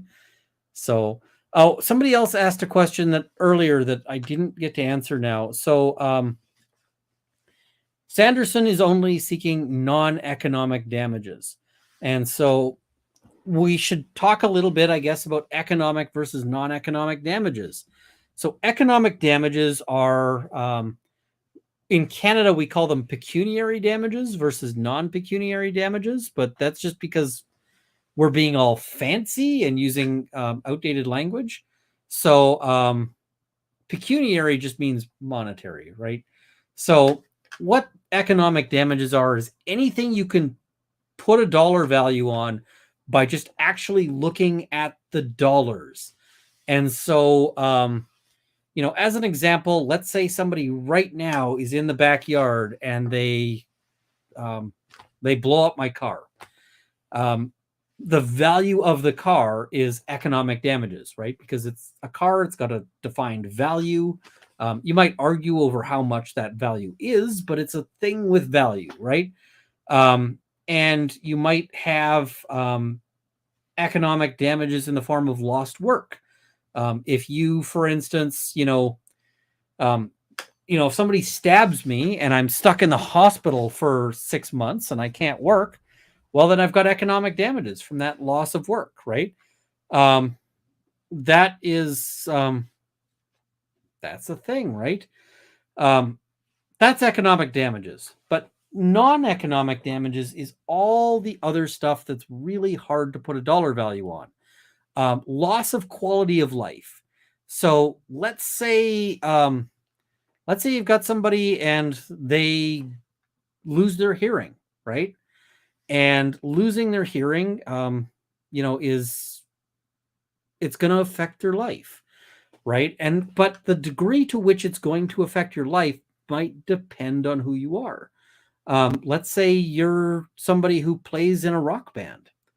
Well, then the loss of your hearing and the inability to hear the other people in the band might be huge, right? And you might not make any money with your rock band, but you might really love playing with the rock band, right? And so that would be a loss. I like playing video games a lot, and a lot of video games have auditory cues. And so I might struggle to play these video games. I'm playing a game, Sons of the Forest, in like the 5-minute windows I have to do things I want. And you need to be able to hear the enemies sneaking up on you. If I couldn't hear, that would be a big effect on my life. So all of those things about and let's say I get hit by a car and, it just hurt really bad, right? Pain and suffering is, a non-economic damage. There's all sorts of non-economic or non-pecuniary damages that can come up. One weird one that comes up sometimes is loss of consortium. And that one isn't really coming up in this case, but let's say your spouse is injured in a way that prevents them from, having relations with you. Often they can't have relations with you because they're dead, and that would be illegal. So the spouse might then be able to sue for the value of that, which is kind of weird, but it's a thing.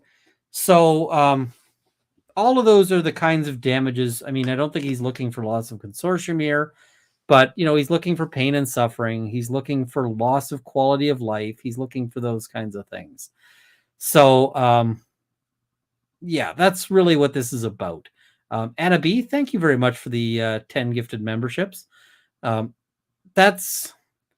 ultimately it'll come down to how much do you think his life sucks more now than it did before. So that's really what we're looking at here. All right, I'm gonna wrap this up because I feel like we're getting to the point where I need to get to sleep in order to wake up to listen to more of this, because we're not done. I'm gonna follow this one until it's finished, because it's exciting. It's such a circus. This one, I don't know. We've heard that it's been cut down to $300K, but they keep saying it's a $3 million lawsuit in trial. I kind of feel like when they say in their opening that it's a $3 million lawsuit, that it's probably a $3 million lawsuit. So can you live with us a bit during the trial? I probably don't. I probably can't, because I've got a bunch of stuff all this week that I got to be doing during the day. I can't do it at other times. So I probably can't jump live during the day, but you'll probably see me in chats. I sort of pop between chats. That's just kind of where that is. So Thursday it is over, right? Thursday the judge wants to be wrapped and having instructed the jury and sent them off to deliberate, which means we probably get a verdict Friday or maybe Monday. I bet the jury's going to really deliberate hard to deliver an answer for Monday or for Friday, because do you really, really want to wait until, do you really want to wait over the weekend for this if you're the jury? I feel like maybe not so much. Snoopykins, thank you very much. Thank you so much for taking the time to explain this and for suffering through this trial for us. You're amazing. Thank you very much. I really am enjoying these chats that we get to have with, together discussing all of this, because this is a fun one. And yeah. What other chats are you in during trial? Legal Bites is covering it. I've popped into Law Talk with Mike's chats. He's covering it as well. So, yeah. Will I be streaming tomorrow night? I will. Same time. We'll do another recap. We're gonna keep going until we got the until this thing is done. Is civil majority, and how many jurors on Utah civil cases? 3/4 have to go one way. So there you can have a holdout who says, hey, you know what? I really think this one person should win, and yeah, because it's a 3/4 majority, we're not likely to see a hung jury. It would not surprise me if you had a holdout who said, I want to fine for Sanderson. I'm, no deal like any other way. And it'll just be like, well, we've reached a verdict. 11 of us say, Paltrow, and one of us says Sanderson. So we'll see, right? We just don't know. Jeremy Morton, thank you very much for the member chat there. Have a good night, Ian. These recaps are crazy. They are. And the thing is we all have different takes on the recaps. So I like watching. I'm actually going to stay up and watch the rest of Lawyer You Know's recap, because I watched it up until I had to start here. So I'm going to be on replay crew for the last one on that. And this is kind of becoming a popular sentiment. I hope everyone walks away with nothing. And that may well happen. And frankly, everyone walking away with nothing, I think, is I think Paltrow would be just fine with that, because as much as her lawyers are, I'm sure, expensive, at the end of the day, she can eat that cost. So that would probably be a win for her. All right, let's run my outro here, and I will see you guys tomorrow, hopefully.